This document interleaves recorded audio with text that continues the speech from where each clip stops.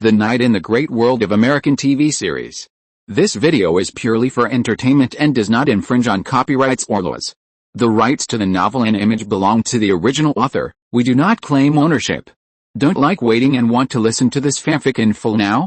Subscribe to our Patreon, where you'll find the best fanfics. Chapter 1451 First Update. Boom. Hulk's fist hit Hela hard. But no one expected that Hela, who seemed so tiny compared to Hulk's huge body, could actually grab Hulk's fist with one hand. Huh. There are such beasts on Earth? Really? However, just when her attention shifted to Hulk, a silver-black figure suddenly appeared in front of her. Huh? Hela recognized what this thing was. It was Odin's destroyer armor. This thing was very popular when Odin conquered the 9 realms. Hela thought Odin had attacked her for a moment. She was really scared. However, when she saw the weapon held by the destroyer, she was sure that Odin was still sleeping in the god's domain. An axe. She recognized this thing.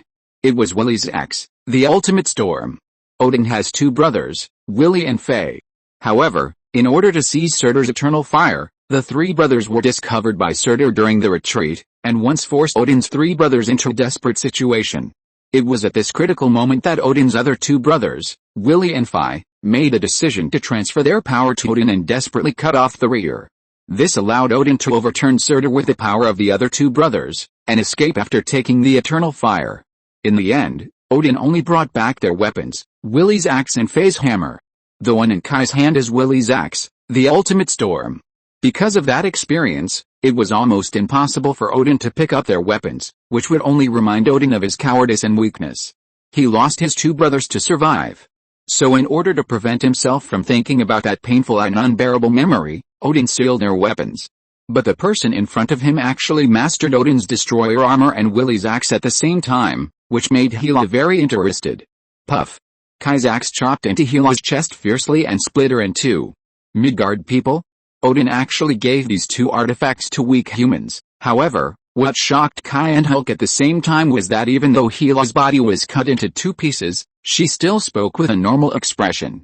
What was even more exaggerated was that some black mucus kept appearing at the broken part of her body. These mucus attracted each other and linked together, and then glued the 2 separated parts together. Fuck, this is Kai. Hulk didn't care about that. He was not afraid of such a tough opponent, but became more and more excited. A beast is a beast. It doesn't even have basic judgment. Facing Hulk's pig-like rush, Hela was obviously not panicked at all, and even wanted to laugh. She pointed with one hand, and several sharp swords suddenly appeared behind her. Hulk raised his hands to protect his head, intending to ignore those sharp swords and rush directly to Hela. The result was naturally. His huge body was pierced by Hela and nailed to the ground. Buzz! Just when Hela was about to do something else, a scorching beam of light suddenly hit her. The beam of light directly destroyed Hela's tight leather clothes and burned her flesh. Ah! A scream that seemed to come from hell came out of Hela's mouth. Kai was so scared that the destruction rate paused for a while. Next, Hela quickly shot out several sharp swords, which directly hit Kai's chest and abdomen. The terrible defense of the destroyer armor was completely useless in front of these sharp swords. If Kai hadn't dodged desperately, those sharp swords would not have pierced his vitals. But this time, Kai couldn't fight for a while. At least he had to pull out the sword on his body. Fuck. What the hell is she? Although there are not many weapons that can pierce the destroyer armor, they are not non-existent. For example, the weapons used by the 3 warriors of Asgard can break the defense of the destroyer. But Kai didn't expect that the blood was so thick. Kai grabbed the sword that pierced his chest, endured the severe pain and pulled it out, complaining at the same time. Hela, my sister. Thor had almost recovered by now, at least he could barely stand up. Another damn family dispute in your family, Kai almost yelled. After all, this didn't look like a scene of siblings loving each other. The relationship broke down, and the inheritance issue wasn't discussed well. What could Thor say? Call his father a bastard? Although he was indeed a bastard, there was no need to say it in front of outsiders. 90% of murders between family members are due to property issues, Kai said with a bitter smile. Although I understand, can you tell me why she is so strong even though they are all born of the same mother? Her mother is my father's ex-wife. Fuck, Kai could only say this. No wonder they fell in love and killed each other. The son born by a stepmother rarely has a good relationship with the ex-husband. This is the same regardless of whether they are rich or poor. At this time, Hela also completely broke free from the space crack. I didn't expect that Odin's family would give me a younger brother. This is really great. If I throw your head to him, he will be heartbroken, right? Hela licked her lips and showed a cruel smile. Hey, this is not an ordinary property dispute. Even if she doesn't like you as a younger brother, after all, you are the son of the second marriage, but there is no need to be so dissatisfied with your father, right? There is no overnight hatred between father and daughter. Kai pulled out the sword from his thigh and threw it on the ground, turning his head to look at Thor. Well, there was a little conflict between them, and Odin put her in solitary confinement for a period of time, Thor said a little embarrassedly. Kai naturally couldn't believe it completely. How could this be explained by a little conflict? How long can confinement force a child to be like this? At Kai's age, he called Hela that there was nothing wrong with the child. Hela looked crazy and abnormal at first glance. Thousands of years, Thor was not sure. WTF, is Odin so cruel? Is the reminiscence over? Then, go to hell, Hela was just about to take action. But the next second a colorful beam of light fell and enveloped Thor. Don't run, Hela rushed towards Thor like crazy and got into the colorful beam of light. Thor's body almost disappeared, but in an instant the colorful beam of light shook violently as if frightened. Hela obviously wanted to go to Asgard with Thor. Boom. The colorful beam of light suddenly exploded. Thor and Hela were blown away. Seeing that the opportunity was rare, Kai rushed up immediately, and the ultimate storm in his hand was at full power, smashing Hela's body hard. This time Hela couldn't bear it and screamed. Hulk! Smash her into that crack, Hulk obeyed this time and jumped up suddenly. Hulk smash, boom. With a loud bang, Hela was really smashed into the crack. At this time, a figure in a monk's robe appeared in front of the crack. She continued to make hand gestures, and golden magic circles appeared, instantly covering the crack. Then, under her control, the crack became smaller and smaller.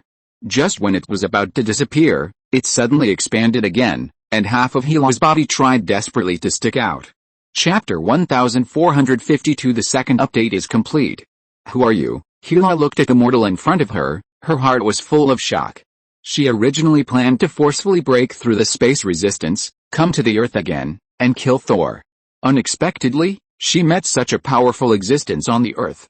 She gave Hela the feeling that she was even stronger than when she faced Odin. In fact, it was almost the same. After all, the person she faced was the Ancient One. As long as he was on the Earth, the Ancient One's strength could completely crush Odin. After all, with the help of the Great Guardian, her geographical advantage was too great. That was the power of the entire world. Go back. The Earth is not where you can come to. The Ancient One did not take action against Hela, but directly manipulated those golden magic circles to forcibly bridge the space channel. No, Hela still wanted to struggle. She wanted to kill Thor. This was not just revenge on Odin, but also because Thor's divine power was of the same origin as hers. As long as he extracted his divine power, Hela could face Odin directly. However, everything was not something Hela could control. The strong space pressure directly squeezed Hela out of the Earth. No, as Hela's figure disappeared, the space crack also disappeared completely. Kai also found Thor. Thor had fallen into coma. Maybe you can come earlier next time, Kai looked at Ancient One and said. It's not too late now, and I've been very busy. I won't do anything if you can handle it, Ancient One said with a smile, with an unfathomable look on his face. Masters are like this, they like to tell riddles. Yes, you're busy. Kai actually didn't know what Ancient One was doing all day long. But this is none of Kai's business. After all, others have done the most difficult work. He can't always rely on Camelot for everything, right? After all, their duty is to guard the Great Guardian and ensure the survival of the Earth and mankind. Other things are not their responsibility. They don't need to be responsible. In fact, their appearance in the last Muto incident caused a lot of internal debate. It's not that they don't have sympathy, but their duties are more important. After all, the matter was resolved satisfactorily in the end, but fewer people died. Some mages who were devoted to cultivation were still very uncomfortable with this high-profile appearance.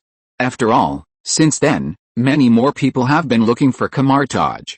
Even if they used magic to ensure that no one could find them without Camelot's consent, It was still a bit of a hassle. Even many young mages began to stir. This is not a good phenomenon. The duties of camartage are too important, and one must be able to endure loneliness. For example, many veteran mages do not like strange to be involved in worldly affairs. But Guya chose to support him, and everyone could not say anything more. Guya smiled and disappeared. Thor was taken back to Stark Tower. This guy was not worried about his life. Thor, who had awakened his divine power, had a strong vitality. The blow just now would not kill him. What happened? Bruce looked at Thor, who looked very similar to Superman, curiously, and asked what happened before. Tony and his bastard friends did it. Kai's face was sour. He was really beaten up just now. That Hela, I don't know what happened, but she was so good at fighting. More importantly, even Thor's hammer was broken. Kai looked at the fragments of Thor's hammer on the table with a serious expression. This thing is said to be forged with a core of a dying star, and it is said to be indestructible. Of course, this is just bragging. Thor's hammer Mjolnir is mainly made of Yoru metal, a specialty of the dwarves that can attach a lot of magic and energy. The handle of the hammer is made of the wood of the world tree. But there is no doubt that this thing is an absolute artifact, but now it is broken into the state. Kai can't imagine how Mjolnir could be made like this. Their previous nonsense opened the space channel that originally connected the other worlds of the 9 realms and the Earth, and a very scary woman almost ran in along the channel. Pepper was a little embarrassed on the side. After all, it was her boyfriend who caused the trouble. Very scary. Bruce had learned the detailed information of the superheroes here, and Tony happened to have the same hobby as Bruce, that is, collecting intelligence on superheroes, and they both formulated the so-called countermeasure plan for those superheroes. For example, Bruce secretly prepared numerous kill packages for the Justice League. He prepared kryptonite bullets and anti-Superman armor for Superman, and supermolecular glue for Flash, which can stick to Flash like sticking to mice, and so on. Tony also has similar things. Of course, these were not shown to Bruce, but Bruce still had access to some more popular information. For example, Thor in front of him. In Bruce's opinion, he is very similar to Superman. The same alien. The same god on Earth. But such a person was beaten without any ability to fight back. This world is really scary. By the way, this Thor is also a disabled person, missing an eye and an arm. But is it really okay to just leave him alone? Maybe he needs some treatment or something. Although he knew that Thor was very resistant to beatings, Kai brought Thor back and threw him on the sofa next to him. Bruce was still a little worried. No, he has a strong vitality. As long as he doesn't die, he will recover in a while. Thor's physical fitness is much stronger than the last time he saw him, otherwise Kai would not have left him alone. He could feel the power in Thor's body slowly repairing his injuries. Kai's attention is now focused on Thor's hammer. Although Thor's hammer has been broken, Kai can still feel the powerful force from it. Of course, it is much weaker than before, but still powerful. Thinking of this, Kai picked up Thor's hammer again. The last time Odin and Thor had a small conflict and Thor's hammer was thrown into New Mexico, Kai almost took Thor's hammer away. Odin had to intervene. So Kai was able to pick up Thor's hammer, and the last time he fought with Malekith, the boss of the Dark Elves, Kai tried to fight with 2 hammers together. When Kai picked up Thor's hammer, lightning flashed from the broken hammer, and then the scattered fragments on the table also reacted. The next second, the fragments flashed with lightning and flew towards the broken Thor's hammer, instantly forming a complete hammer with cracks everywhere. This thing is not broken yet. Banner came out in a bathrobe and saw this scene. His clothes were ruined. He could only wear this. Tony was shorter than Banner, and Banner couldn't wear his clothes. Half broken, Kai waved Thor's hammer and felt the field to draw a conclusion. Who? Don't touch my hammer. Just when Kai was about to continue testing Thor's hammer, Thor, who had been lying dead, suddenly stood up with a cart jump, like a to-be young man who was blinded by sleep and woke up. This guy was still thinking about his hammer when he was unconscious. Then he saw Kai holding his hammer. His first reaction was to take it back, but he didn't take 2 steps, and he felt dizzy and fell to the ground again. Hey! Are you okay, man? Banner hurried forward and helped him sit on the sofa. Perhaps in front of outsiders, Thor immediately pretended that nothing had happened. It's okay. What can happen to me? I'm fine, just like a drunk person who always refuses to admit that he is drunk. Don't worry, no one will steal your hammer. Seeing that this guy still cares about his hammer like before, Kai returned the hammer to him. As a result, as soon as Thor got the hammer immediately broke into pieces all over the ground. No, Thor knelt on the ground, holding the hammer, looking up and howling. Have you seen the male protagonists in operas and stage plays who kneel in the snow and look up and howl? Thor's like that now. If there's a light in some artificial snowflakes, it will be more like it. Mjolnir. No. This is not real. How did you become like this? Thor's hammer seemed to have completely lost its magical power in Thor's hand, just like ordinary scrap copper and iron, without any reaction. No matter how Thor called, Thor's hammer no longer responded to him. Is it completely broken? Spider-Man and the others were also attracted by Thor's exaggerated performance. Seeing the broken Thor's hammer on the ground, they asked curiously. As a result, Thor glared at them fiercely. Kai was also puzzled. It was fine just now.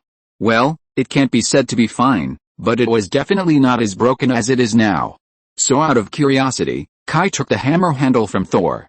As a result, Thor's hammer immediately seemed to be turned on, and the lightning flashed again to form a complete Thor's hammer.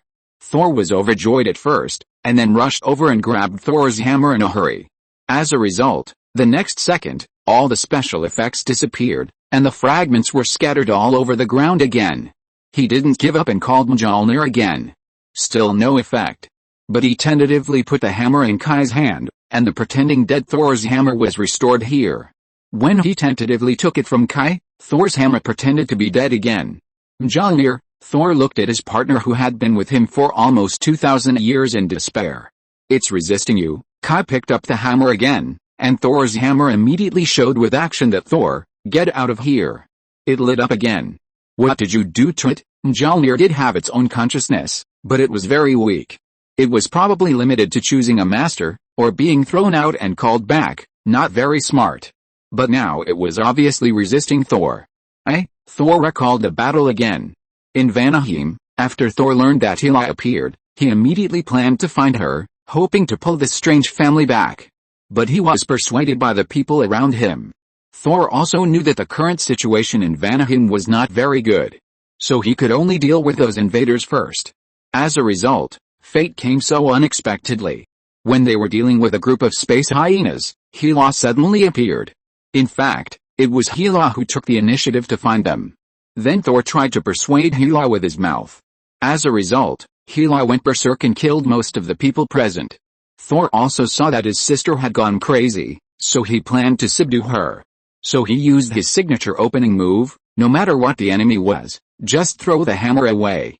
Then he saw a scene that he would never forget in his life. Hela grabbed Thor's hammer with one hand, and then crushed it. Then they appeared on Earth in a daze. Are you sure? Kai shouted. Damn, crushing Thor's hammer with one hand. What kind of operation is this? If that woman is so strong, then there is no point in fighting. What is Thor's hammer? It's a divine weapon. A top-level divine weapon. Although the energy it contains cannot be compared with the Eternal Spear and Kai's Holy Spear. But it is essentially no different from the two. They are all artifacts of the same level. In other words, if Kai fights him one day, his Holy Spear will also be grabbed and crushed by her? This is too scary. Thor also reacted at this time. Yes. If Hela is really that strong, then it is impossible for him to survive. Crushing Thor's hammer with one hand. Give the hammer to Odin and Thor will guarantee that even if Odin uses all his strength, he can't hurt Thor's hammer at all. Artifacts are artifacts. This thing is made to enhance the power of the user, so how can it be more fragile than the user? But he did see it with his own eyes. Now it seems that we can only ask Odin. Why don't you go back to Asgard and try? Kai suggested. Thor nodded immediately. Thinking has never been his style. So he immediately started to call Heimdall. In the end, nothing happened. Heimdall, did Heimdall abandon himself? Once again. The last time he was exiled to Earth, it was like this. Seeing this, Kai immediately took out the Ultimate Storm. The Ultimate Storm can summon the Rainbow Bridge. But there was still no response. But Heimdall still responded to Kai. The Rainbow Bridge is temporarily unusable, Kai said. What happened? Thor was shocked. That is the most important thing in Asgard. It can even be said that Asgard's dominance of the universe is half due to the Rainbow Bridge. Otherwise, Heimdall would not have guarded the Rainbow Bridge day and night. Because of what happened just now, Heimdall said that he could not allow Hela to return to Asgard. Once she returns to Asgard, she can take back her divine power, and then she will be unmatched. So the Rainbow Bridge can only be forcibly interrupted. As a result, there are some minor problems with a Rainbow Bridge, which needs to be repaired, before Heimdall saw Hela appear on Earth and used the Rainbow Bridge to save Thor as soon as possible. As a result, Hela also rushed in and almost followed Thor back to Asgard. For Asgard, Heimdall could only forcibly interrupt the ongoing transmission. This behavior caused some problems with the Rainbow Bridge. In fact, Hela may not dare to return to Asgard. She is not ready. Odin is not dead. She is not sure to defeat Odin. But the problem is that Heimdall doesn't know, and even if he knows, he dare not gamble. What can't Hela do? No one knows better than Heimdall how strong Hela is. Once she comes to Asgard, Odin will be asleep and no one in Asgard will be able to defeat her. Asgard will be the one in trouble. So he can only interrupt the transmission forcibly. Chapter 1453, The Fall of Vanaheim. You can't go back in a short time. Thor scratched his hair, then sat down, then grabbed a bottle in front of him and drank it all in one gulp. Then he smashed the bottle in his hand hard on the ground. Spider Peter thought Thor was drowning his sorrow in alcohol, so he quickly comforted him. Don't worry, Heimdall will definitely repair the Rainbow Bridge as soon as possible. Thor nodded. I know, that's the custom of Asgard.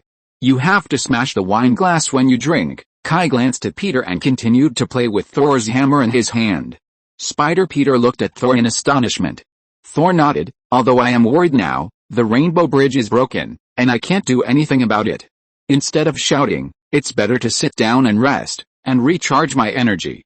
Next time I meet Hela, I will definitely not lose. He habitually brags.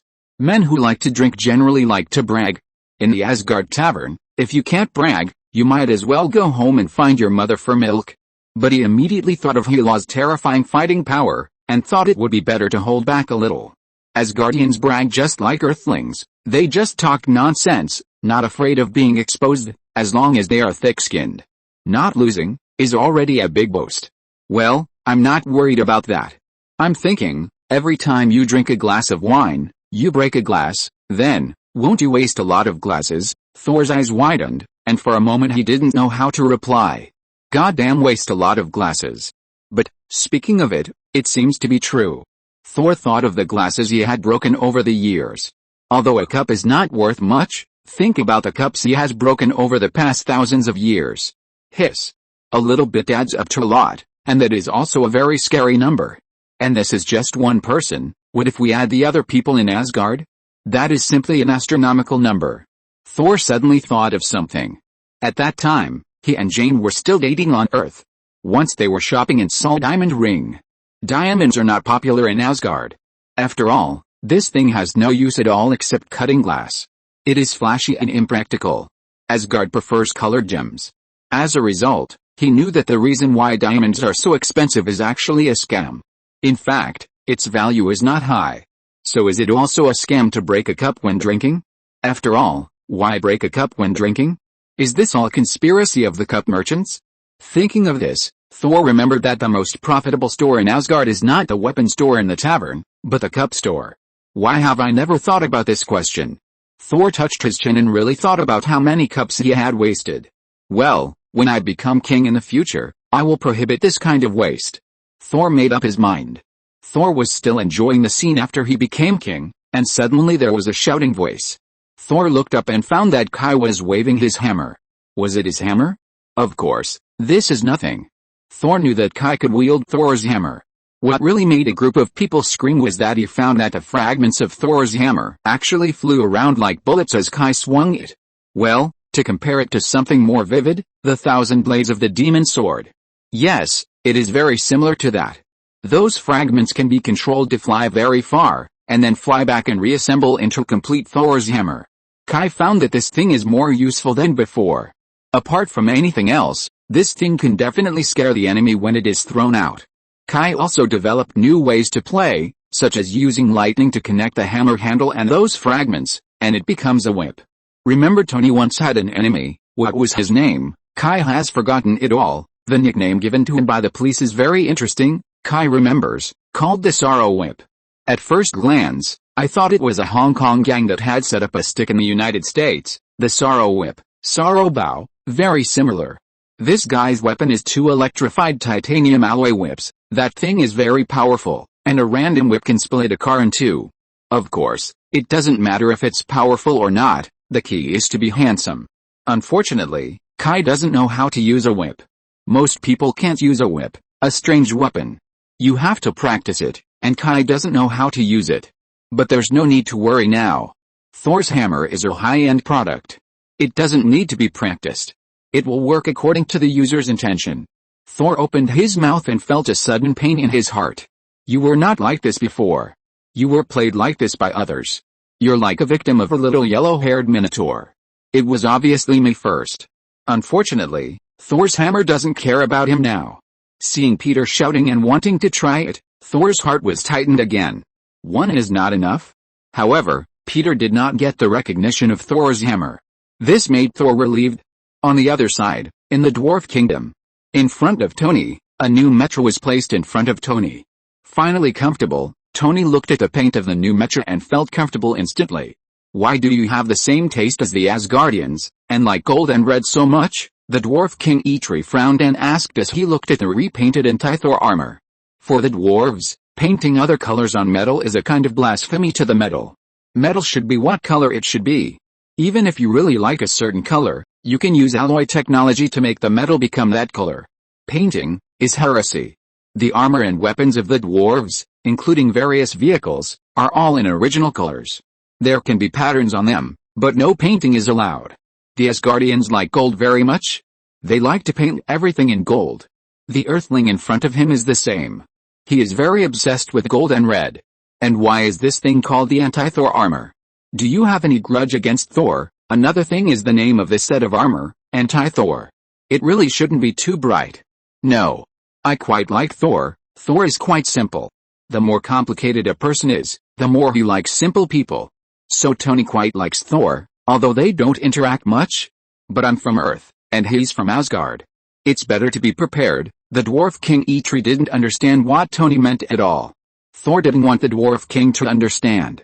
The dwarves even handed over all their defenses to Asgard. Tony couldn't accept this Canadian behavior.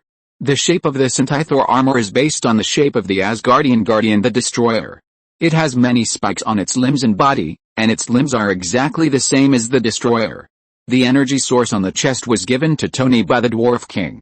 It is a power crystal from Asgard. It contains very powerful energy. Tony spent some time to transform it to make it a fourth-generation arc reactor. As for why the Dwarf King didn't use the Destroyer's power supply system, please, the Destroyer is a divine weapon, and the Dwarf King didn't intend to give Tony a set of divine weapons. Whatever you want, now my mission is complete. You need to complete the transaction, of course. I will pay you the vibranium through Asgard soon. The Dwarf King Uther is a guy as hard as steel. Well, literally, his face seems to have no expression, after getting Tony's promise. He nodded. That's good, then you can leave now.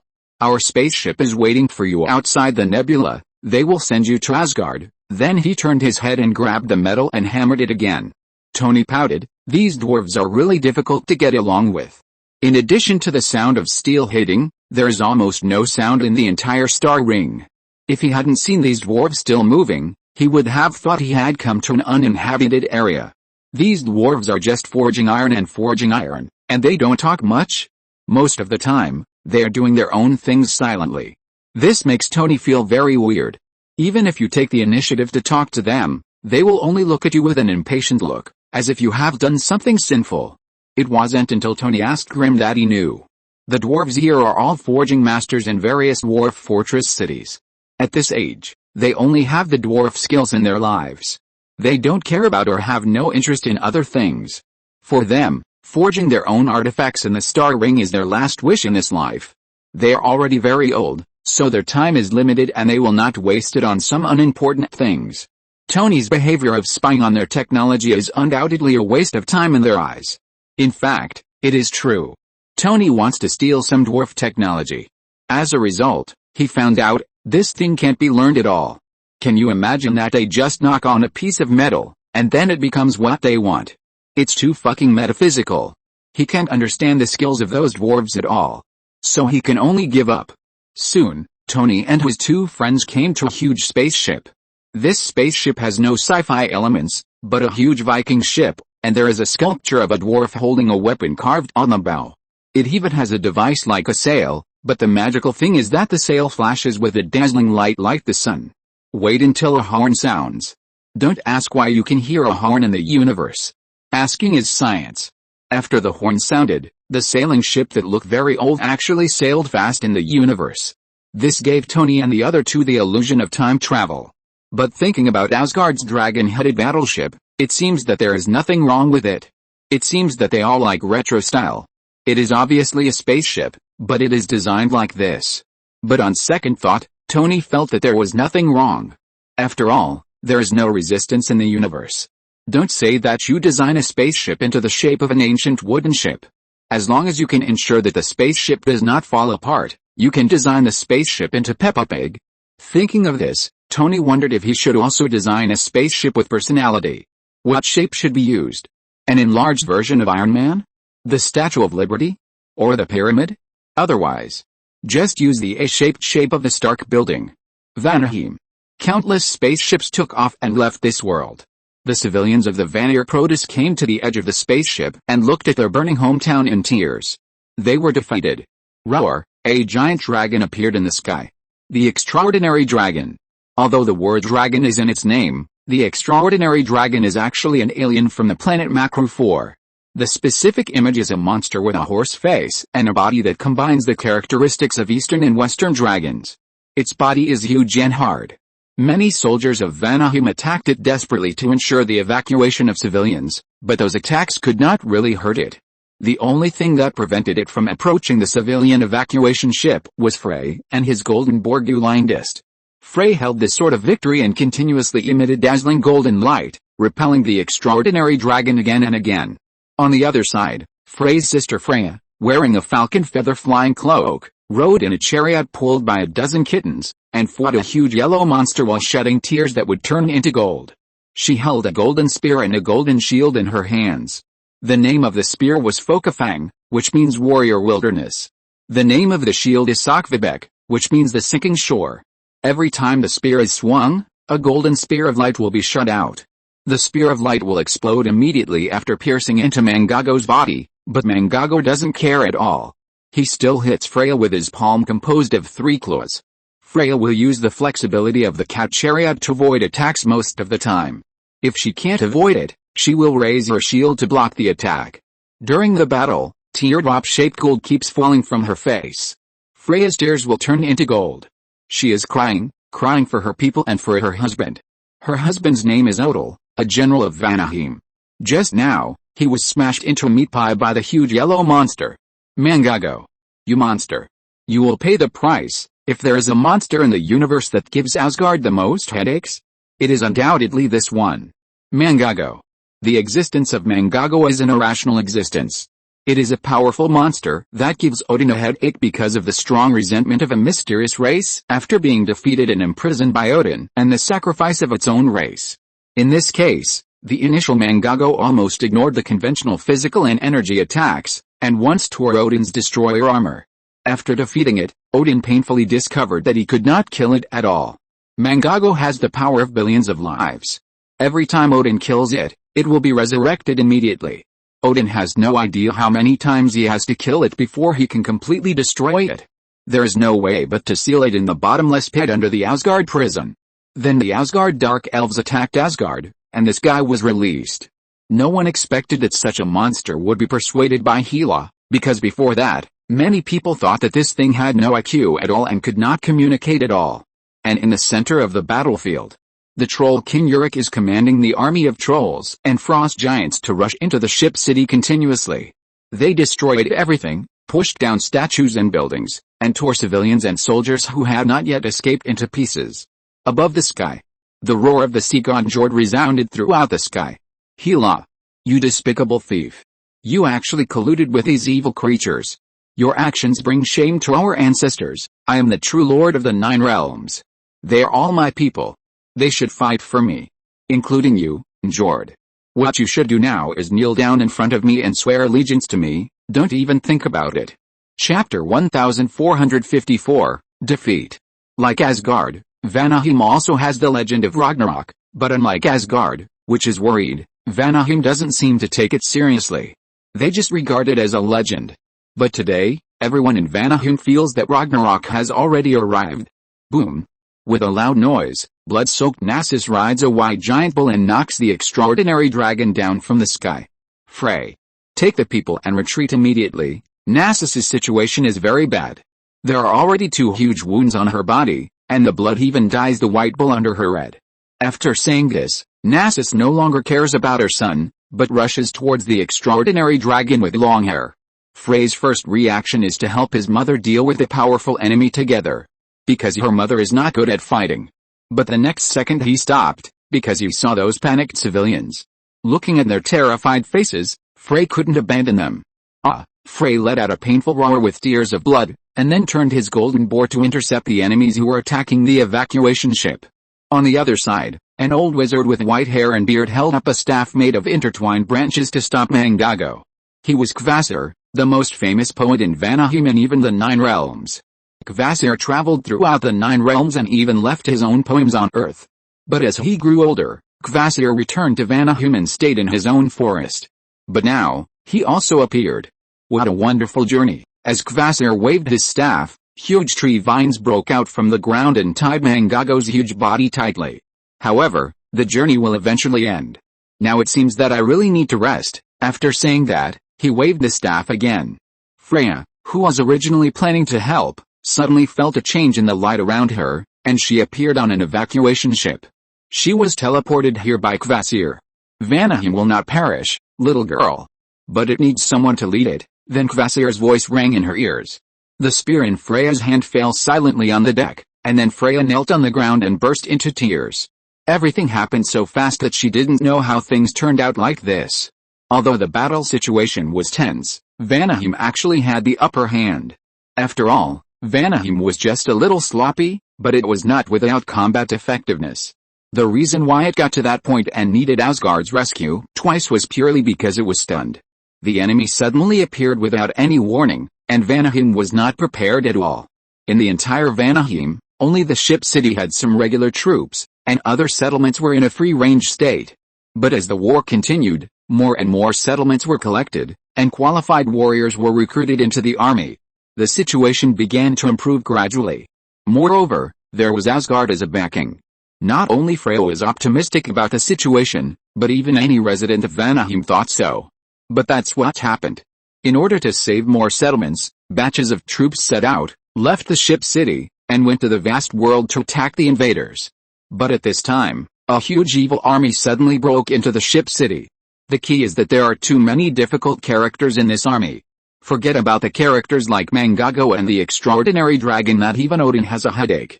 The key is that there are many characters like Yorick and the enchanting witch Amora. They may not be able to compare with Mangago in terms of single combat power, but they all have strange abilities and a large number of subordinates. Take the enchanting witch Amora as an example. She is proficient in various spells and enchanting abilities, so under her hands, there are a large number of controlled desperados. Under the control of her enchanting ability, these people become fearless. The originally hired mob, with her ability, instantly improved their combat effectiveness by several levels.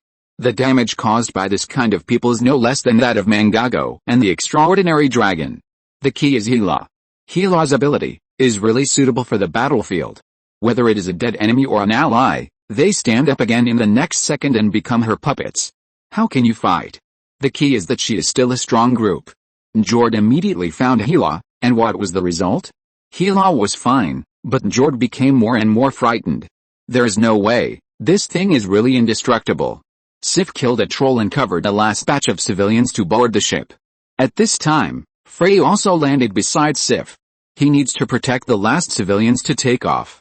Why hasn't Asgard's rescue come yet? Frey rarely spoke to people in such a fierce tone, but this time, Frey didn't care so much. The Rainbow Bridge was destroyed by the enemy. Asgard's troops can't come for the time being, Sif said with a sullen face. She didn't expect it to turn out like this. Frey wanted to curse, but he didn't know who to curse. Curse Asgard? Obviously, this was not caused by Asgard. Even in order to cover the retreat of the people, Asgard suffered heavy casualties. Until now, Asgard's army is still fighting on the front line with Vanaheim's troops. And Thor was missing in the previous battle. Asgard is good enough. Curse the enemy? Is it worth it?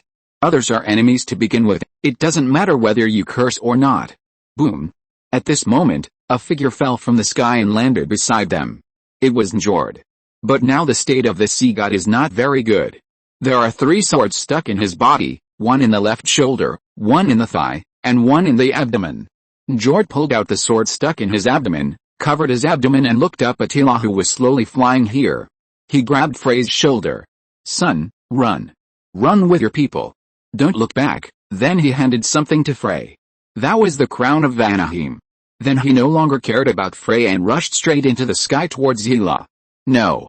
Father. Frey obviously knew what his father was going to do. He wanted to rush forward, but was stopped by Sif. Finally, Volstagg arrived and knocked him out with a punch, and took him on the spaceship. The battle in Ship City ended quickly. The sea god Njord died in the battle. His queen did not die, but was also seriously injured and unconscious. Hogan and Fandral worked together to rescue her from the hands of the extraordinary dragon. As for the others, they all died in the battle. And Ship City, a city that had stood for thousands of years, was completely destroyed by a group of alien locusts. It was also in this situation that Tony and others arrived in Asgard. Strange and Richard saw Asgard for the first time. They were immediately shocked by the magnificent and unique scenery. This is a city that cannot be imagined even in illusions. It is not a planet, but a continent floating in the void star field. Like an irregular pancake suspended in the universe, without any revolution or rotation. The center of the continent is a group of mountains, and among the mountains, there are magnificent buildings everywhere. The Asgardians really like gold, and gold is everywhere. Outside the continent, there are large tracts of ocean. And at the border of the ocean is the deep space of the universe. Logically speaking, although Asgard is not small, compared with a real planet, its mass cannot have such a large gravity and magnetic field, and naturally there should be no atmosphere. But Asgard has almost the same environment as on Earth. Whether it is gravity or air, there is basically no difference. The only difference from the Earth is that there is a strong energy floating in the air here. This energy is harmless, at least to humans, and of course it is of no benefit to humans. Asgard has day and night, the sun and the moon. Even the 24 hours a day is not much different from the Earth. This is amazing. Richard stood in the control room at the end of the Rainbow Bridge, looking down at the end of the world of Asgard. This is really the end of the world. When the seawater comes here, it rushes down suddenly. Where does the seawater flow here? To the Kinlunga crack, Tony said. Kinlunga crack, Richards asked casually, turning his head to look at Heimdall, who was directing his men not far away. He actually wanted to talk to him. He had too many things he wanted to know, but the guardian of the Rainbow Bridge was obviously not interested in chatting with him. He just sent someone to lead them to the palace. Richards felt a little regretful. He was very curious about the Rainbow Bridge. What is that? You can think of it as a space crack. Tony has been here twice and knows some knowledge about Asgard. But if the seawater flows there, wouldn't the sea have dried up long ago? No, I don't know the specific principle. Let's go and see the Queen. Tony really didn't know. This should be related to the secrets of Asgard. Wow, it's amazing. Richards felt like he had opened his eyes. Strange was more concerned about Queen Frigga. It stands to reason that the Queen of Asgard should be a big shot, right? Why is she going to meet us? Strange asked curiously. Ahem, you have to make one thing clear, Tony said seriously. First of all, we are not small shots. Secondly, this is Asgard. There are only 3 of us from Earth in the whole Asgard. Scarcity makes things valuable, understand, okay, but it seems that Asgard is also very busy now. From the end of the world to the city of Asgard, there is a very long bridge made of colorful crystals. This is the main body of the Asgard Rainbow Bridge. Richards and his team were attracted at first sight. They found that this engineering miracle that could never be realized on Earth was because the length of this bridge was at least dozens of kilometers, but there was no support in the middle of the bridge. There were only 2 huge bridge piers at the end. If it were on Earth, it would not be built at all. The huge dead weight would have collapsed the bridge long ago, but here, it can be realized. The bridge contains a huge amount of energy in the quiet. Those so-called colorful crystals are not really colorful crystals, but the surging energy in them dyes them into colorful colors. However, At the moment, Asgard warriors are constantly gathering on this huge bridge. Some of them are standing on the bridge, and some are floating in the air on Asgard dragon ships, obviously waiting for something. Fortunately, although there are many Asgard warriors gathered, but the bridge is still in order, and it does not affect Tony and his passage. This scale is not a small matter. Did they say that the war has been controlled? They came from the dwarves, but there were no invaders in the dwarves. At most there were some fish that slipped through the net. So they received intelligence relatively backward. Soon they were summoned by the queen. When Tony saw Frigga again, the peerless queen looked a little haggard. Of course, this did not affect her beauty and dignity. After a few words, Frigga asked someone to take the three of them to rest. That's it. Richards was a little unsatisfied. It's not that she's attracted to the Queen of Gods, but she just had a hard time meeting the alien leader, so she just chatted about some random things, which was a bit anticlimactic. Tony naturally knew why Frigga was like that. Her main purpose was to maintain a relationship with Tony. For the dragon bone, Odin was already very old, and if there was no dragon bone, he might have died before her. The couple had been together for thousands of years, and if there was no love, they would have divorced long ago. In order to let Odin accompany her for a long time, Frigga naturally needed to maintain a good relationship with Tony. What else do you want? A bilateral meeting? Tony changed the subject directly. The fewer people know about the dragon bone, the better.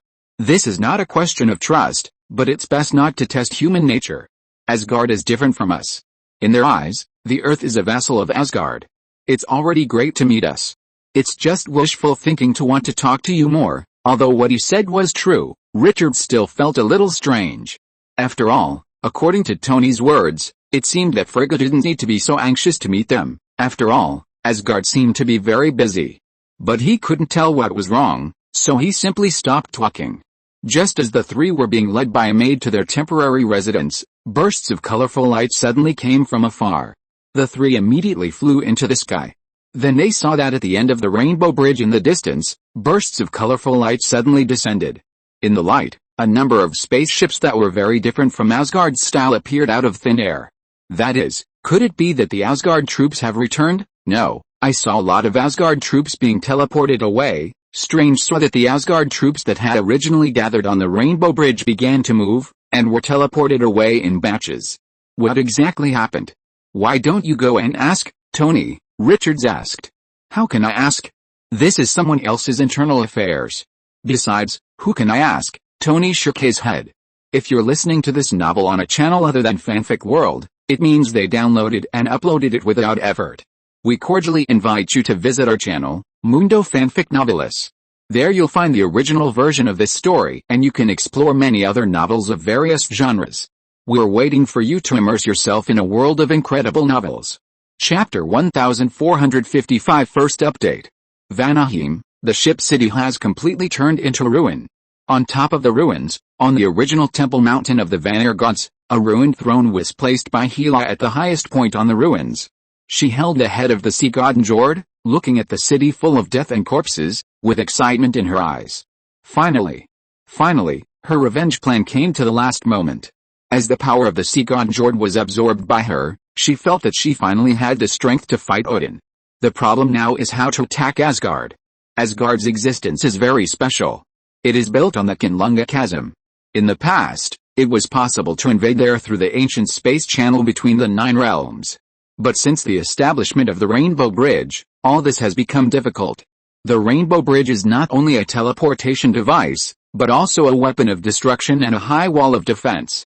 Its existence weakened the connection between the 9 realms, which is why the connection between the 9 realms suddenly became less thousands of years ago. When the Asgard gods were still on Earth, whether it was the frost giants, the dark elves, or even the dwarves, they had arrived on Earth and left legends. After all, Kai's Holy Lance and King Buri's Eternal Lance were both made by the dwarves at that time, which is enough to show that the dwarves had reached the Earth at that time. But since the establishment of the Rainbow Bridge thousands of years ago, these residents of the 9 realms have never reached the Earth again. Of course, this may also be the credit of the Great Guardian, or the effect of the two combined. Hela can indeed use her familiarity with the 9 realms to recruit surrenders and rebels everywhere to attack Vanaheim, but she cannot attack Asgard in the same way, because that is meaningless, and large-scale troops cannot be teleported to Asgard at all. Asgard's current situation, although it is indeed within the 9 realms, it is independent of the 9 realms. It's very difficult. But there is no way out. How did you do the things I told you to do? Hela threw away Njord's head and tilted her head to look at a completely insignificant little character under her. The enchanting witch Amora. Amora, whose full name is Amora Lorelei, should be an Asgardian, but her specific origin is unknown. As a teenager, Amora escaped from the Norns and came to the land of Asgard, where she began to learn magic from Camelot, one of the most powerful sorcerers in the entire dimension. Amora learned the basic arts of all Asgardian magic, but Camelot expelled her because she was too undisciplined. Amora learned more magical skills by seducing other mages and wizards. Amora enjoyed seducing men, which earned her the title of Enchantress. Amora has a natural beauty and charm, which is enhanced by her magic. Both mortals and other species are overwhelmed by their desire for her. She can make men her slaves with just a word or a kiss. She enjoys playing with others, and since Asgard has always been slow in this regard, no one thinks it's a big deal. It's normal for men to fight each other over women, so although some women hate her, no one really takes it seriously.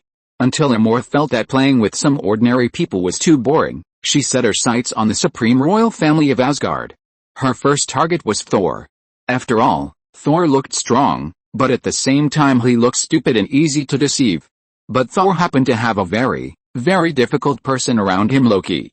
Although Loki had a competitive consciousness towards Thor since he was a child, he had not yet completely turned black at that time. Competing with Thor was one thing, and watching a woman manipulate her brother was another. So Loki used a prank to make Amora's magic backfire, causing Amora to fall madly in love with Thor. So Amora launched an almost crazy pursuit of Thor, doing many unimaginable things, which scared Thor, who was still ignorant of the relationship between men and women. This naturally attracted the attention of Queen Frigga.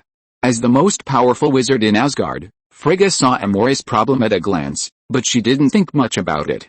After all, Thor is the crown prince, and his appearance is in line with the mainstream aesthetics of Asgard. The key is that he is really strong. For Asgardian girls, appearance is the icing on the cake. Strong strength and well-developed muscles are absolutely fatal.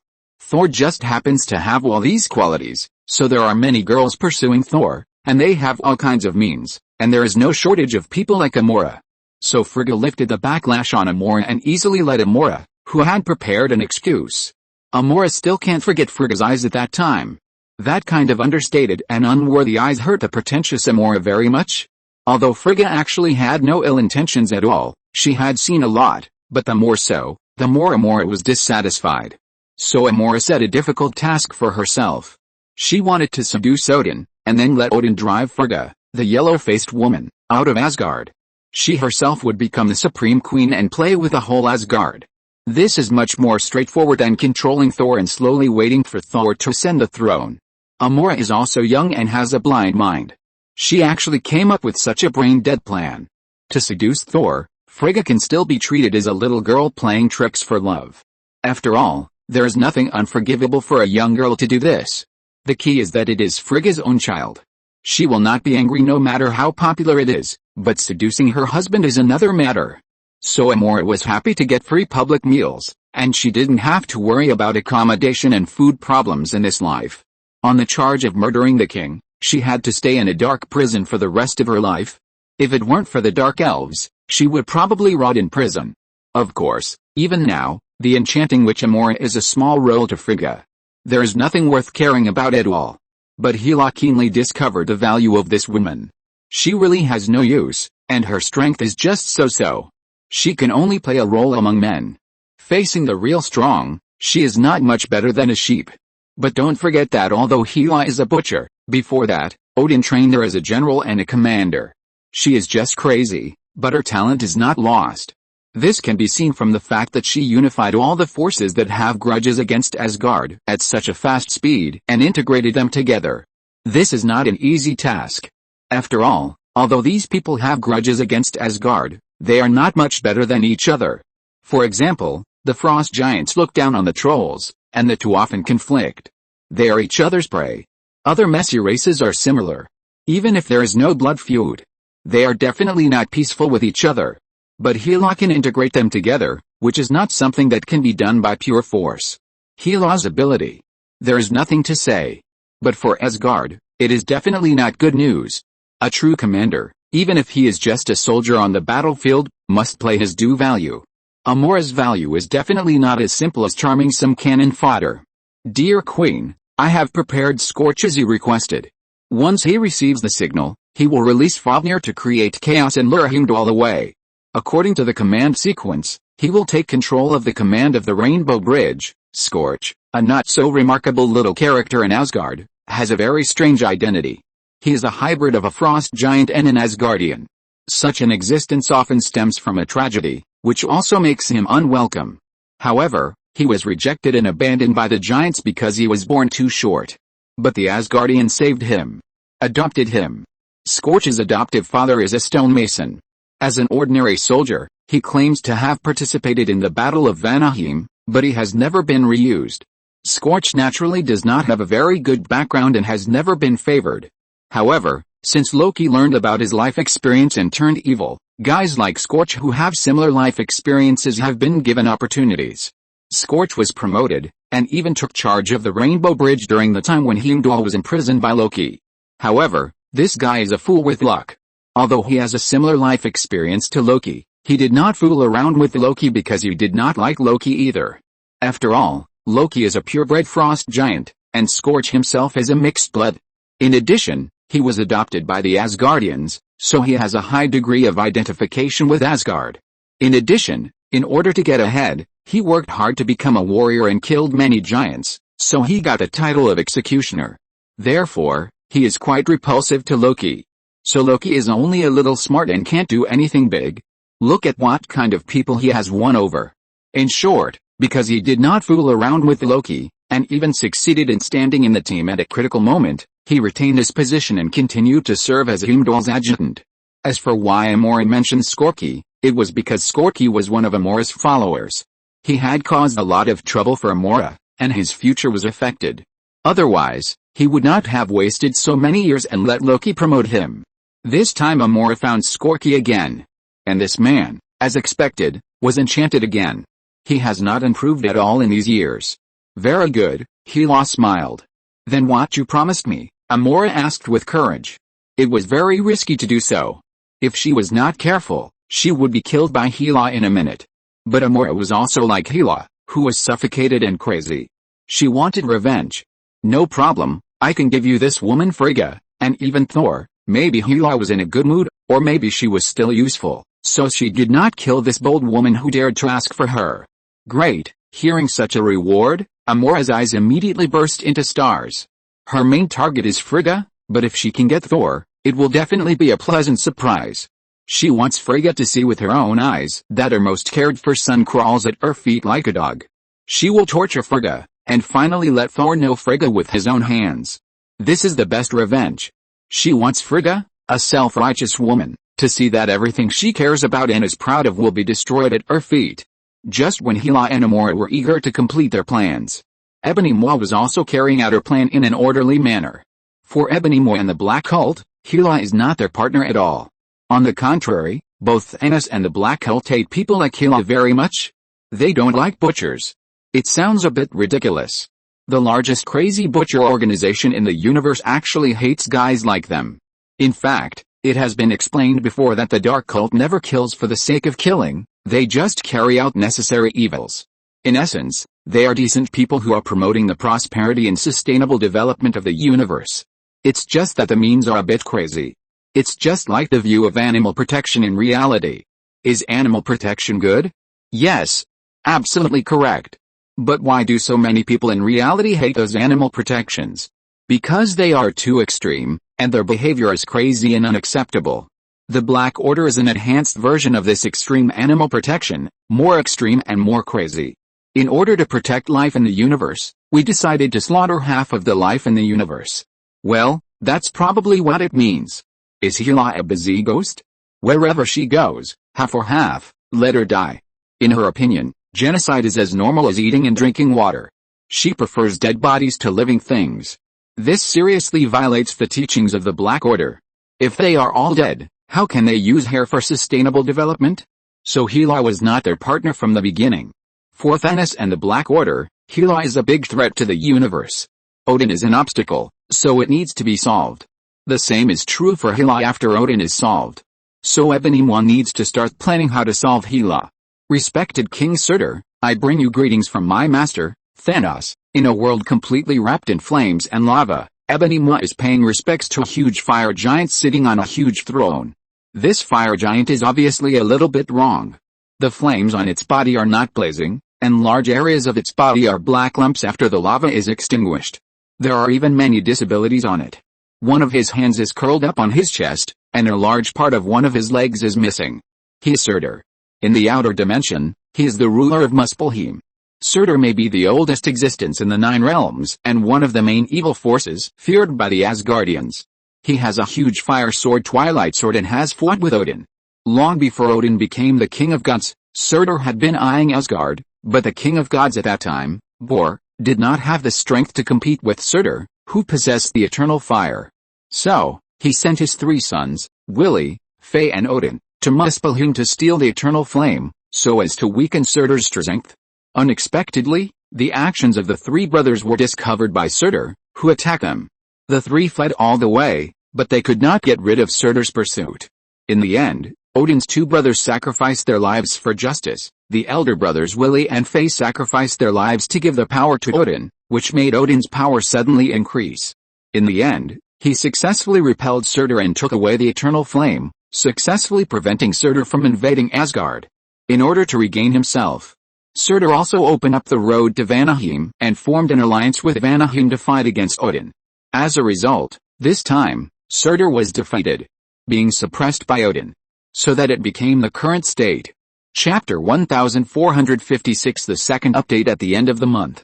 Uther is described as a huge, evil being with the power of 1,000 blazing suns. He is a giant fire giant over 1,000 feet tall, made of living flames, powerful enough to affect the temperature of the earth from Asgard. He is closer to a natural force than a physical enemy. He can manipulate cosmic energy to produce intense heat, flames and shock waves, and can also be used to cause various effects, including levitation, changing his own size and appearance, interdimensional teleportation, immortality, molecular manipulation, invisibility, mind control, etc. The eternal flame is the source of power for Uther. Without the eternal flame, he is at most half Uther. When he combines with the eternal flame, Uther's abilities will be enhanced to an unknown level. Uther's main weapon is the Twilight Sword, also known as the Sword of Destruction, the Sword of Doom, and the Sword of Fire, which is made of an unknown metal. The Twilight Sword is enchanted and can manipulate mysterious energy. It can break dimensional barriers and counter the power of Odin, make Asgard lose its magical power, etc. It can be said that Uther was born entirely to fight against Asgard. This coincidence? This is why Odin determined that Uther was the key to Ragnarok. The gift of fate had a price tag long ago. Uther's duty is to destroy Asgard, which is his mission. The two do not need any conflicts of interest or hatred to catalyze them. The two must meet and then complete their predetermined destiny. Even the existence of the entire demon dimension is fate's siege of the earth. Otherwise, how could the demons specifically target the earthlings? Why do the weak souls of earthlings have a fatal attraction to demons? There are reasons for all this. Odin has thought about completely destroying Uther and extinguishing the destined Ragnarok from the root, but Uther is immortal. No matter how many times Uther is killed, he will be resurrected in his own kingdom. He is the ruler of Muspelheim. Although Muspelheim belongs to the Nine Realms, it does not exist in the real universe. It exists in another dimension, and this dimension belongs to the demon dimension. Yes, Uther himself is a demon monarch. Uther himself is bound to Muspelheim. Unless Muspelheim is destroyed, no one can kill Uther. But it is impossible to destroy Muspelheim. No one can do this. But Uther, who lost the eternal flame, also lost the ability to fight Asgard. To destroy Asgard, Uther is the best weapon, but if you want Uther to destroy Asgard, you must get the eternal flame from Asgard. But if you don't destroy Asgard and can't get the eternal flame, it has become a dead circle. Thanos. Why did that mad titan let his lackeys come to Muspelheim? Uther has certainly heard of Thanos. This madman is a rare madman even in the outer dimension. However, strictly speaking, Uther and Thanos actually have no interests at all, let alone conflicts. The two are not in the same dimension at all. It is a pure case of not interfering with each other. I didn't expect that Thanos' men would specially cross the dimension to see him today. For our common enemy, Ebony Maw was not at all uncomfortable with being described as a lackey. After all, he was one. Only the weak and unsteady would get angry because of the facts. Ebony Maw obviously does not belong to this. His body and mind are dedicated to Thanos' cause. The Black Cult basically belongs to this kind of people. After all, the Black Cult is not something that can be entered casually. The most obvious example is Gamora and Nebula. In terms of pure relationship, the two of them are definitely closer to Thanos than others. They are both adopted daughters of Thanos. But they are not members of the Black Cult. From this point of view, many things can be seen. Their obedience to Thanos is basically forced under violence. So no matter what, they can never really stand by Thanos. From this point of view, the brothers and sisters of the Black Cult are the closest to Thanos. Enemy? Ho ha ho ha, Thanos has more enemies than the stars in the sky. I don't want to have anything to do with him. Surtur didn't want to have anything to do with Thanos at all. This was the truth. After all, Thanos really had too many enemies, not just in the real universe, even in the demon dimension. There were many demons who were unhappy with Thanos. Because Thanos also didn't like demons. Another demon monarch in the demon dimension, Sangong, was beaten severely by Thanos several times. Although human souls have a fatal attraction to demons, it does not mean that demons will not devour the souls of other creatures. That thing is also food for demons, but it is not as tempting as human souls. So the demon dimension will also cause trouble on other planets in the real universe. And Thanos naturally can't allow this to happen.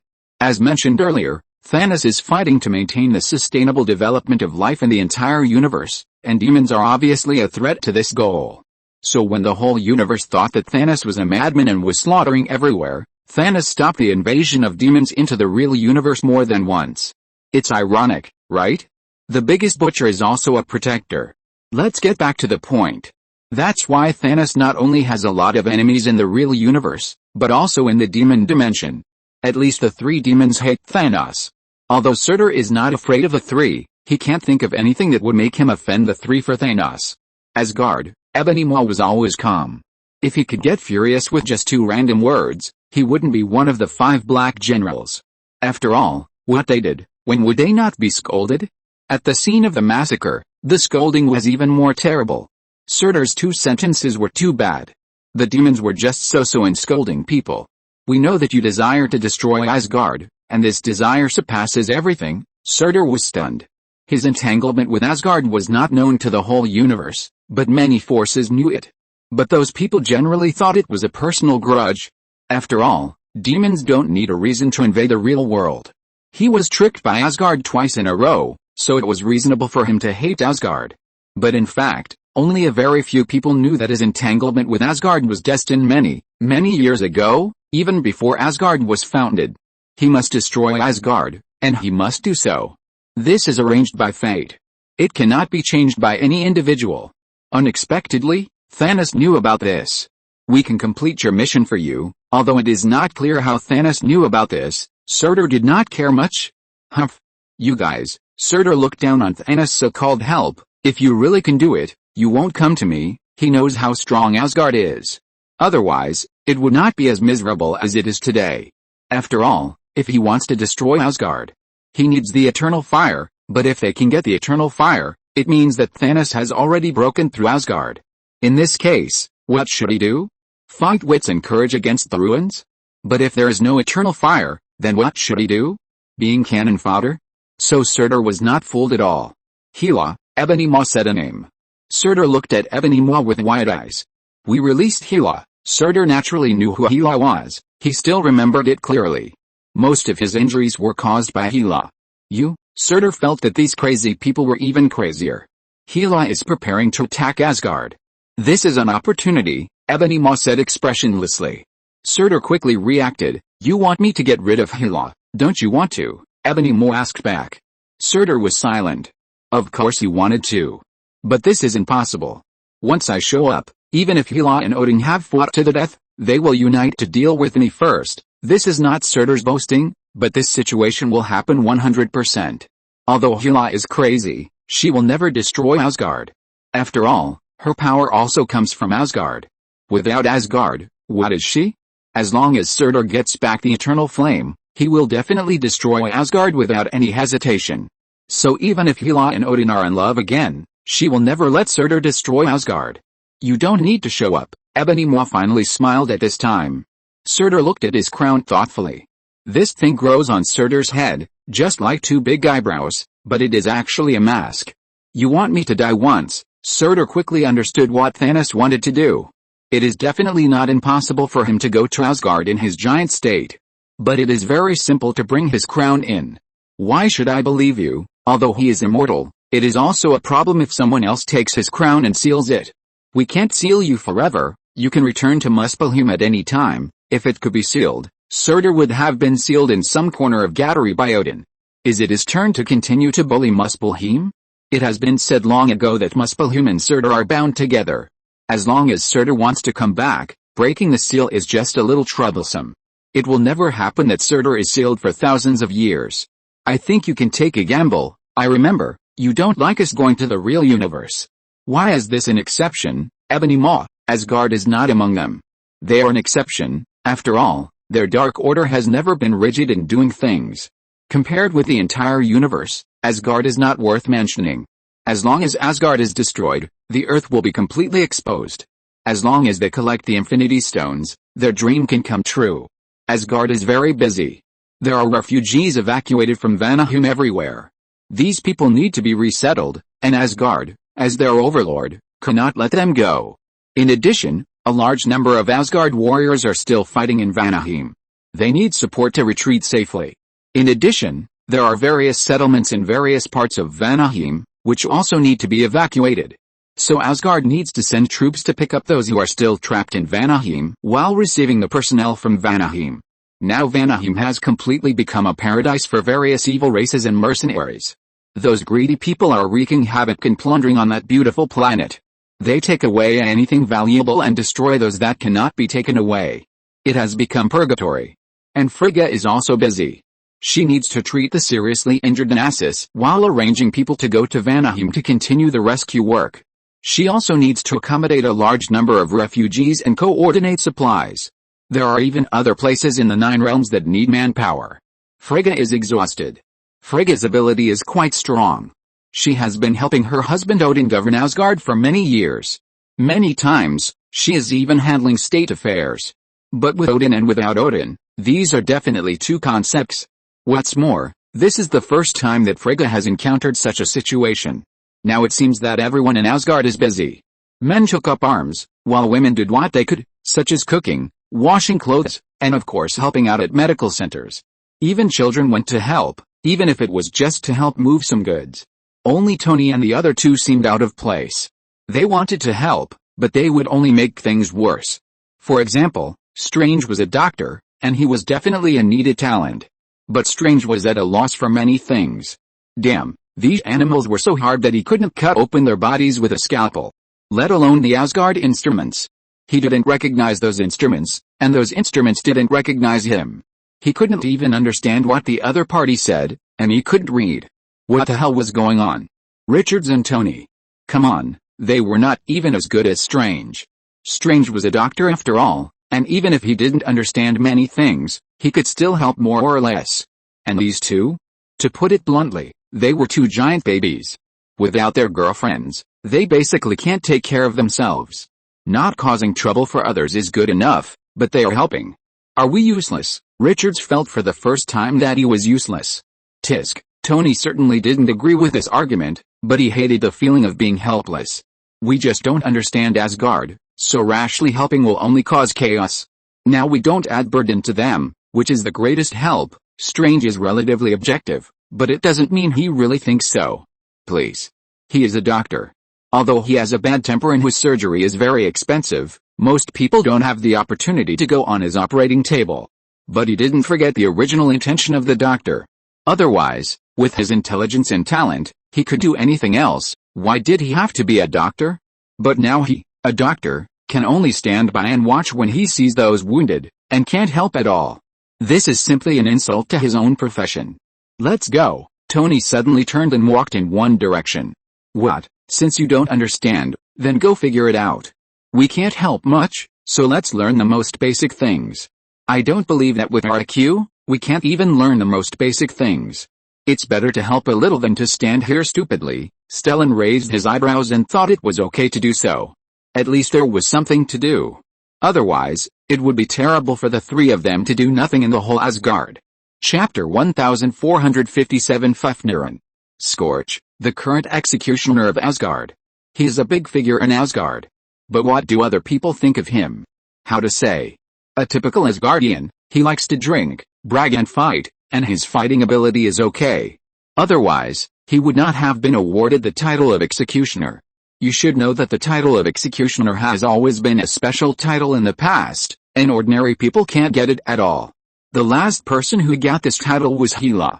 In fact, Thor's hammer itself is a divine weapon specially made for the position of executioner. Odin once served as an executioner with Thor's hammer. This position, in Asgard a long time ago, represented the power of law enforcement. As a society dominated by royal power, the power of law enforcement is a very important power and the most powerful manifestation of royal power. Moreover, the executioner executes not only those Asgardians who break the law, but also hostile forces. Isn't it very domineering? The enemy countries will sanction you. It can be said that a long time ago, the position of executioner was almost equivalent to the crown prince. However, after the Hela incident, this title was abolished, and no one even held it for many years. I don't know if it was too unlucky. It was not until later that Hela's name was gradually mentioned that Odin gradually restored this position. But he did not let Thor inherit this title. Many people can understand the meaning of it as long as they chew it a little. So the title of executioner has been like that until now. Although Skorki is an executioner, his personality is still very good. It's just a little exaggerated, likes to be praised. At the same time, he likes to show off. But this extroverted personality is not annoying in Asgard. So although he is a half-blood, Skorki is doing well in Asgard. But recently Skorki has become a little strange, always worried. For this, other people, including his colleagues, don't think there's any problem. After all, the 9 realms have suddenly become so chaotic. Unless you were really stupid, who wouldn't worry? Especially when Odin is sleeping. Odin falls asleep from time to time. There's no way, Odin is very old. The whole Asgard knows this. So he needs to sleep from time to time to relieve the pressure brought by the huge divine power. This is too important for an old man. For Asgard, as long as Odin is alive, he can dominate the universe. That kind of reliability is not something that Thor can give now. So Odin's sleep is very important. So even if the situation is very tense, no one proposes to wake up Odin. But it is precisely because of this that Asgard has lost some confidence. It is not surprising that some people will worry. After all, although Asgard is warlike and brave, they are not all rough and reckless. In fact, this is also related to Odin's policies over the years. After the Hela incident, Asgard's elite troops were basically lost, especially the most elite Valkyries, the God King's guards, which were almost wiped out. The few surviving Valkyries also chose to exile themselves directly. After all, not everyone can accept that all their comrades died in battle and left themselves alone to survive. After that, Odin did not restore these disappeared organizations. Elite combat units such as berserkers were also gradually abolished by Asgard. Although it has not reached the point of letting the horses go to the mountains and putting the weapons into the warehouse. Asgard has indeed become weaker because of this. Odin's policy has also brought thousands of years of peace to the 9 realms. It is not easy to say right or wrong. In short, Skorki's abnormality is not so surprising in this context. At most, everyone muttered a few words, and Skorki began to become timid. However, if someone really noticed Skorki, they would find that his state was not really worried. If you stare at his eyes carefully, it is not difficult to find that a trace of green light appears in his pupils from time to time. Sometimes there will even be sluggish, silly smiles, struggles and other expressions. Unfortunately, no one pays attention to these. After all, everyone is busy now, and no one has time to stare at a bald head. In fact, if someone really pays attention, they will find that there are many people like this around Skorki. If we have to say what they have in common, it is that these people were all charmed by Amora. These people began to appear around Skorki intentionally or unintentionally. Gradually formed a small group. But no one paid attention to them. Are the brothers in the deep prison ready? Skorki appeared in a tavern. There were not many people in the tavern. After all, It was already this time, and there were really not many people who could come to the tavern to chat and gossip. And those who were present had green light flashing in their eyes. Obviously, they were all Amora's hidden players in Asgard. It's ready, Fafnir has awakened. He can come out and move at any time, that's good, for Lady Amora. Others in the tavern also began to raise their glasses, for Lady Amora, Fafnir, that is, Fafnir Dragon. This is a very special evil dragon. He was originally just a dwarf, the son of a dwarf king named Hreidmar. It happened a long time ago, when Asgard had just established diplomatic relations with the dwarves. A long time ago, Bree met the dwarves. Due to some misunderstandings, Bree caused the death of one of Hreidmar's sons. Hreidmar was very angry about this and asked Bree, the king of the gods, to compensate him. Bree, feeling guilty, compensated Hreidmar with a large amount of treasures seized from the enemy. There were so many treasures that it was said that the treasures could buy the entire dwarf race. So Hreidmar had to find a way to place these treasures, because Fafnir was the most powerful of Hreidmar's surviving children, and he was chosen to guard the treasure. As mentioned earlier, dwarves are greedy, which is a defect in their blood. This is almost impossible to change. But Fafnir is the greediest among the dwarves. When he was guarding these treasures, he didn't know what was wrong with the treasures, or it was simply because Fafnir himself had problems. Things always changed, and Fafnir began to degenerate rapidly. He decided to take all the gold for himself. For this, he killed his father. Parricide. This is almost an unforgivable sin in the social system of the dwarves, which attaches great importance to clans. And he killed the dwarf king. This behavior immediately aroused the anger of the dwarves, and they united to fight against Fafnir. In order to protect his own treasure, Fafnir turned into a dragon and brought destruction to anyone who approached his treasure. In order to protect those treasures, he even soaked all the treasures with poison to keep others away from his wealth. Not only that, he also plundered the wealth of other dwarves. This is another unforgivable sin in the dwarf society. One of Fafnir's brothers named Regin was tired of his selfish behavior, so he sent his adopted son Siegfried to contact the Asgardians at that time to fight against a Fafnir dragon that Fafnir had turned into. Things went smoothly, and everyone killed Fafnir. Regin thus became the dwarf king and inherited the wealth. However, this was indeed the beginning of the tragedy. Before Regin got the treasure, he was a kind dwarf. But after that, he changed. He became like Fafnir, greedy and hateful. Even his body began to change, becoming like Fafnir. He wanted to kill his heir and adopted son Siegfried. He regarded his adopted son's advice to let him leave the treasure and return to normal as his adopted son's coveting the treasure. Siegfried had no choice but to kill his adopted father. As a result, a magical thing happened. After Siegfried got the treasure, he quickly became stupid and corrupt. He became Fafnir. It turned out that Fafnir's greed was so terrible that even death could not separate him from his treasure.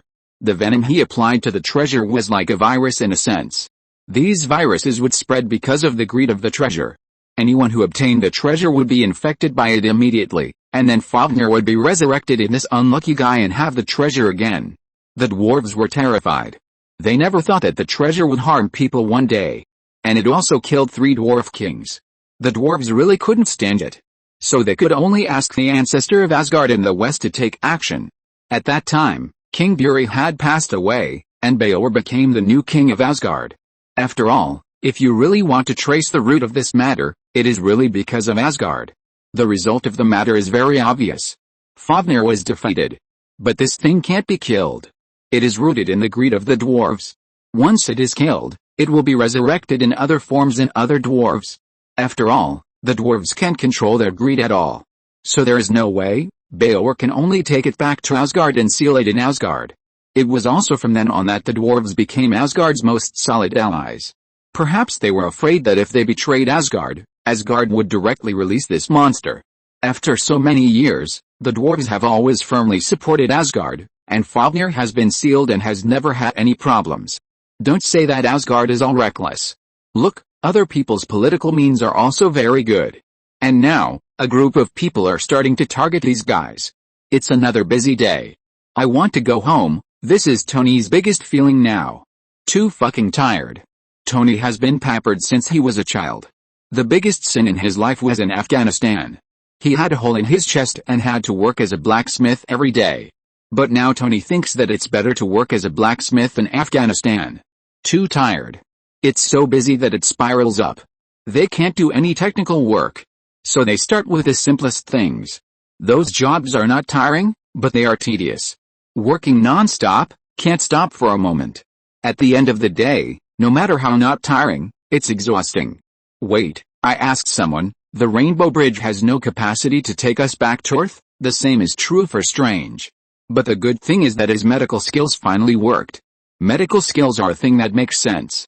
Although the results of Asgardians and Vanaheim people are a little different from those of humans, as long as you understand it, some things can be learned without learning, not to mention that Strange is a big boss in the industry. He can now perform surgery.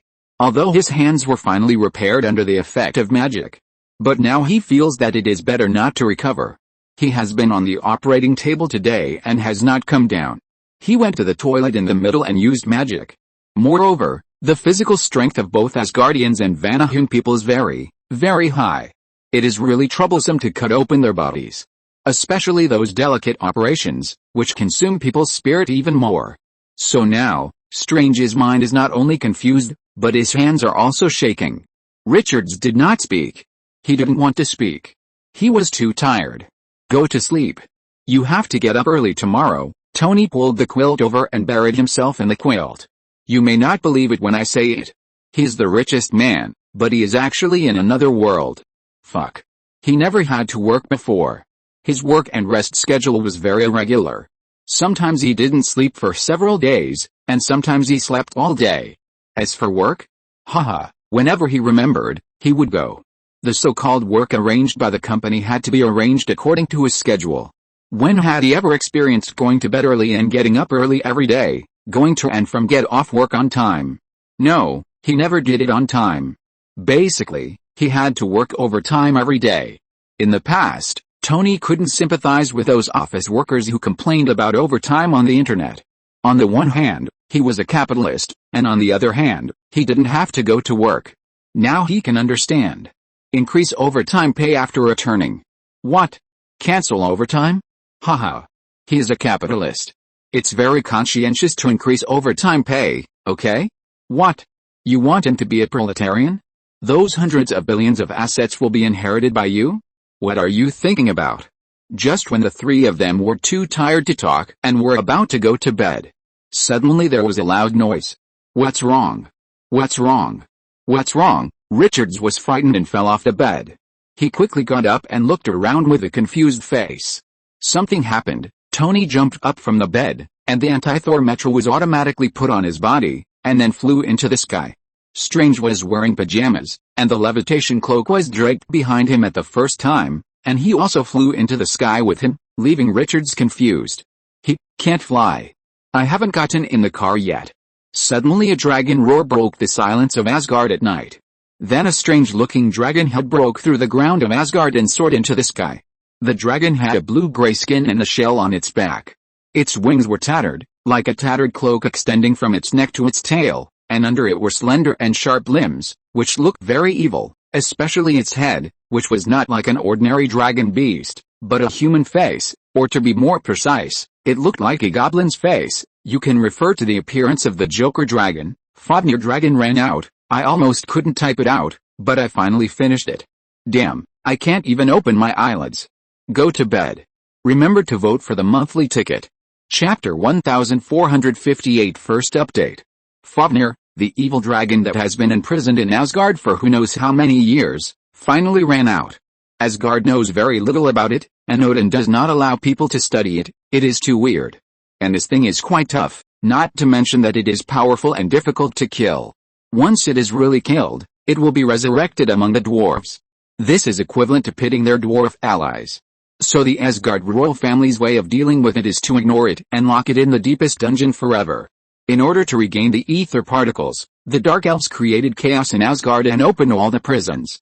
Even the big killer like Mangago was released, but Fafnir was not released.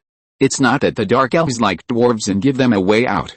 It's really that the Dark Elves forgot. That's right, it's so secret. Most people don't know where it is imprisoned. So when Fafnir broke through the ground and ran out, Frigga was stunned. She had never seen this monster in person, but only knew the secret about it. It's Hela. This was Frigga's first reaction. because ordinary people don't know this secret at all. Then, Frigga immediately thought of someone helping Hela. Otherwise, this kind of thing would never happen. Hela can't come here now. Odin is still here, and Hela can't sneak over. This must be Hela's conspiracy. Of course, this is not the crux of the problem. The key is that someone in Asgard has surrendered to Hela. This discovery shocked Frigga. This discovery is 100 times more terrifying than Hela's overthrow of Vanaheim. Someone actually cooperated with this lunatic. Who is it? So far, Frigga still didn't think of the enchantress Amora. After all, she is just a small figure. She didn't cause much harm to Asgard at all. It's not a big deal in Asgard to seduce a few men to fight for her. Even if Amora didn't seduce, there are no telling how many young people fight in the Asgard tavern every day. Moreover, in Asgard, it is a virtue for a girl to make people fight for her. A girl from one family is sought after by hundreds of families. Amora's real crime is that after seducing Thor, she went to seduce Odin. In fact, the former is nothing. Frigga doesn't even care about the fact that Thor has a human girlfriend, so why would she care about these things? The main thing is that a little bitch dared to seduce her husband. This is intolerable. And after seducing her own son, she seduced her husband again. This is a third degree of crime. Frigga didn't kill her directly, but she endured it for the sake of her dignity as a queen. Otherwise, Amora would have the opportunity to be imprisoned for life, and would have been humanely destroyed long ago. So after throwing Amora into prison, Frigga didn't care much about this guy. It would never have been thought that no one in Asgard would be so crazy as to collude with Hela, but Amora's former courtiers couldn't stand Amora's charm at all. In short, Frigga is very panicked now. Her son is still on Earth, and her husband is still sleeping. How can she do this? Frigga is not lacking in courage, but, after all, she has always lived under the protection of Odin, and lacks the courage to remain calm when facing a catastrophe. This thing doesn't even have much to do with ability. Just when she was at a loss, a ray of light suddenly lit up, and a meteor that looked very much like the destroyer suddenly appeared in the air, burning with golden light all over its body, and knocked the vengeful Fafnir dragon to the ground with one punch. It was Tony. Woohoo! This feels great. Tony drove his new meteor and suddenly felt that the universe and the starry sky were his limit. Jarvis. Did you see it? This feels really great. Yes, sir. I'm happy for you. Jarvis's electronic voice without any fluctuations appeared. Have you recorded the data? The new mecha's first battle. Its data is very important to Tony. Although he cannot copy the dwarf's technology, this data is also a precious asset. This is the best template for him to design new mechas in the future. Yes, sir, Jarvis said, but please note that the monster doesn't seem to have been hurt much. After being punched by Tony, Fafnir quickly got up from the ground. Its body was like a combination of a snake and a lizard. Its long body coiled on the ground, with its head raised high. Then, its ferocious pale face opened into a big mouth. The mouth was so big that the corners of its mouth almost reached the back of its head, and it was full of sharp teeth. These sharp teeth were thin and long, and they did not conform to the rules of normal biological teeth at all. They were the kind of wildly grown sharp teeth that could not be closed at all, let alone have any chewing function. It was hard to imagine how this guy could eat, or maybe it simply didn't eat. My precious, wait, Tony suddenly found a blind spot. Jarvis, did this guy just speak English? Can it speak English? Could it be our fellow Earthling? I'm sorry, sir. I didn't hear any English except you. Do you need me to start the psychological detection program? Maybe you have been under too much pressure recently, causing you to have auditory hallucinations? I suggest you see a doctor immediately. Jarvis's answer made Tony stunned, and then he jumped up. Nonsense. I don't have a mental illness. I don't need to see a doctor, sir, although you have always refused to admit that psychiatry is a science. According to the latest research, psychology has its scientific nature. So you don't need to resist, Jarvis said earnestly. My precious, Tony and Jarvis were still talking nonsense, and the next second Fafnir suddenly shot up from the ground, opening its mouth wide to swallow Tony in one bite. Boom. A golden light hit Fafnir, and at the same time, Tony's feet lit up with fire and flew away. I heard it right. It said it again. I'm sorry, sir, I didn't receive any similar sound waves. Please believe me, sir, I won't make any mistakes. I won't make any mistakes either. Okay, Tony never admitted his mistakes. In fact, he himself is not a person who likes to admit mistakes. especially in this aspect. Like all scientists who are inclined to science and mathematics, most of them don't like psychology very much. This problem has existed since their ancestors' generation. For example, Einstein once said, "I would rather be in the darkness without being psychologically analyzed." Scientists who tend to look at the world with reason and formulas have a natural distrust of psychology, a subject that is too idealistic. It is even more impossible to admit that they are crazy. My precious, fuck. I heard it again. Tony jumped up. He was a little unconfident because Jarvis still told him that it didn't hear it. You heard it right. This is when Strange also came to Tony. Tony breathed a sigh of relief. Right. You heard it too. Then Tony remembered his original question. By the way, this guy can speak English. As for Jarvis, it should be broken, and needs to be checked later. No, it doesn't speak English, and it's not a product of Earth. Strange shook his head expressionlessly. Tony froze. What does that mean? You just said I didn't hear it wrong. It's not speaking with a tape. If you look at the structure of its mouth, you will know that this thing is unlikely to produce coherent syllables. It is using thoughts to spread its meaning. Anyone can understand it, and the brain will subconsciously translate it into the language that it is most familiar with and understands, similar to telepathy. Huh? So that's how it is. Tony breathed a sigh of relief. What are you afraid of? Are you afraid that you have a mental illness? Strange asked secretly. Who is afraid? I'm just not familiar with it. I haven't encountered telepathy. Tony was stubborn again. Tony is the kind of person who is obviously a weak chicken, but he wants to die with dignity. Hey, what are you two doing? Stop playing around. Get rid of it. Richards came over at this time. The two turned their heads, and then at the same time, burst out laughing. Ho ha ho ha ho ho ha ho ha. What the hell is this look of yours? Tony opened his visor and couldn't help it. He started laughing from the bottom of his heart. Strange was a little more polite, at least he turned his head away. Of course, it would be better if he could be quieter. Richards can't fly. He is a rubber man. But he can't fly.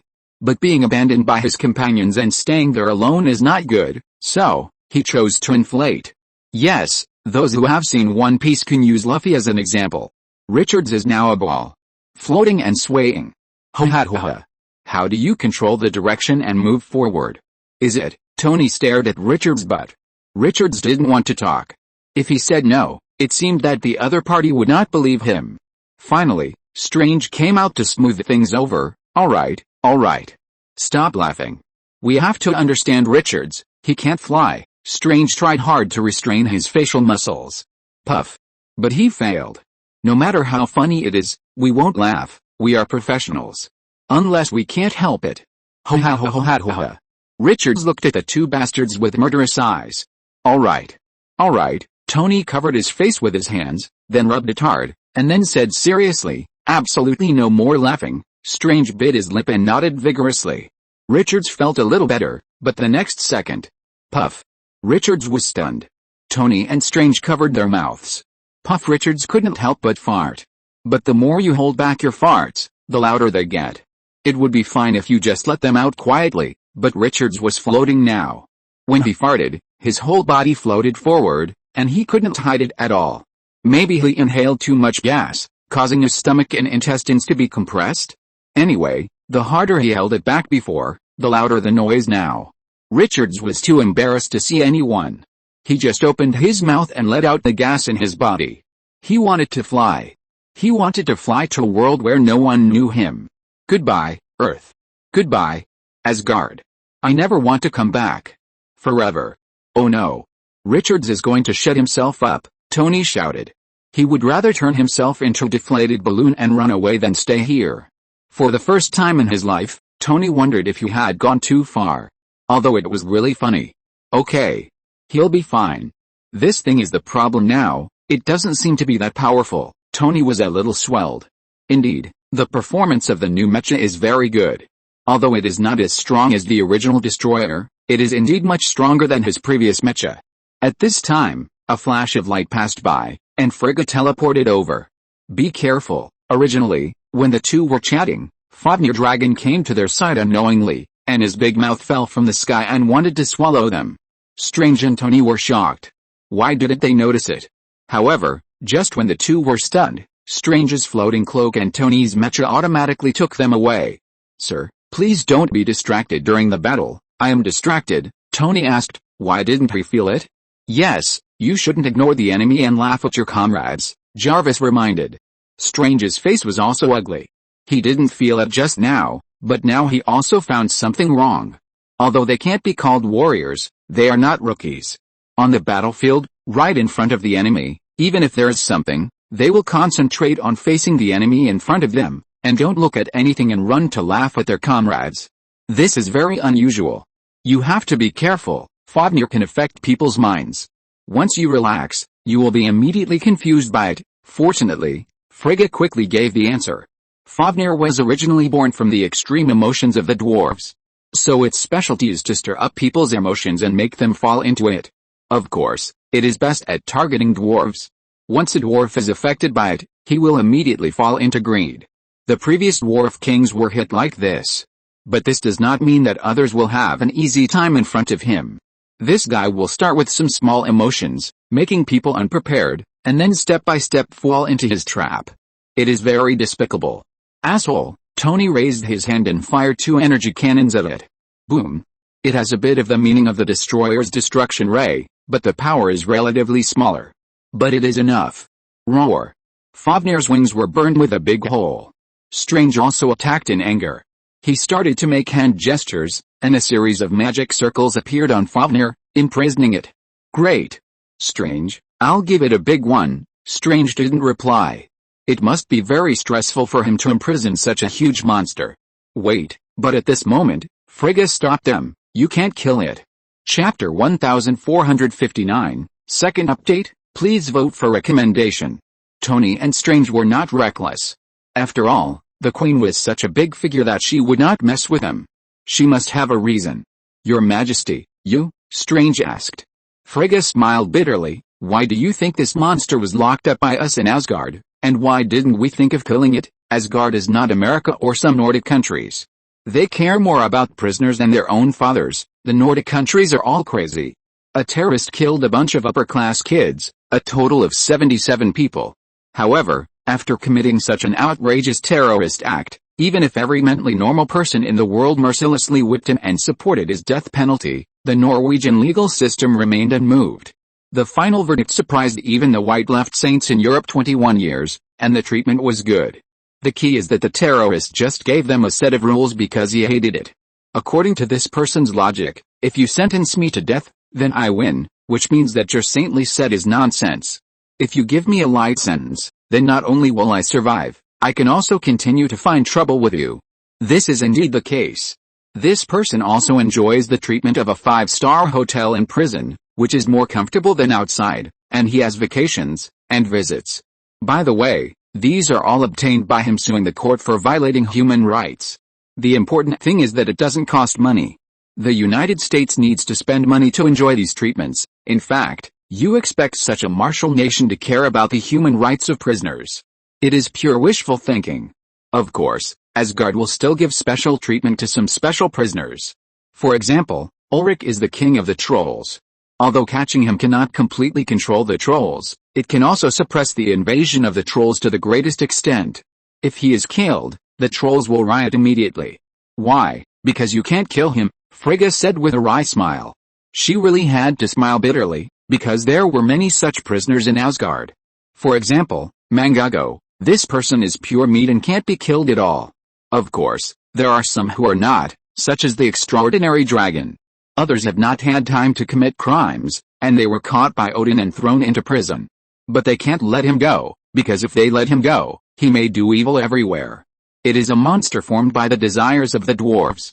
If you kill it, it will immediately be reborn again in the desires of the dwarves. The dwarves have no resistance to it, Frigga explained. Tony and Strange understood it all at once. D&D demon setting, I understand, Strange said. When he was a child, it was when D&D was developing, and he played it. In the setting of D&D, demons are not afraid of you killing them in the material plane, because they will return to the abyss to resurrect anyway. What they fear most is that you seal it. Tony nodded, and then asked, what should we do? We can't just take a beating without fighting back, right? He also understood the seriousness of the matter. He had just benefited from the dwarves, so it was impossible for him to harm them in return. Fafnir is not really that strong. At least for people like them, it can only be said to be mediocre. After all, Tony has also fought with titans. At least in his opinion, the combat power of this thing is completely incomparable to that of titans. Any titan has the ability to destroy the world. And this? Except for a little psychic ability, there is nothing special about it. But this thing is particularly useful to ordinary people and soldiers below. Although it does not have the destructive power of titans, it has the size of titans. But those who have the ability to deal with it are afraid of it. You can seriously injure it, but you can't kill it. Fafnir is also very clear about this, so it is not afraid at all. Kill me if you have the guts. It can't wait to die. It just likes to cause trouble for the dwarves. Heimdall will be here soon, and he can control it, Frigga said as she raised the Spear of Eternity in her hand and cast a huge spell to trap Fafnir. Divine power is Fafnir's Achilles heel. I don't know if it's a coincidence, but divine power has a great effect on Fafnir. But unfortunately, Frigga didn't awaken her divine power. It can only be trapped temporarily. Strange was relieved to see that Fafnir was temporarily trapped. But he soon thought of a question. Although it's a bit rude, I still want to ask, how did this thing get out? Tony also came back to his senses. Yes. According to Frigga, this thing has been locked up in Asgard for many years and has never had any problems. But now, it's just too coincidental. Frigga's face showed a trace of embarrassment. It's a shameful thing no matter where you go to have a traitor in your own family. Now, it seems that someone has colluded with Hela. Strange and Tony didn't go so far as to laugh at Asgard. After all, there is no shortage of guides on Earth. But they thought of another question. But what's the point of this? Just to make Asgard chaotic. Fafnir can indeed cause chaos in Asgard, but there is only one way. After all, if it really comes to a certain point, Tony doesn't believe that Asgard will really sacrifice itself for others and let this thing wreak havoc in Asgard. At most, kill it and wait for it to revive in the dwarves before dealing with it. Although it's a bit unfair to the dwarves, if it really comes to a certain point, who should be sacrificed? Anyway, if it were Tony, Tony would definitely choose to die over his friend. What's more, seeing that Frigga trapped Fafnir so easily, it doesn't seem like there is no way out. Hearing Tony's words, Strange immediately found the point. By the way, you just said that Heimdall is needed to lock it up again. Frigga nodded. Yes, Fafnir is afraid of divine power. No. Tell Heimdall not to come over, Strange shouted immediately. Frigga was also a very smart person. She immediately heard the problem from Strange's clues. Unfortunately, it was too late. Heimdall had already appeared in their sight. Heimdall, return to the Rainbow Bridge immediately. Heimdall looked at Fafnir, then at Frigga, still a little confused. Someone deliberately led you away. Heimdall's face changed immediately, and he turned his head to look at the control center of the Rainbow Bridge. In his field of vision, the executioner Scorch was controlling his own sword, the Guardian Sword, Burt Steel. That was the artifact given to Heimdall by Odin, and it was also the key to super-control the Rainbow Bridge. In order to ensure the operation of the Rainbow Bridge, Heimdall did not pull it out of the center. He gave it to his deputy, Scorch, to guard it. But now Scorch has actually changed the transmission coordinates of the Rainbow Bridge. Scorch. No, Heimdall shouted. It's too late. Dong dong dong. With the sound of the Rainbow Bridge running, colorful lights fell from the sky and landed on the ground of Asgard. Groups of strange aliens set foot on the land of Asgard. Many evil creatures set foot on this beautiful land for the first time. If the world of Vanaheim is rich and beautiful, everything here can only be described as mythology. These evil creatures formed irregular squares and appeared on the land of Asgard. They shouted wildly. Especially the trolls and frost giants. They regarded Asgard as their mortal enemy and blood feud. But they have never defeated Asgard, and even very few people have set foot on this land. Asgard has kept most of the wars out of Asgard. Ho ha ho ha. Asgard. I'm back. Ulrich's revenge has begun. Ulrich held a huge green warhammer, stood on the ground and took a deep breath. Come here, the smell here is much better than other places. The last time Ulrich breathed the air of Asgard, he was still a prisoner. Although he thought Asgard smelled good at that time, his mood at this time was completely different from that of the past. This time he came to Asgard as a conqueror. He will fulfill his long-cherished wish. Odin. Odin, it was Mangago. He waved his huge fist and kept calling the man who made him miserable. His existence is for revenge. As long as he thought of Odin, the billions of wronged souls in his body would riot. This kind of anger, sadness, pain and curse made Mangago unable to keep his mind at all. Roar. Odin. Die, Mangago roared and ran towards the direction where Odin was sleeping. He could find Odin instinctively without any intelligence. This was when the Asgardians also reacted. They showed astonishing qualities. Those Asgardians who looked like civilians immediately found available weapons at hand, and then, under the leadership of experienced warriors, began to spontaneously form a defense line. Don't let those filthy things set foot in their divine domain. Kill. For Asgard. For Odin, for a moment, the divine domain that was originally as beautiful as heaven broke out with a tragedy it had never had before. Heimdall. We must take back the Rainbow Bridge, Frigga shouted loudly to Heimdall. The Asgard army is still fighting outside. They must be transferred back. Heimdall nodded, then swung his hand back. A golden light shot through Fafnir's forehead. The monster died with a weird smile on his face, and then its body quickly dried up, shrank, and finally disappeared like a piece of paper. Tony and the others turned their heads and watched Heimdall rushing towards the direction of the Rainbow Bridge without looking back, and couldn't help swallowing their saliva. So damn decisive, without any hesitation. Give up on the dwarves. Although he could understand, Tony still felt that Heimdall was too decisive. Why not consider it? Maybe there is a better way? At this time, Strange, as a doctor, was calmer. What nonsense are you talking about? Some people say that doctors are compassionate, which is right and wrong. As long as they are doctors, they are there to save people. But they are also the people who have seen the most deaths, more than all other professions combined. The most tragic and joyful partings of a person are death.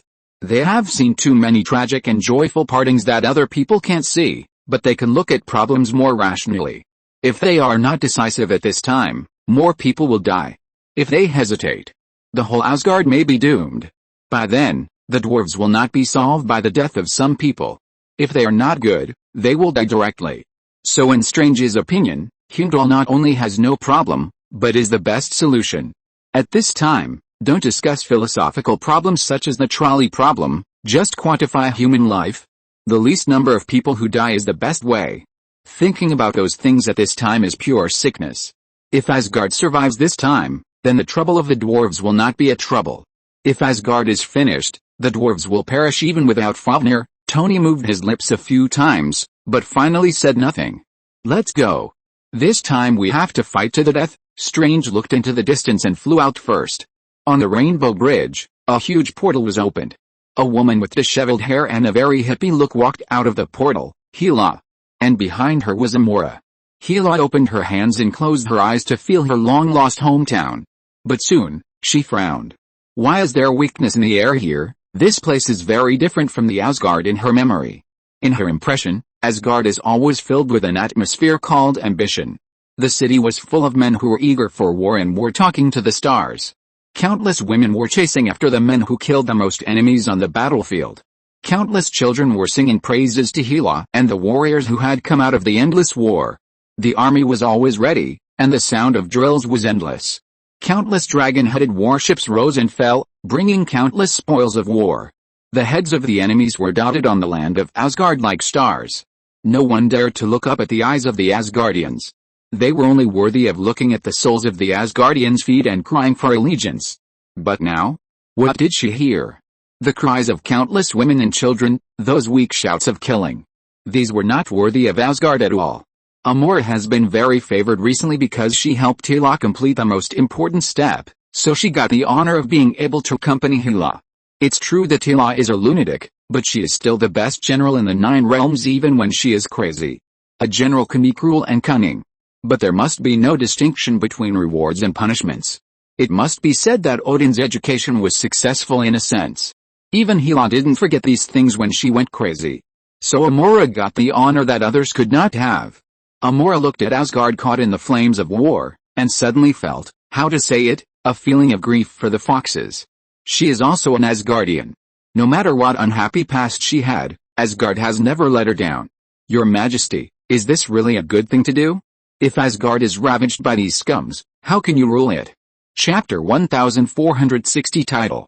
The weak and useless are not worthy of being ruled by me. Hela was now heartbroken about the fall of Asgard. Amora's words were like sparks that ignited Hela's anger. If it was the old Asgard, how could it be so easily conquered? Asgard has fallen, and they have forgotten the foundation of Asgard's foothold in the Nine Realms, force. Odin turned Asgard's warriors into waste. I don't need waste, Hela sneered at the burning Asgard. She has always wanted to rule Asgard, but she has never thought of ruling a weak and fallen Asgard, so this invasion is just right. Only those who survived this great invasion are worthy of being called true Asgardians. As for those who died, do you still expect Hela to feel sorry for the weak? Yes, Amora instinctively felt that something was wrong. She was a bad guy, and even if she died immediately at this time, it would be okay to say that she deserved to die. But Amora never intended to kill all the Asgardians. She likes to play with people's hearts. If all the people are dead, where can she play with people's hearts? It can only be said that she is not so perverted. But does she dare to oppose Hela? The two sentences just now have consumed all her courage. If she said a few more words, Hela might kill her. After all, according to Hela's standards, she should actually be considered a weak one. At this time, Skorki, who had been charmed by Amora to help her do things, suddenly recovered from the charmed state. He likes Amora, this is undeniable, otherwise he would not be controlled by her again after so many years. But Skorki never thought that one day he would betray Asgard because of this. He even put Hela into Asgard. Although being charmed, it does not mean that the charmed person no longer has thoughts. Charm does not turn people into puppets. Charm only distorts the mind of the recipient, magnifies Amora's position in the recipient's mind, makes them consider Amora from all aspects, and distorts and rationalizes Amora's actions in the recipient's mind. To put it bluntly, it is to take the licking dog to the extreme. The goddess farts are all fragrant. Probably like that. But this does not mean that the licking dog has no brain. They will still think, but just to see if they can escape the shackles. For example, now, those Asgardians who are charmed by Amora are still full of sadness and anger about the invasion of their homes, but thinking that they can live together with Amora in the future, they suppress those bad emotions and numb themselves with a beautiful future. There are those who can paralyze themselves, and there are naturally those who can break free. Scorch is the latter. His strength is not weak, after all, he is also a top figure. In addition, after all these years, Amora can only be regarded as a white moonlight, and Skorki is not a chaste and loyal husband. He plays a lot, and he has deep feelings for Asgard. With many factors added together, he naturally got rid of the charm quickly. But after getting rid of the charm, Skorki did not attack suddenly, nor did he stand up to denounce Hela's indiscriminate killing of innocent people. It's not that he doesn't want to, but he can't. In short, he is a coward. Skorki was also brave when he was young. At that time, he wanted to stand out, and he was young and vigorous, so he fought very bravely, and he could even be said to be fearless, otherwise he would not have won the title of executioner. Unfortunately, when he was young, he was brave and diligent but didn't make a name for himself. When he got older, his mentality changed. When he was just getting by, he unexpectedly ushered in the second spring of his career and was inexplicably promoted. But the more this happened, the more he became a salted fish. After all, he worked hard for a long time, but his achievements were still limited. But when he got older and started to play badly, he was inexplicably promoted. This made him feel that playing badly was not a bad thing. It was really difficult for someone with this mentality to fight hard. What's more, who was standing in front of him? It was Hela. 100 Skorkis combined could not be Hela's opponent. If he went up, he would definitely die. He would not be at peace even if he died in her hands. So Skorki decisively followed his heart. He would definitely die if he was discovered. Skorki kept reminding himself, and then pretended nothing happened, standing quietly behind Hela and Amora, watching Asgard burn. Of course, the torment was no less. Who the hell wants to watch their home burn? And Hela and even Amora didn't pay attention to these controlled pawns. Let's go. I need to say hello to my good father. Hela also recovered from the sigh of returning home in glory, and now she needs to do business. Roar. Go to hell, Asgardians. Yorick raised his green hammer and smashed a man in civilian clothes into pulp. Behind the man, a woman was holding 2 children. Seeing Yorick kill her husband, the woman stood up with tears in her eyes, picked up the weapon left by her husband, bravely stood in front of Yorick, and shouted, "Run! Miles! Take your sister and run!" Yorick did not rush to attack the woman. but watched with interest as the woman, even though she was trembling all over, still held a long sword and faced him. "You are very brave, woman." Facing the enemy's praise, the woman was not happy at all. "Monster. Don't even think about passing." Even women in Asgard are the best warriors. The only thing she wanted now was to hold the monster back so that her children would have a chance to escape. Urek looked at the woman in front of him and became calm instead. "You remind me of my mother. She did the same thing when she faced the Asgardians. She roared and rushed towards the Asgardian soldiers, leaving the chance of survival to me and my brothers and sisters. She did it. She died, and I survived." The woman didn't know what the monster wanted to do. Did he think of her own experience and let her go? For this, the woman was still willing to accept it. Who would want to die if they could live? Especially since she still had 2 children to take care of. Ah, great maternal love. No matter how many times I see it, I will be moved. Perhaps the most sincere feelings in this world are only like this. Urek was born in the troll tribe. Most of this race are hopelessly stupid. Apart from physiological needs, they hardly consider anything else. It is too common for companions to kill each other for food, but the maternal instinct is still there. It seems that the only warmth of this race is this. Just when the woman thought she could escape, Urek changed the subject unexpectedly. "I watched my mother being killed by the Asgardians, so I swore that one day, I would take revenge on Asgard.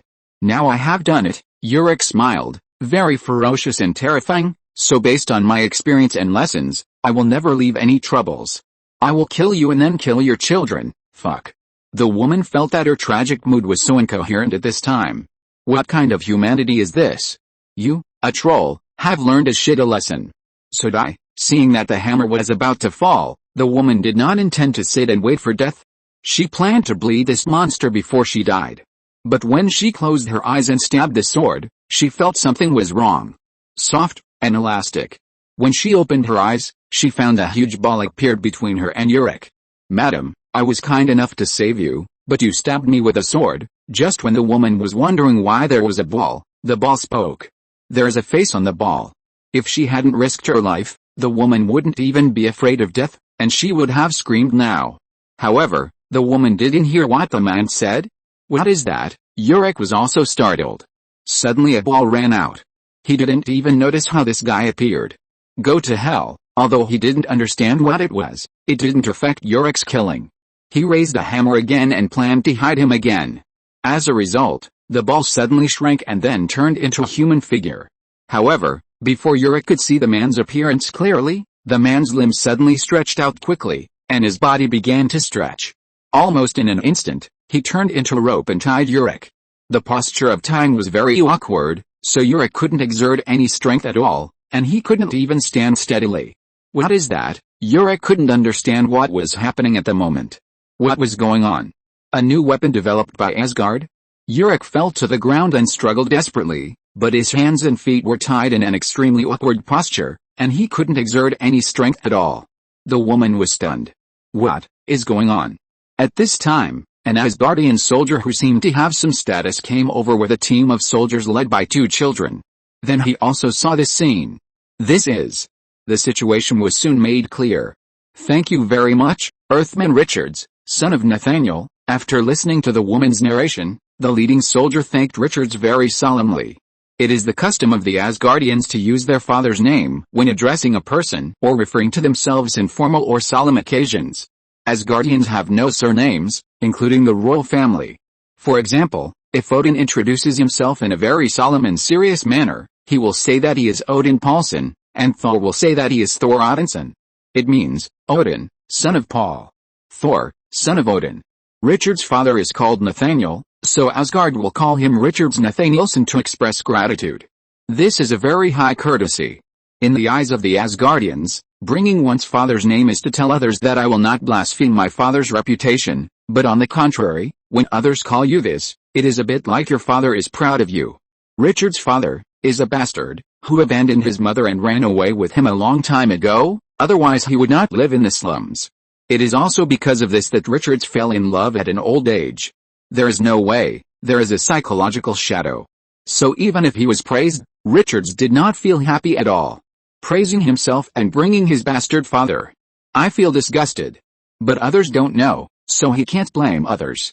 My father abandoned me and my mother a long time ago, so please don't bring him." He really didn't know this at first, until the other party asked about his father's name.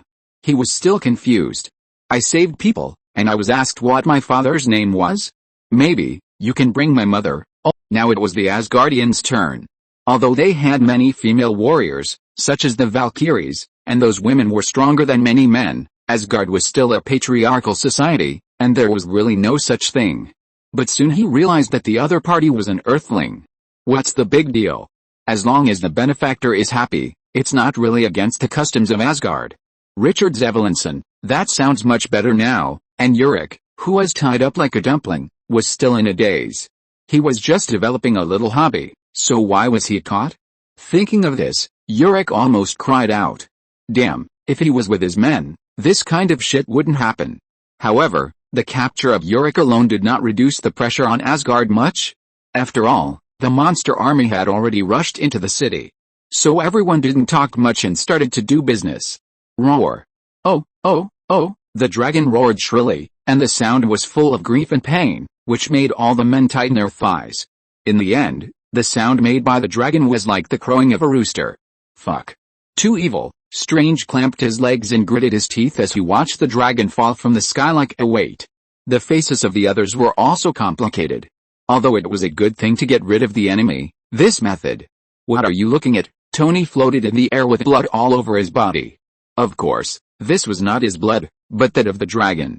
No, no, no, even with Strange's pride, he didn't dare to look directly at Tony at this moment. Too cruel. Tony blew up the root of the dragon's offspring. Too evil. Living Widowmaker, an Asgardian warrior suddenly raised his weapon and shouted loudly. Well, Asgardians like to give people nicknames, and most of these nicknames represent some kind of record or some special features. Generally speaking, if you have a nickname in Asgard, it means you are very popular, at least different from ordinary people in some aspects. Living Widowmaker, when others heard it, they thought it was a good image. They also shouted. Fuck, Tony was not happy. It's okay if you say Widowmaker, after all, it's not shameful. The Maxim machine gun was once called that. But Living Widowmaker, what the hell is that? At least Fiefin Long, the person involved, found it difficult to accept such a reality, so even though his lower body was in pain, he raised his head and wanted to fight Tony. Even if it meant death together. Chapter 1461 Patience. Fiefin Long had never hated such a person so much in his life. He hated Thor because Thor ruined his plan and arrested him for hundreds of years. Fiefin Long thought that his hatred for Thor was unmatched, but today he was really enlightened. There was actually someone so despicable. Anyway, Thor defeated him with real swords and guns, face to face. He lost because he was not as skilled as others, so there was nothing to complain about. Fiefin Long was just narrow-minded, so he hated Thor, but now it seems that Fiefin Long felt that he was too narrow-minded. Compared with this despicable villain in front of him, Thor was as pure as a little angel. Perhaps the root of troubles was removed, which caused Fiefin Long to perform beyond his level. His sudden counterattack made everyone unable to react, including Tony. The others watched Tony being swallowed by Fiefin Long. Tony, Strange looked at this scene with wide eyes, and immediately used the strongest magic to attack Fiefin Long, intending to rescue Tony.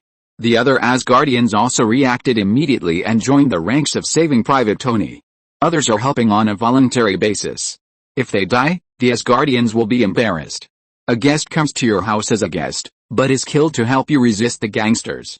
As the host, you can't justify it. However, Fiefin Long seemed to have taken medicine. He was very fierce. Facing the angry attacks of those people, he ignored them and just kept rolling in death. Although this move looked strange, it was quite effective. It was a bit like a turtle punch, and it was completely unconventional. For a while, a group of people couldn't do anything to him. But soon others saw that something was wrong. You said, if you want to break through, then you can run away. What's the matter with rolling on the ground? Although its death roll looks very imposing, but isn't it a little too focused? Focusing on rolling there, not thinking about running away? Then look at his expression. Fiefin Dragon's face doesn't look like a dragon's face, but rather a bit like an elongated horse face. Now the facial features of this horse face seem to have their own ideas, one after another, so that his expression is very hideous and weird. Strange used a magic knife to stab Fiefin Dragon's stomach. As a result, Fiefin Dragon not only did not wail, but instead had a relaxed expression on his face. What? Developed a new hobby? No. It's Tony. Strange reacted quickly. Tony was not laughed at? Think about it, Tony is different from them. They are all mortals, and being eaten by such a big monster, even if they don't chew, they will die in minutes when they fall into the stomach acid, and they don't have a chance to struggle. But Tony is different. He has a mecha made by the Dwarf King. Although it is not a divine weapon, it also contains Uru metal, and the defense is very strong. Resisting stomach acid should not be a problem. This Anti-Thor mecha is designed to adapt to the space environment, and there is no such thing as hypoxia and drowning by stomach acid. So Tony will not die for a while. Tony is probably going through a lot in the belly of the dragon. Otherwise, the dragon wouldn't be like this. Roar. Soon, the dragon let out a desperate roar, and then fell to the ground without moving. The group of people were a little stunned. Then they saw that the dragon's belly was bulging, and then the dragon's neck began to move. Everyone immediately kept alert, fearing that this guy was not dead. However, soon, the dragon's big mouth was stretched open, and Tony, covered with foul-smelling liquid and blood, crawled out of its mouth. Ah! My new mecha. Although Tony is not a germaphobe, he still has high requirements for the things he uses. If his mecha is damaged, he will not use it again, but will build a new one. The richest man is so arrogant. His old things will be put into the exhibition cabinet in the laboratory by him, on the one hand to commemorate, and on the other hand as spare mecha and support mecha. At present, this Anti-Thor. This is his new one. But it is also his most expensive one. It's so expensive that even Tony can't bear to throw it away. He exchanged it for vibranium. It's true that Tony is rich, but the market for vibranium is not big, and he can't buy it even if he has money. He only has a small share every year. And it also contains the craftsmanship of the Dwarf King, which is an extremely scarce resource. Unless he can come up with a large amount of vibranium, the Dwarf King will not agree to help him build another set. It's not so bad to be a spendthrift. It stinks. Tony opened the mask and almost suffocated himself. He now has the urge to take off the mecha and throw it away. Unfortunately, the wallet doesn't allow it. It's another rare new experience. Tony Stark actually considers the problem of wallet one day. If the Earthlings hear it, they will definitely laugh their heads off. Strange can understand Tony. After all, he is not a person who lacks money. His things are usually thrown away after 1 or 2 uses. These people have no fine traditions of the proletariat at all. Oh, they are both capitalists. Then there is nothing to say. The Asgardians, on the other hand, were a little confused. They were not as arrogant as Tony, and they were stained with the blood of their enemies. This was definitely a symbol of glory. What was there to resist? Odin. Unfortunately, everyone didn't have time to think about the mess. Another trouble appeared. Mangago is here. As the first tough guy in the starry sky, Mangago is definitely a trouble among troubles. Walking hatred, living revenge that must be satisfied. These are Mangago's aliases. The only thing to be thankful for is that Mangago doesn't have much brain, or in other words, when he meets the Asgardians, he will be immediately overwhelmed by hatred and become reckless. Obviously, his ultimate goal is Odin, and Odin is in the center of the holy city, the palace. But once provoked by the Asgardians, it will immediately shift its target of hatred. After killing the provoked him, he will remember his enemy Odin, but will be immediately attracted to hatred again, and so on. So from the beginning of the war till now, Mangago has been in this cycle. Although he killed a lot of people, he didn't do anything that he should have done. Hold it. It's stupid, a general of the royal guard shouted with an axe, led it into the trap. Well, even if he plotted loudly like this, Mangago would still fall into the trap. It's not that it has no wisdom, but its wisdom is not worth mentioning in front of the hatred it carries. Mangago is not so much a monster as a collection of monsters. Its own wisdom is limited. Once stimulated, the hatred in its body will immediately erupt, turning it into an irrational beast. A beast without wisdom, no matter how difficult it is, can be dealt with. After Mangago escaped, Odin made a plan to recapture Mangago. It's just that he couldn't find it until now. Waste? All waste. Hela has sensed that the mob under her command is being devoured by Asgard. Amora was shocked. She thought Asgard was doomed, after all, so many enemies had already reached Asgard. But Asgard relied on its excellent quality and the poor performance of the mob to turn the situation around bit by bit. This was very annoying. She originally thought that the army would leave no grass behind when they set foot on Asgard. But who knew that the army would immediately become a mess after entering Asgard? Those people seemed to think they had won and began to do their own thing. For example, Ulrich, instead of leading his troll army to break through Asgard's defense line, he inexplicably went to do his own hobby. Isn't this pure sickness? Even if you can't suppress your killing intent, you can kill as much as you want after breaking through Asgard? Fiefenlong was even more funny. He actually went to act as a lone hero and killed his way in by himself. He didn't care about the army at all. Did he really think he could conquer the world by himself? Did you underestimate the Asgardians? As for the remaining mercenaries, plunderers and pirates, they were even worse.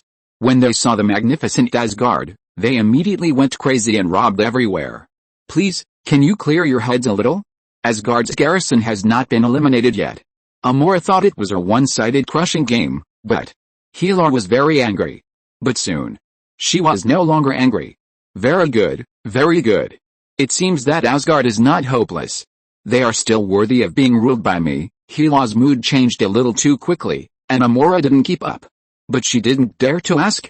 In fact, Hela was angry just because she felt that these idiots did not complete the task she assigned to them. As for their life or death, Hela never cared.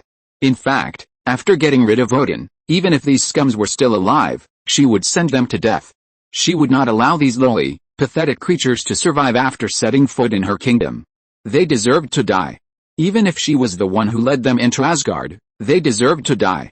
Their value was to help him regain the throne. After this, they were worthless. Since they were worthless, don't kill them, keep them for the new year. But so far, their value was just that. Anyway, she could do it herself. That was what she had planned. Let's go, Hela said, and then left with Amora. Amora turned her head to look at a group of chess pieces with dull faces and blurred eyes, and said, "Guard this place well, don't let Asgard's reinforcements come back." "Yes, Mom." Skorki did the same. He was waiting for the terrible women from these two countries to leave.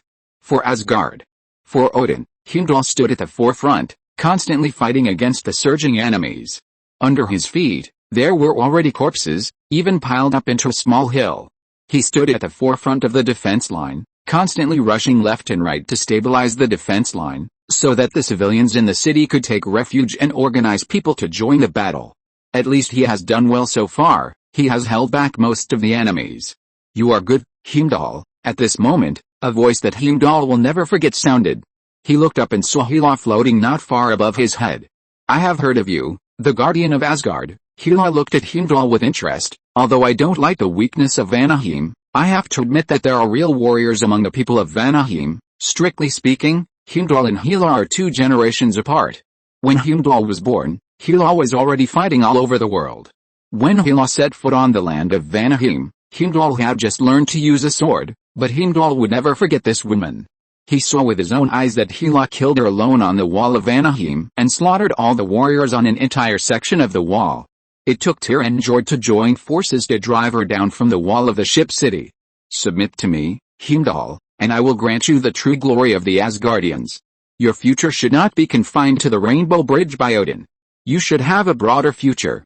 You will become the best general and expand the territory of the entire universe. Your ability should not be that of a watchdog. Hela has always attached great importance to the intelligence of Asgard.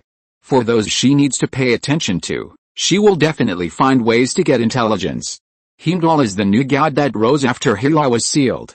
As of Vanaheim, he was able to awaken his divine power in Asgard and become the guardian of Asgard. He is qualified to be Hela's minion, at least in Hela's view. This is a rare gift. Hela, you shouldn't come back. You are the symbol of disaster. Look at what you have done to this country. Heimdall did not feel anything worthy of honor. After all, Hela was a lunatic, and even Loki became the king of Asgard, which was 10,000 times stronger than this lunatic. At least Loki never thought of destroying Asgard. This little bastard, at most, led 2 frost giant bastards in to make trouble, and he stabbed them in the back.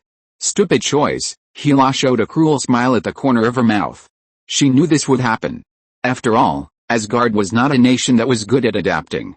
Stubbornness, martial arts, and bravery were the characteristics of Asgardians. However, it didn't matter.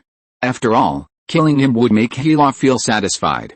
Why don't we do it yet? In a corner of Asgard, Ebony Maw was quietly hiding in the darkness. Next to him, there was a huge mask. That was Surtur's crown, his body. Not yet, Odin hasn't come out of his lair yet, and you don't want to meet that old friend before you get the eternal flame, right? Ebony Maw was like a venomous snake lying in ambush in the bushes. He deceived everyone and came to Asgard quietly, waiting for the best time to give a fatal blow. My great King Surtur, patience is a precious quality. You don't need this little bit of time. Ebony Maw looked at the silent palace with a gloomy look. He didn't believe Odin could endure it. Just like he said, patience is a precious quality. Now it depends on who can endure it. If you're listening to this novel on a channel other than Fanfic World, it means they downloaded and uploaded it without effort. We cordially invite you to visit our channel, Mundo Fanfic Novelis.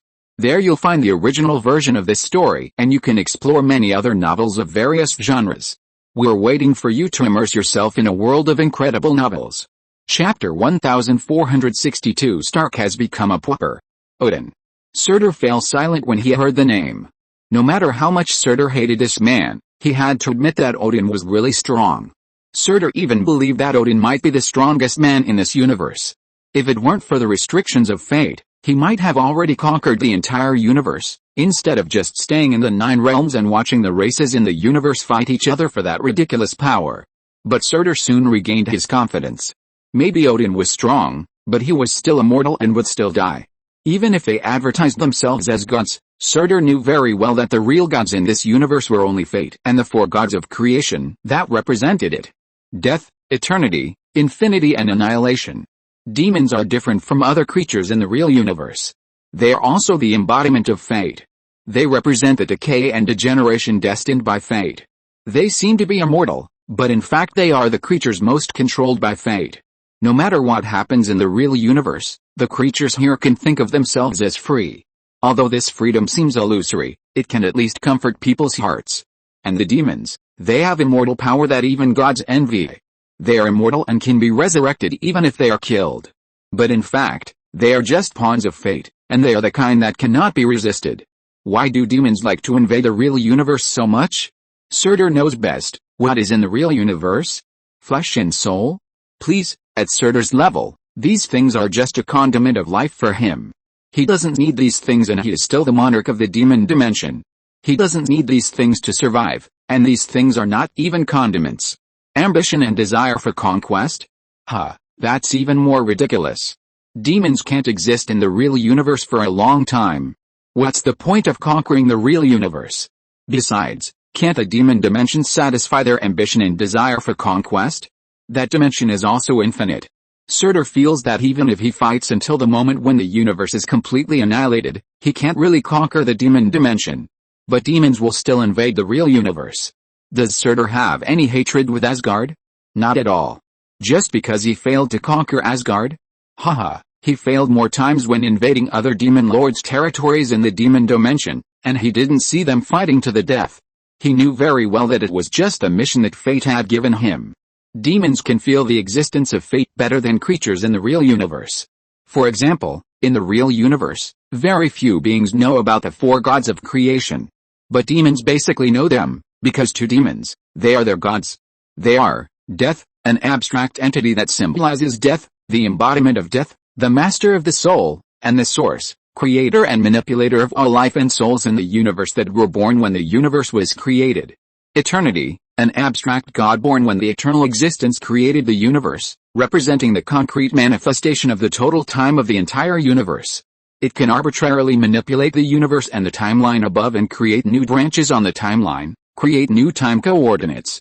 Infinity, an abstract entity born when the infinite existence created the universe, representing the concrete manifestation of the total space of the entire universe. It can arbitrarily manipulate all the space of the entire universe.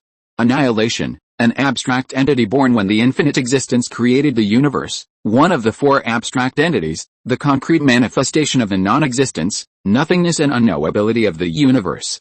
He can create and manipulate all the matter in the universe that has no concrete existence or cannot exist, imaginary space.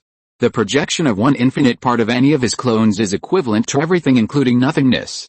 Annihilation can also arbitrarily create, destroy, manipulate and change all the matter and time-space axes that exist and do not exist in the omnipotent universe. Their existence is the basis of the entire universe. It is precisely because the demons know and believe in these existences that all demons can travel through dimensions and go to all parts of the universe. Of course, these existences are more like conceptual existences, and there are very few who have really seen their entities. They don't pay attention to creatures in the real and imaginary dimensions. At least there is nothing worth their attention among the demons. According to Surtur's knowledge, only the terrifying and abominable existence wandering in the deep space of the universe, the survivor of the last Big Bang, has seen them. Guys like Odin and the Asgardians who claim to be gods are as ridiculous as a group of clowns in Surtur's view. They are just a group of ridiculous mortals who claim to be gods. As long as they are mortals, they will die. Odin is no exception. And soon. The judgment of fate is coming, and no matter how strong Odin is, he cannot escape the fate of destruction. As long as Odin leaves this palace, our plan will succeed. Ebony Maw naturally didn't know what Surtur was thinking, he was just excited. The biggest obstacle for Thanos and the Black Order is about to disappear. As long as Odin is killed and Asgard is destroyed, the Earth will lose its protection, they can get the Infinity Stones, and their dreams can come true. Surtur didn't say anything, he just stared at Ebony Maw with sarcasm. He might think that they secretly manipulated everything and regarded everyone, even himself, as chess pieces. But in fact, they thought that they just thought that. Fate had already unconsciously moved the thread of fate on the heads of all living beings and arranged everything. But it doesn't matter, whether Surtur really hates Odin or not, he is now extremely excited. He is finally going to destroy Odin and Asgard. Demons cannot resist the manipulation of fate. In this case, why not let yourself enjoy it more? Resistance can't bring any benefits to demons. Heimdall raised the sword in his hand with difficulty, but his eyes were already full of despair. Heimdall and Tyr are very similar. They are equally loyal to their duties, equally determined, and equally unwavering. So Heimdall is the guardian god, and Tyr is the god of war. They are very similar in many ways. Speaking of which, they are indeed related by blood. But now Heimdall is still in despair. The gap is too big. When Heimdall faces Hela, he feels exactly the same as when he faces Odin. They are both so invincible. What's more, Heimdall left his sword in the center of the Rainbow Bridge.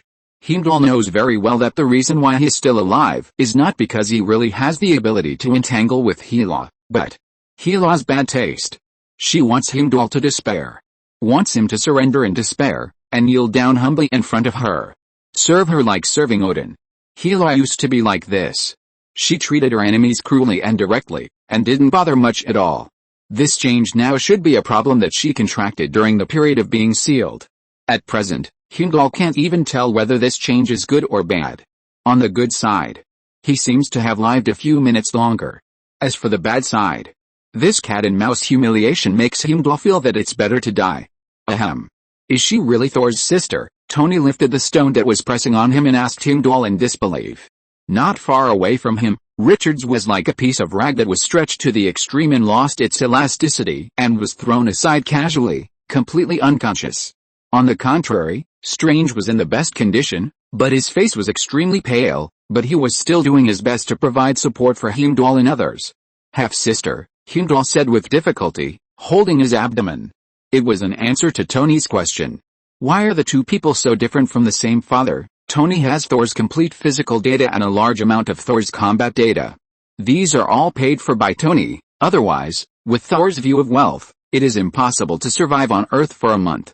That's right, the great Asgard Crown Prince Thor, in order to earn a living, served as Tony's experimental subject for a long time. He also made a contribution to the scientific development of the Earth. It is precisely because of these data that Tony can feel the gap between Thor and Hela. They are simply not in the same dimension. Heimdall didn't know how to answer this. He once thought that he had awakened his divine power. If he faced Hela, even if he couldn't beat her, he could at least play a role in restraining her. Even in an extreme way, it was not impossible to trade one for one with Hela. But now, he has confirmed that he really wanted to go blind. For a change of hair, others' clothes are not even dirty now, but he is about to die. How can he know why Hela is so strong? A few little mice, they are not dead yet, however, Hela was more surprised than them. Her main target was Heimdall, and as for Tony and the others, Hela didn't care at all. In other words, to Hela, they were just like those Asgard soldiers who had already died, and they were not even qualified to be remembered by her. As a result, the three of them survived tenaciously. This actually made Hela a little interested. Is she talking about us? Tony pointed at his face and asked Strange. Strange, what else? Although being called a rat is indeed not a pleasant experience, it seems that there is no problem considering the gap between them. Can I sue her? Tony thought about it. It seems that force is not an option. How about we talk about reason? Strange glanced at him. He felt that he underestimated Tony. Why didn't he realize that Tony's tolerance was so strong before, and his mentality was still so good even at this point? Okay, remember to call me during the trial. I can also be a witness or something, but this made Strange calm down. What else can he do? It has come to this point. He will definitely die if he runs away. This is not the Earth. If he runs out of Asgard, he will definitely die. He has not learned the spell that allows people to survive in the universe. By the way, does Kamartaj have such a spell? Well, he can still think about it. It seems that his mentality is not bad. When Hela saw these two guys, she became more interested. What are your names? Aren't you Asgardians? In Hela's opinion, time is on her side. It doesn't matter to her whether Odin comes out earlier or later. Of course, if Odin is still asleep when she walks into the palace, she will wake him up and kill him. Well, she is crazy, so don't think of her as a normal person. So she is also happy to play games. You know, for thousands of years before, she was facing loneliness and couldn't play even if she wanted to. Tony looked at Strange, meaning what to do. Strange stepped forward without hesitation. We are from Earth. Tony was surprised. Are you really chatting with her? What else? Do you have a better way? Strange was also relaxed now. Even if chatting to delay time, it would be better. After all, dying a few seconds later would be a gain. Then you can talk. After all, you were a doctor and you can talk to patients. I can't do that. They all say I'm not good at talking. Tony is very self-aware now. In the past, Tony always thought that he was a social expert and everyone loved Stark. Even though Kai said more than once that he was a bad mouth and that one day he would be beaten to death for his bad mouth, he still refused to admit it.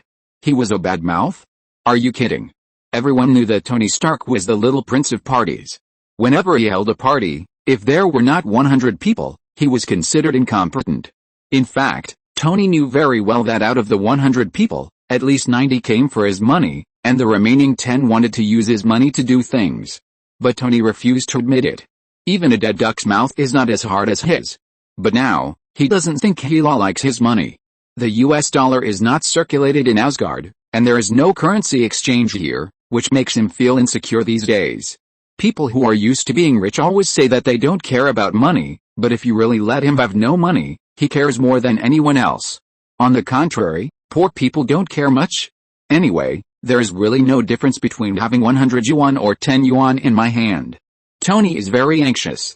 His US dollars are waste paper here. So a new life experience is coming again. Tony Stark is a poor guy.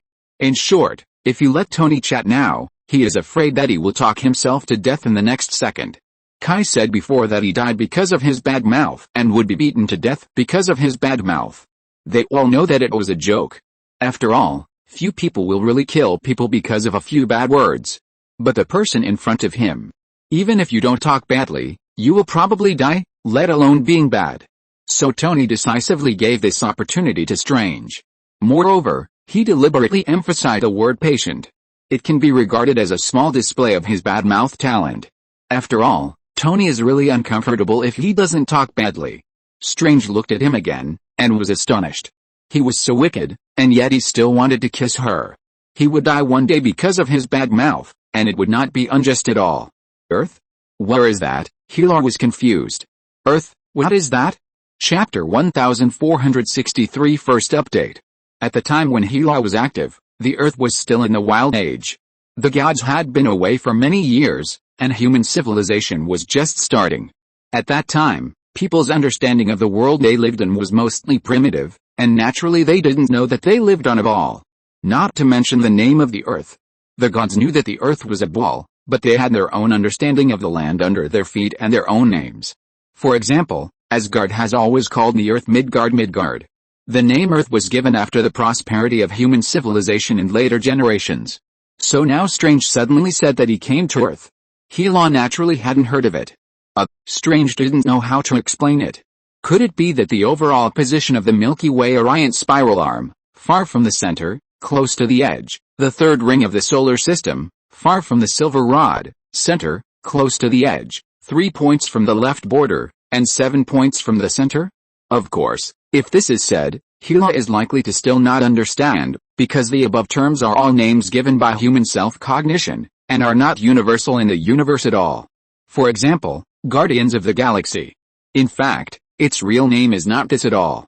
The word galaxy is a name given by the people on Earth based on their own cognition. Other planets and other civilizations do not call it this at all. The reason why it is still called this is that Star-Lord and his friends set it to take care of their fellow Earthlings. Anyway, it is not wrong. Because when they named it, they did use the concept of the galaxy. As for what it is really called, who cares? In the universe, under the Milky Way, there are so many civilized races. Every civilized race has its own understanding of the starry sky above its head, so there are all kinds of names. There are also races that think that the Milky Way is hell? But so what? The name is just for the convenience of communication, not that the thing must be called that. Fortunately, Tony is more reliable. Midgard. Oh, yes, we are from Midgard, and it is now called Earth. Strange was a little embarrassed. How could he forget this? Midgard people? When did monkeys become like humans? Hela didn't mean to say that. In the era when she was still active, although humans had civilization, most areas were still wild. Compared with Asgard, calling them monkeys is not too much. After all, they are also primates, right? Looking at other civilizations, Asgard is even more excessive. In fact, the concept of Earthlings has just emerged in Asgard. Before Thor was exiled, the only people in Asgard who paid attention to Midgard were probably Odin and Heimdall. Most Asgardians still thought that the Earth was a wilderness. Thanks to Thor's propaganda and several consecutive alien invasions, Asgard really realized that the Earthlings have risen and are no longer monkeys. At most, they are poor people in remote areas. Of course, Hela didn't know these. Even as crazy as Hela, she never thought that the Earth would be a threat to herself, and she didn't collect intelligence about the Earth at all. But this did not affect Tony and Strange's anger. Who likes to be called a monkey? Tell me, Earthlings. Is that what you mean? That's really confusing. Why did you show up in Asgard? Has Odin become so weak that he wants his vassal races to surround his palace? If that's the case, he has disappointed me so much, Hela asked curiously. On the other side, Amora was a little anxious. According to her idea, she should go straight to the dragon's head now, support Odin's disability, kill him directly, and completely eliminate this threat. Then Hela, the big sister, will take the bird's throne, claim to be alone, sit facing south, and everyone will drink and eat meat. Isn't it happy? What are you still doing here? Wasting time. Unfortunately, she didn't dare to ask, let alone care. This person is a madman. So she could only watch Hela chattering with two mortals. Skorky has been looking for an opportunity. He wants to do something. He actually doesn't resist Amora's charm, because he really likes Amora, but the price should not be to let Asgard fall into the hands of Hela, the madman. As an old veteran, Skorky had never seen Hela. But his father, the stonemason, had participated in the war against Hela. Of course, this stonemason was not a big shot, nor was he a hidden sweeping monk. He was really just a simple stonemason. He was just a soldier. As for the crusade against Hela, actually, he didn't. He was lucky. When he arrived at the battlefield, Hela had been subdued by Odin. His main job was to clean up the mess, such as treating the wounded and carrying corpses. Later, he was also recruited to build a mausoleum. But this still shocked the honest stonemason greatly. When the stonemason told stories to his adopted son, he once described the tragic situation at that time. People were scarred and furious at the same time. No matter where they were, cruel wars were sweeping Asgard. Brothers killed each other, fathers and sons killed each other, mothers and daughters betrayed each other, sisters turned against each other in battle, and looked at their children killing each other with cold eyes. This was an era of cruelty, when people turned into jackals and regarded each other as prey, and when there was no difference between people and beasts. Dusk falls, and the places where people live will become ruins. They will be swallowed by flames for a short time, and then collapse into ashes with a devastating force. The remaining people are like muscular beasts, staring at everyone with blood-red eyes. It's all because of her, Hela. The stonemason made up a not-so-nice nursery rhyme for Skorky about what he had seen. The stonemason once told the truth after he grew up. The stonemason and his companions carried the bodies for 9 days and 9 nights to clean up the bodies. They found the fragments of those once glorious warriors and tried their best to put them together, but many people could not find complete bodies. Their flesh and blood blended with each other, and it was impossible to tell who was who. The wounded. There were not many wounded in this war, to be honest. Even if they were lucky enough to survive, those survivors lived in fear and anxiety for the rest of their lives.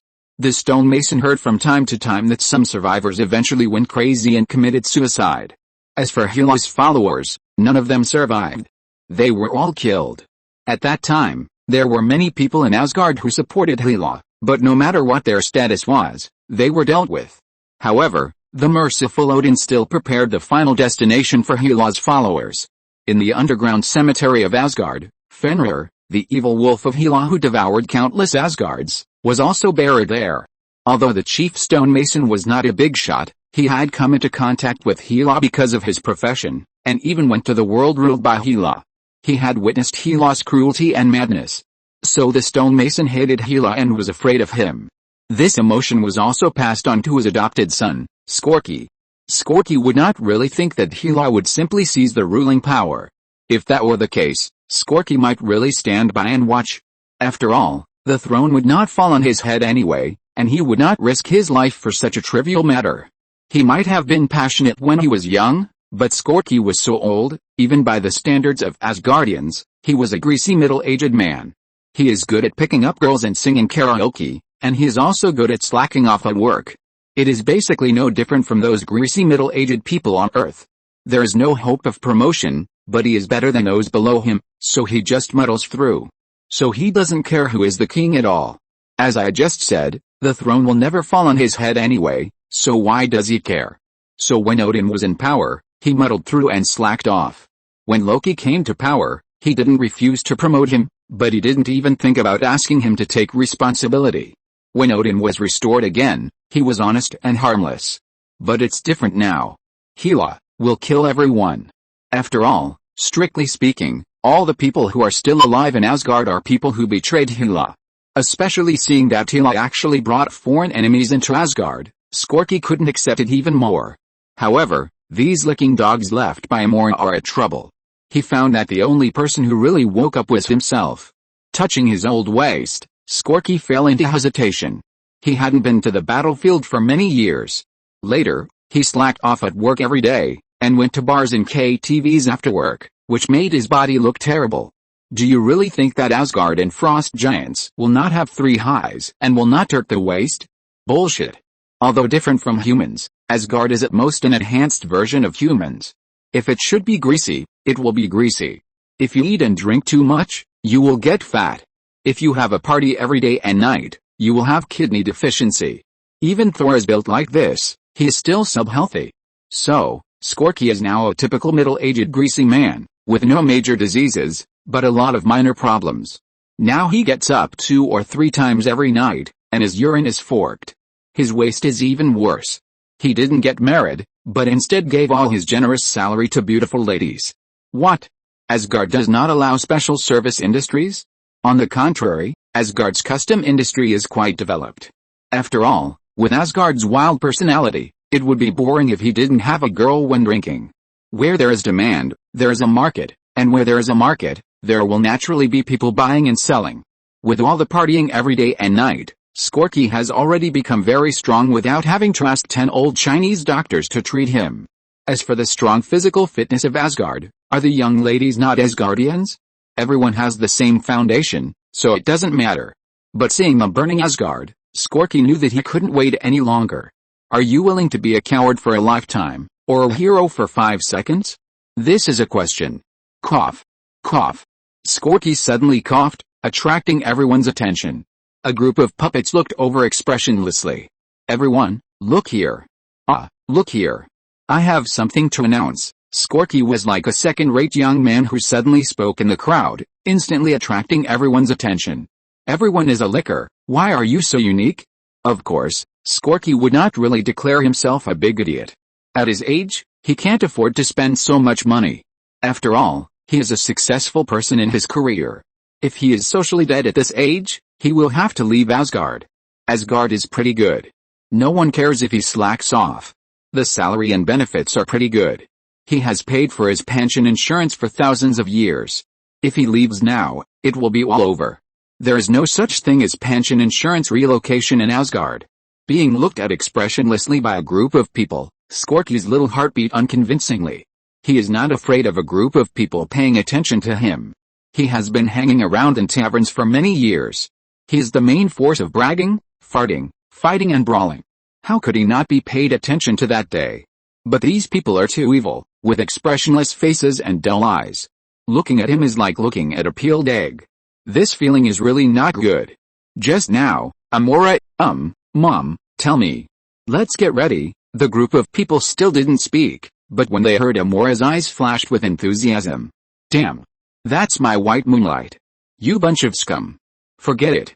It's not your fault. Anyway, it's good to have a reaction. Let's use the Rainbow Bridge to sneak attack the enemy. Well, that's it. They can't even fool an idiot with this. But fortunately, with their moral character, they should not be much better than idiots. Sure enough, a group of people shouted. For the lady, this group of people's brains are not broken, but their consciousness is distorted by the charm magic. They can pretend to be ordinary people at ordinary times, just like usual, but once it comes to Amora, it's no good, and they are completely insane. Very good, very energetic. Now gather together, I will send you to fight. At the end, he suppressed his nausea and encouraged. The lady said that whoever can make the greatest contribution, the lady is willing to spend a night with him. Damn. That's my goddess. Although it's a bit sad, the effect is really outstanding. A group of LSPS who are not young immediately shouted and gathered together very obediently. For the lady, although there are idiots everywhere, not everyone is. At least a few people noticed that something was wrong. In fact, it's not wrong. After all, as I just said, they were bewitched by Amora, and their thinking was no longer normal. But there are always some people with weird thinking. This is different from the lady's previous order. The lady told us to guard this place and not allow anyone to enter or leave. A small group of CPUs began to get confused, and the two orders conflicted. We only listened to the lady. As soon as these words came out, a group of people immediately started to riot. Yes. Who are you? Yes, you are Heimdall's adjutant, the second in command of the Rainbow Bridge Guard. But so what? In the pursuit of Amora, everyone is equal. Lady Amora can't tell the difference, so why do you become the boss? Chapter 1464, second update, 2,000 words, please vote. Continue tomorrow. Skorky smiled and looked lively. In fact, he had already started cursing in his heart. Why are these bastards so smart? Why not just follow those idiots? Of course, we all serve Ms. Amora. While speaking, Skorky moved his feet inadvertently. In fact, Skorky had been moving before, and no one noticed that his position was getting closer and closer to the central operating platform. But what? Someone asked. But the price cannot be Asgard. In a flash, Skorky stepped onto the central operating platform and grabbed the sword inserted on the platform. Boom. A rainbow beam suddenly fell, and all the noisy guys gathered together were driven away, leaving only a small number of fish that slipped through the net. Looking at these guys, Skorky's face, which had been slacking off for a long time and looked greasy, became ferocious and terrifying. Why don't you stay with them? You were teleported to Vanaheim with them, and nothing happened. Why do you want to die? Skorky said, and pulled out a double-edged battle axe from his back. It's called the Blood Axe. It was a relic left to him by his adoptive father. Legend has it that the Blood Axe was cursed because it was stained with too much blood, and anyone who used it would become a bloodthirsty killer. However, his father was just a stonemason, so this was completely bragging. But when he was young, Skorky believed it was true. This battle axe could indeed give him unparalleled courage, which made him extremely brave when he was young. He often rushed into the enemy group and would not stop until the whole father and son were completely stained red. Because he admired his father very much, even though he actually knew all along that his father was just a stonemason and was not as powerful as he boasted when he was drinking. But so what? Does a son need a reason to admire his father? He has always been proud of being the son of a stonemason.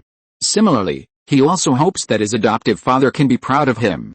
Even if this battle axe does not have the legendary curse, he wants to make it live up to its reputation. So he fought bravely and made his father's boasting come true. He succeeded. The blood axe is actually considered by many people to be a magical weapon. In fact, it is produced by the weapon shop at the end of the road, and it is not even of dwarf quality. At that time, Hela made too much trouble. Actually, the culprit was Odin, but Odin suddenly realized his mistake, so the blame was put on Hela, but everyone agreed with his statement, which led to the dwarves not wanting to deal with Asgard. It was not easy to get a good weapon at that time, and the weapon shop was also born under such circumstances. The craftsmanship can't be said to be bad, but compared with the dwarves, it is still a little bit worse. But Skorki's father is a stonemason, so naturally he can't buy the dwarf weapons that are already ridiculously expensive, so this is the only way. But I have to say that the quality of this thing is pretty good. Even after sending away the stonemasons, it still stands strong. It doesn't matter what others think, Skorki thinks it has magic. Just like his adoptive father, maybe mediocre, but always indomitable. Father, your courage is with me. After raising his battle axe and shouting, Skorki rushed towards those guys. He must kill them as soon as possible. Otherwise, Hela will react immediately. Kill. For the lady. Amora's face suddenly changed. She felt that her spell was broken. Many chess pieces he manipulated got rid of her control. So Amora immediately cast a spell to see what happened. She saw a burst of green light emanating from Amora's body, and then a circular green light circle appeared in front of her, and in the light circle, the picture of the Rainbow Bridge Center was playing. Skorki, Amora's scream immediately broke through the night sky. This scream also disturbed Hela, who was playing. Of course, Hela couldn't chat with Tony and the others there. This thing is unpredictable, and no one knows what her mood will be like in the next second. For example, just now, Hela was discussing the difference between humans and monkeys with Tony and Strange, but the next second she thought, what's the point of discussing this with monkeys? It's better to discuss the lice on the monkeys, which are more delicious. So she jumped up the next second. She almost killed Strange and Tony in seconds. Even Heimdall didn't react. If Frigga hadn't finally couldn't help but take action and killed two people, the two of them would have died gloriously today. Frigga originally gathered in the palace with the last guards of the palace to guard Odin. After all, Odin was still sleeping and needed protection. But Frigga couldn't help it in the end. Her people were being killed, and she couldn't sit idly by. What's more, Tony was the provider of dragon bone extract. If Tony died, what would happen to Odin?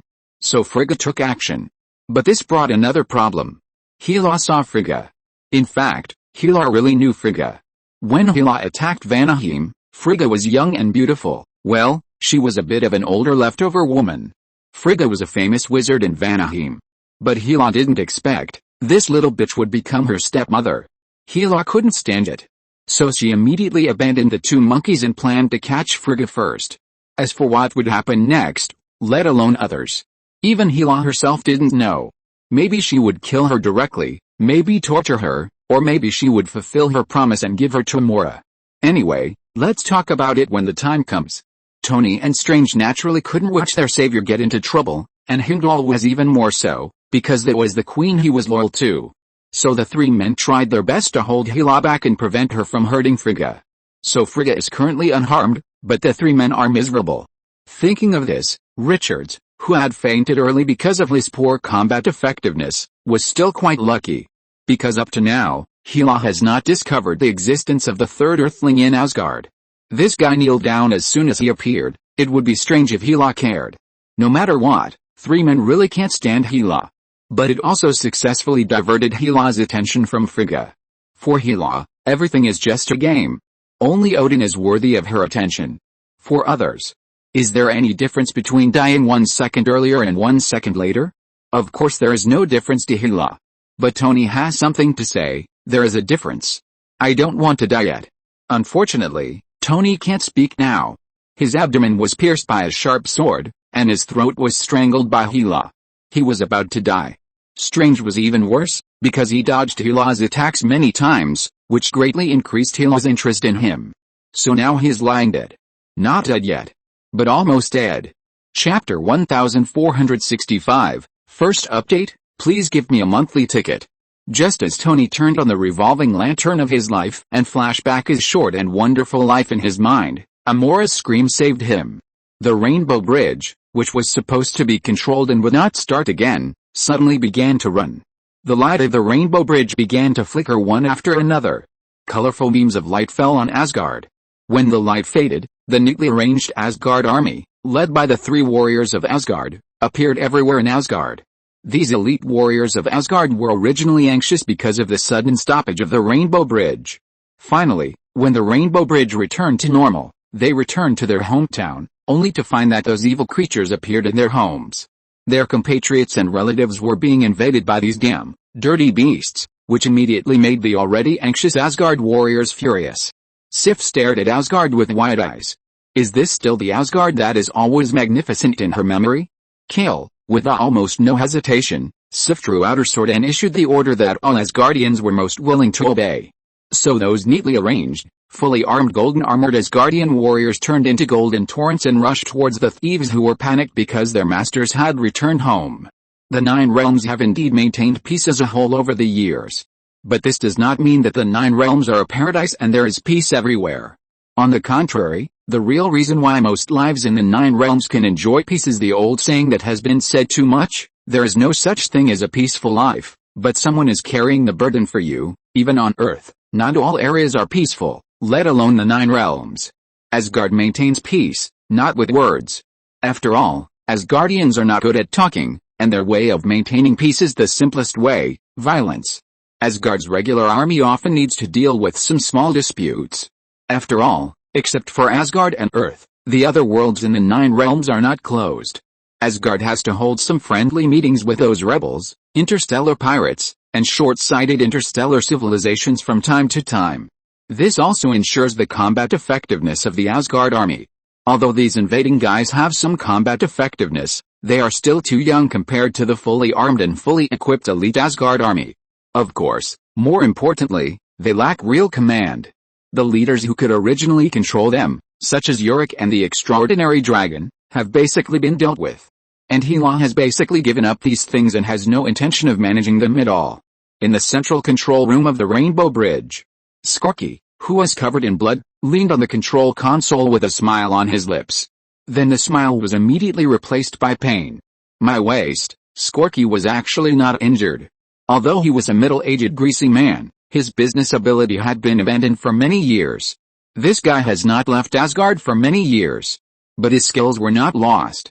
The battle was fierce but short, and his axe drank blood and got treasure again. However, he was caught off guard and suddenly engaged in a high-intensity battle, and his battered old waist could not bear it. As a senior, Volstagg knew the importance of the Rainbow Bridge better than others. So although he was worried about his family, he still suppressed his worries and brought people to the central control room. As a result, he saw Skorki holding his waist and pupa on the ground. Volstagg was shocked. After all, Skorki's appearance was really scary, and he was twitching on the ground with blood all over his body. Thinking that he was seriously injured, he took 2 steps at a time to Skorki's side. Skorki, how are you? Hang on. I will save you. As he said that, he hugged Skorki on the ground. Don't touch me. Volstagg was a super strong man with a big beard, so it was naturally impossible for him to be gentle. His rough action immediately caused secondary damage to Skorki. Don't touch me, my waist is twisted, my waist. As a senior middle-aged man, Volstagg knew too well what a waist meant to a middle-aged man. So he quickly put Skorch on the ground. If the waist is broken, the fun of a middle-aged man will be reduced by more than half. What's the point of living then? He can only drink vegetarian wine. What happened? Although Volstagg sympathized with Skorch's experience, he was more concerned about what happened. He saw the corpses around him, all of which were his own people. Skorch said with a little sarcasm, "It's all my fault. I released the Fafnir dragon, attracted the attention of others, and led Heimdall away. Then I controlled the Rainbow Bridge and teleported those things to Asgard." Volstagg and others were stunned. What a joke. Seriously, They didn't believe that Scorch would do this. Scorch looked like a lazy fish all day long. He would slack off when he had free time at work. He was quite irresponsible. But aren't all middle-aged people like this? As for Volstagg, he is not the same. He often slacks off, using the excuse of training young people to hand over the work in his hands to siphon others. He finds places to pick up girls, drink, fight, and eat and drink. So Volstagg has a good relationship with Scorch. After all, they are drinking buddies. Generally, friends who meet on the third floor of the foot-washing city have a good relationship. So Volstagg knows that Scorch just has no dreams. Isn't it normal for middle-aged people to have no dreams? Who is still pursuing dreams in middle age? Has the house loan been paid off? Have you saved enough money for your children to go to school, marry a wife, and buy a house?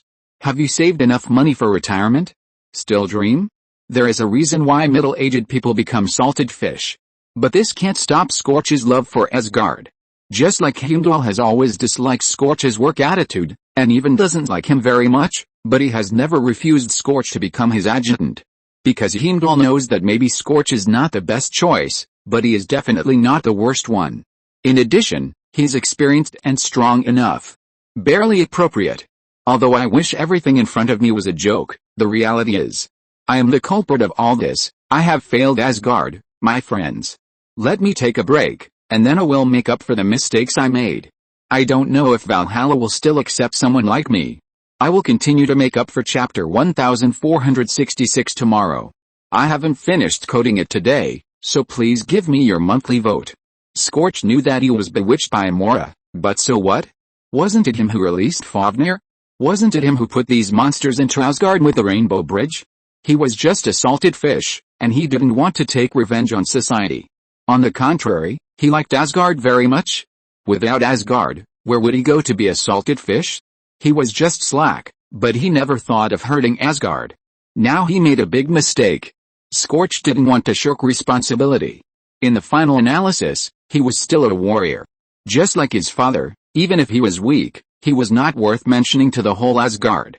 It didn't matter whether Asgard had him or not. But at the most difficult time for Asgard, he still stood up. Even his father was not a very brave man. He was just an ordinary stonemason, but even if he knew that he was going to face Hela, the stonemason still picked up his weapon and stepped onto the battlefield without hesitation. In his words, the last thing a man can do is to shirk responsibility. Scorch always kept his father's teachings in mind. He could certainly use Amora to seduce himself and shirk his responsibility. But in the final analysis, it was his own problem. He really liked Amora. Although Amora was as white moonlight, she was not his first love.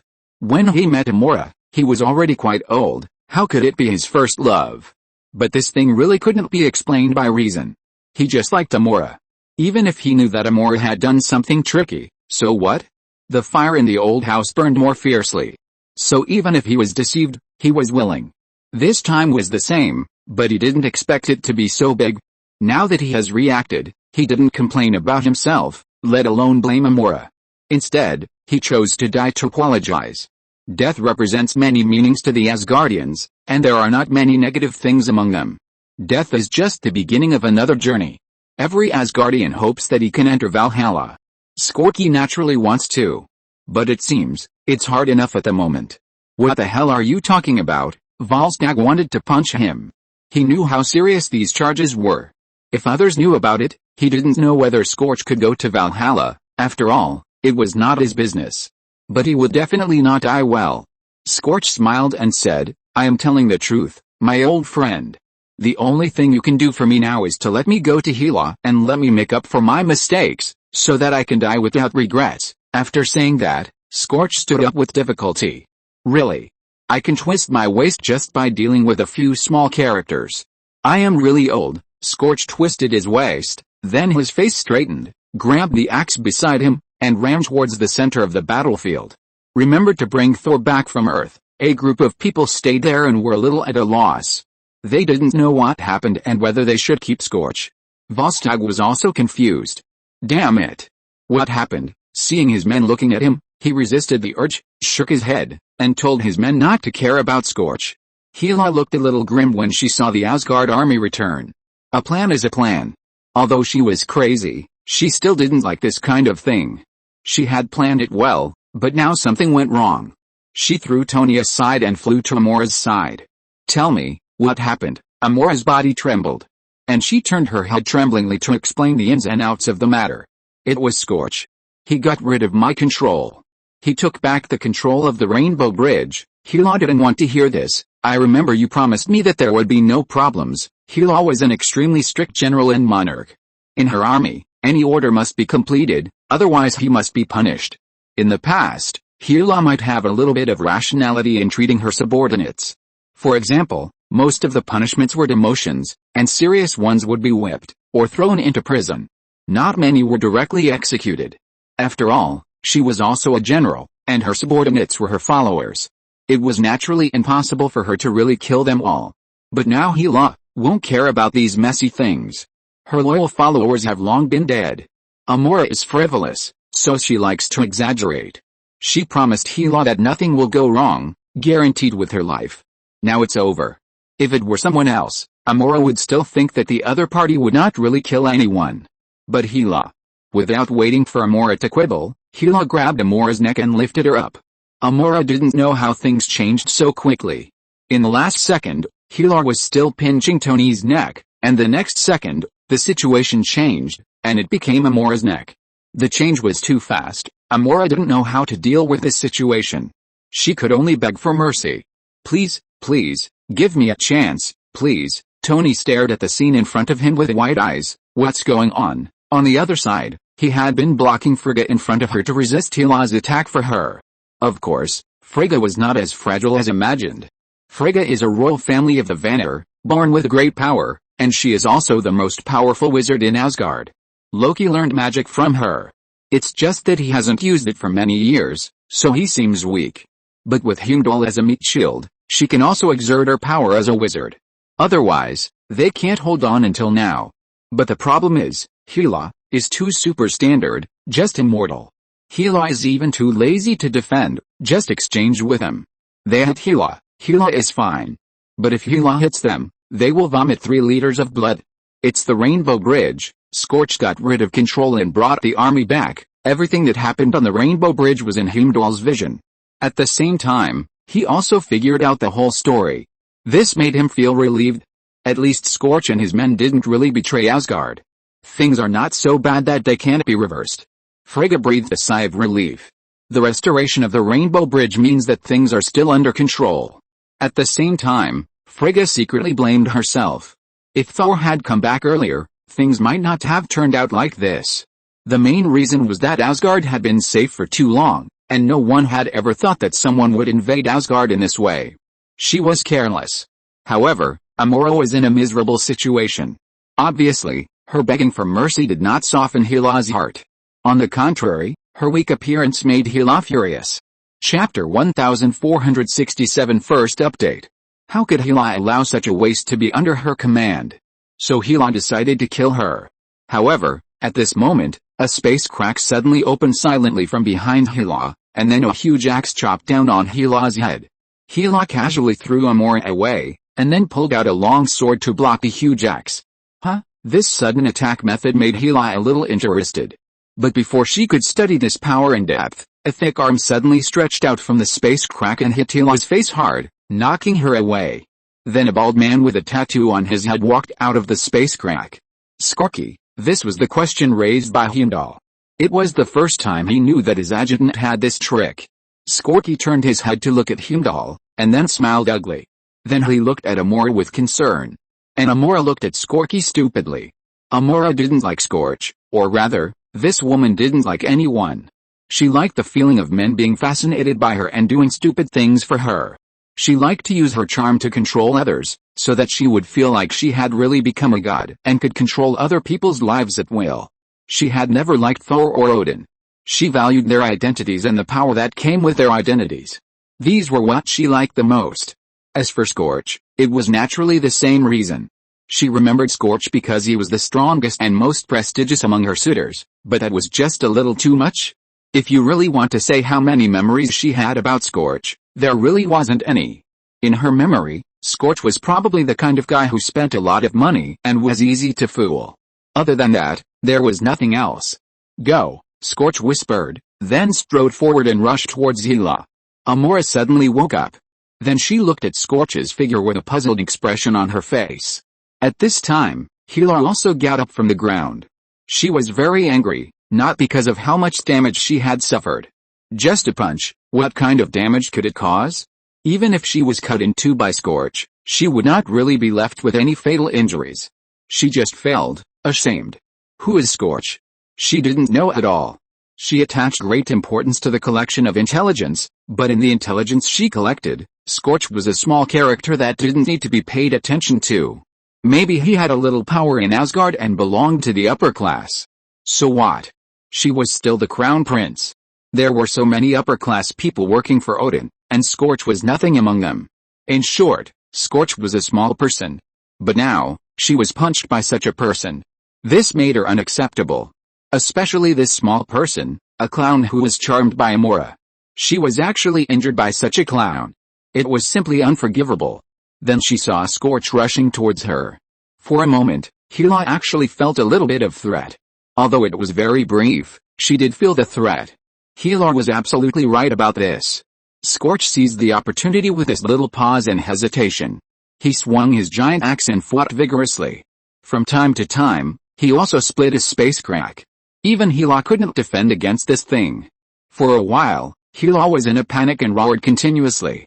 On the other side, Tony turned his head and looked at Heimdall. Your friend? So fierce. Tony was also complaining that since you have such a fierce guy, why didn't you call him out earlier? 2 of our 3 musketeers of the Illuminati have fallen. Frigga heard Tony's question and took the initiative to take over the conversation. It's Scorch, Heimdall's adjutant, but I remember him. Not so powerful. Frigga didn't have much contact with Scorch. In the past, Scorch was just a small middle-level manager. Except for some necessary occasions, Frigga would meet him, and Frigga didn't think of him much. Later, Loki made trouble and promoted Scorch, but Scorch was also at the Rainbow Bridge and had no chance to meet Frigga. Later, Loki stepped down, and Scorch was demoted to an adjutant, and he had no chance to meet Frigga. So Frigga's understanding of Scorch was just a rough idea, no different from that of other people. Tony was a little unconvinced, and he looked at Heimdall. But he found a trace of sadness on Heimdall's face. What's going on? Heimdall noticed Tony's question. Scorch is burning his life, and he has awakened his divine power. Tony didn't understand it a little. After all, he didn't know much about divine power. But it sounds like it should be a good thing. Why burn your life? Heimdall didn't let Tony guess blindly, and gave a direct answer. Every Asgardian can awaken divine power, but not every Asgardian can withstand divine power. Divine power is a powerful and special energy. If you want to use it, you must first be strong enough. Divine power is equivalent to a kind of privilege within Asgard. Only when the level reaches a certain level can you use this energy. This level is strength. Of course, there are shortcuts. For example, the former Berserker Core is actually an application of divine power. But the side effects of doing so are also obvious. The Berserker will always be angry, and even lose himself in anger, and finally go crazy and die. Scorch is a bit similar. His strength is actually close to the level that can awaken divine power. But the mastery of divine power is not a process that can be achieved overnight.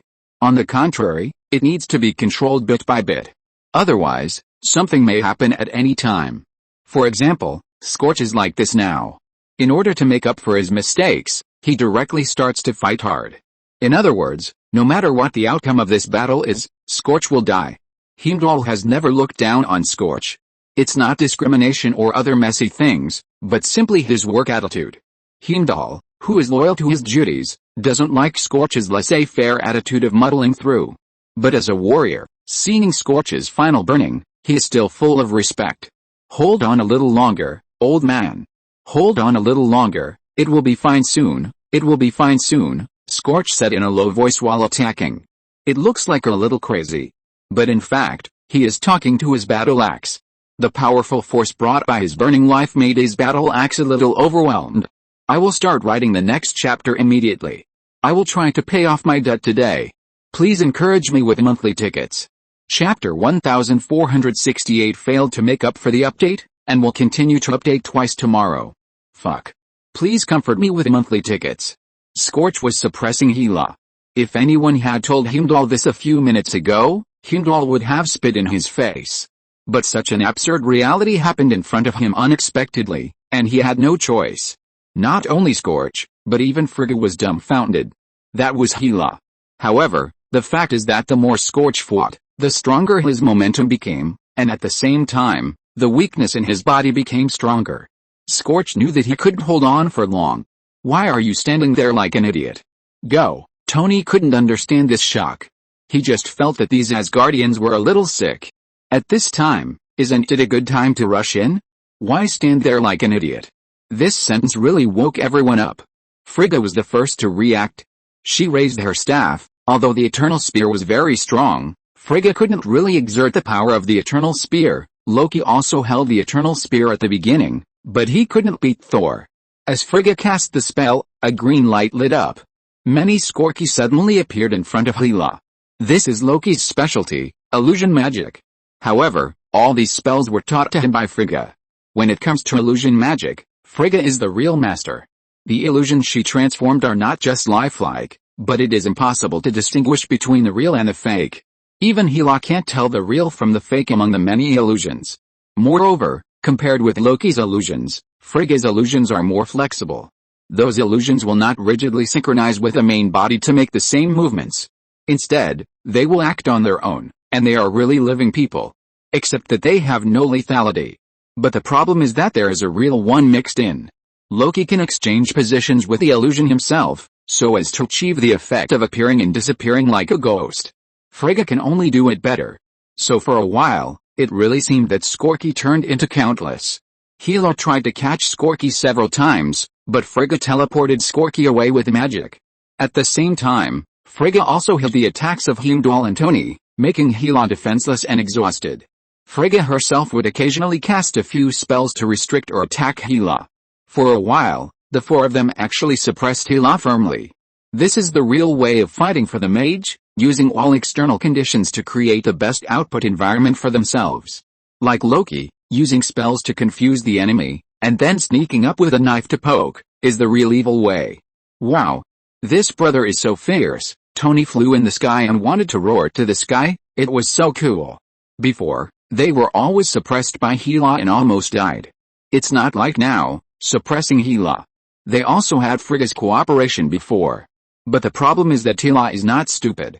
After noticing Frigga's role, she specifically stared at Frigga. Although Frigga also used spells to teleport herself away, Hela's attack range is also very wide. She threw out a rain of swords at will, and Frigga could only be forced to defend. Heimdall could only return to Frigga to help defend. Then Tony was left alone, and then he was seriously injured. This time was different. Scorch had the ability to teleport quickly. Every time he swung his axe, he could teleport. What's more, his teleportation was quiet and easy to hide. And in the face of a large-scale attack, he could directly split a space crack like Strange and swallow all the swords shot by Hela. This is what led to the current situation. Heimdall didn't speak, he was not a talkative person. Frigga didn't have time to speak, she needed to take charge of the overall situation and use spells for various support. However, at this time, waves of steel friction sounds came along with footsteps, and a large number of Asgard troops arrived. One energy crossbow after another was lifted up. These energy crossbows are Asgard's specialty. Although they only seem to fire lasers, in fact, these are high-energy rays with extremely powerful power. One explosion after another completely suppressed Hela. This made Tony and the others very excited. At this time, Sif led a group of elite soldiers to Frigga and protected their queen. Where is Thor? Why hasn't he arrived yet? Frigga asked when they met. Volstagg is using the Rainbow Bridge to find him. You know, Volstagg is not his brother, he can't find people so quickly. Sif commanded a group of elite soldiers to hold shields to surround Frigga, and then she had the mind to answer the queen's question. Frigga was satisfied or dissatisfied with Sif's answer. She was satisfied because they all knew to find Thor, and she was dissatisfied because it was too slow. But there was no way. There was only one Heimdall in the whole Asgard. If others wanted to find someone across millions of light years, it would take some time, and that was because the Rainbow Bridge was powerful. Otherwise, they would not be able to find anyone even if they tried their best. Hela was suppressed and suffered a lot. Generally speaking, the number of people has no meaning to their existence. But if someone can hold her back, then quantitative changes can easily lead to qualitative changes. Right now, if she wanted to fly, she would be shot down by Tony.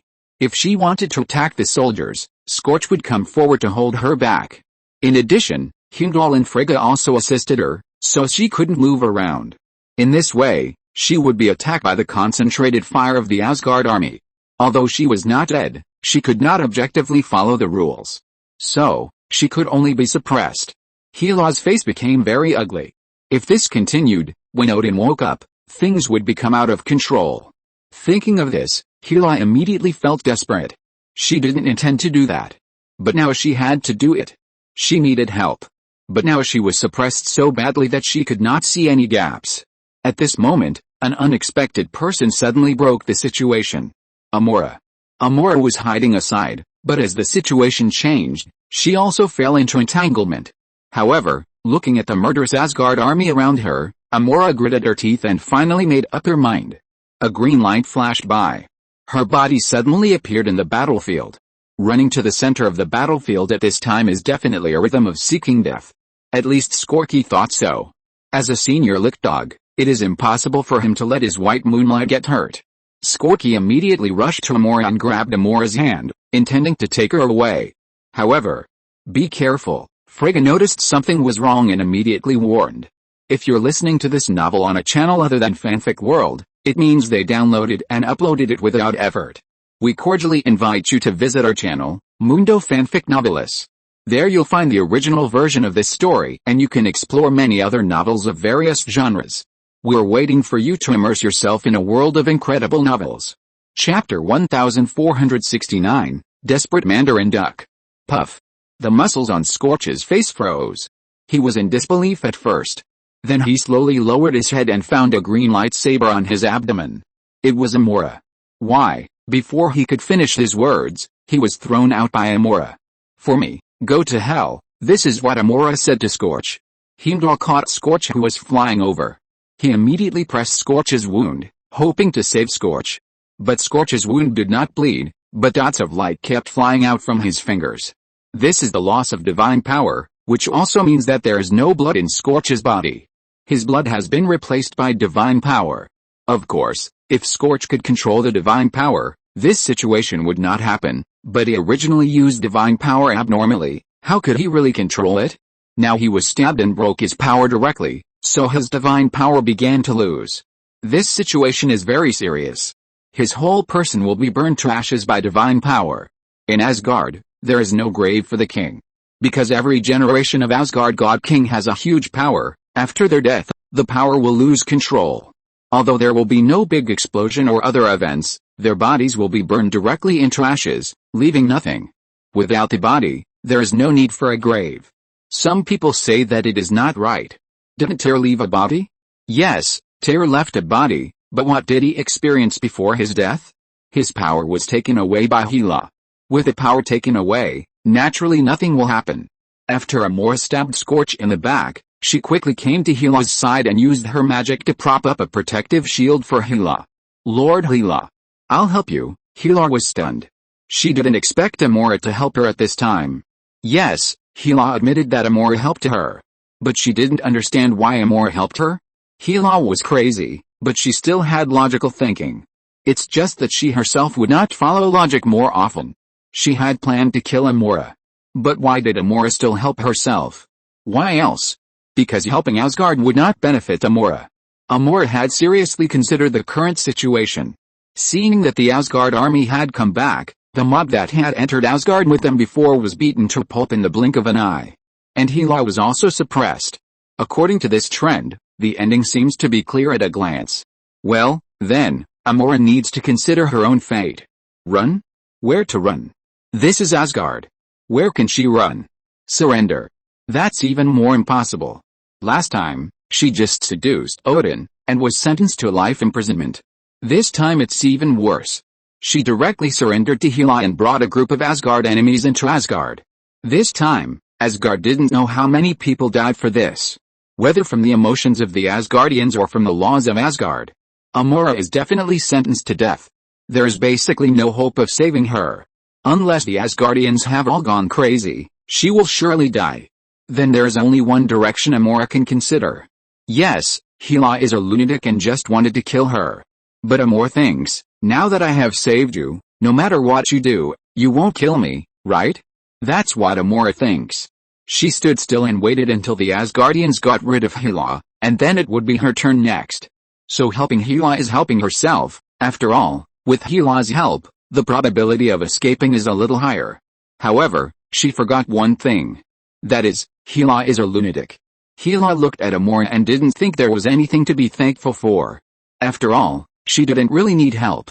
She did need an opportunity, but this opportunity would appear without help from others. Even Heimdall could see Scorch's situation. How could he hide it from Hela? Although she was beaten badly now, she was actually not seriously injured. When Scorch couldn't hold on, she would naturally have a chance. This woman in front of her, what is she doing? Threatening me? Or are you laughing at me? Do I need your help? So. Puff. Everyone present subconsciously stopped their actions. Amora looked incredulous, then slowly lowered her head. A sharp sword pierced her abdomen. She raised her head, opened her mouth, and wanted to say something. Maybe she wanted to curse. Anyway, she couldn't say anything. She was desperately trying to defend Hela from the attack, but she was stabbed in the back. Is the retribution coming too fast? Isn't this retribution coming too fast? Although Hela is annoying, at this moment, I don't hate her so much. Tony had already fallen from the air and was beside Scorch, helping Heimdall with first aid. Although it is not known whether the first aid procedures inside the mecha are useful to the Asgardians, but try your best. However, the next second, the person he was rescuing disappeared with a whoosh. It was Scorch. The last gasp. Scorch's giant axe chopped Hela fiercely. Hela didn't care at all, and raised her sword to defend herself. As a result, the next second, Scorch's giant axe exploded with a bang, and a huge space crack suddenly appeared, swallowing Hela. And Scorky also hugged Amora, who was about to fall to the ground. Amora kept spitting blood from her mouth, but even so, her eyes were still full of astonishment. She didn't understand. Why did Scorky come to save her in this situation? Unfortunately, she couldn't ask it out loud, and Hela's sword completely wiped out her life. In the end, Amora didn't ask her own questions. Whether it was about Hela or Scorky. She died in a daze. The death was worthless. No, it can't be said that, at least she replaced Scorky. Although it was a loss no matter how you look at it. Scorky saw Amora lose her voice in his arms, and he didn't feel sad or anything. It's just, as if he was relieved. He actually didn't understand what his feelings for Amora were. Love? He himself didn't believe in that thing, at most he was attracted by her beauty. But he really wanted to get Amora. But it didn't matter. There weren't so many reasons in this world. He thought about it and did it. It was that simple. Unfortunately. I don't know if it's shameful for me to do this. Valhalla, can you accept me? At the end of his consciousness disappearing. Scorky thought again, whether he could go to Valhalla, he was not sure. But Amora was definitely not an option. Then I better not go. Maybe in the underworld, I can have a drink with Amora. Chapter 1470. The second update is finally finished. Please recommend. Please vote for the monthly ticket. Scorky's divine power turned his body into photon form, and it disappeared without a trace without the wind. Amora was also affected, and everything turned into light spots. It looked very beautiful. But the problem is, something is wrong. What is going on? Tony couldn't understand what had just happened. What happened here? Is there something I don't know? It's not Tony's gossip. It's really these developments that caught people off guard and there was no time to react. Heimdall also showed a confused expression. He couldn't understand it, and what confused him even more was the two women behind him. Sif and Frigga showed sad and touching expressions. For a woman, a man can love you regardless of position, regardless of good and evil. That is definitely the happiest thing in the world. Of course, this feeling is something that Heimdall and Tony, two straight men, will never understand. Tony waited for a long time, but no one gave him an explanation. So he could only save his reputation himself. Then Hela was defeated, right? Tony asked tentatively. Heimdall was looking around, trying to find Hela's location. Hela had been using special methods to block Heimdall's detection before, and now he couldn't allow such a dangerous person to leave his sight. But at this moment, the space crack that had been closed suddenly opened. Hela struggled to crawl out of the crack. She looked very bad now. Her head, which was originally full of horns, had now returned to disheveled shape.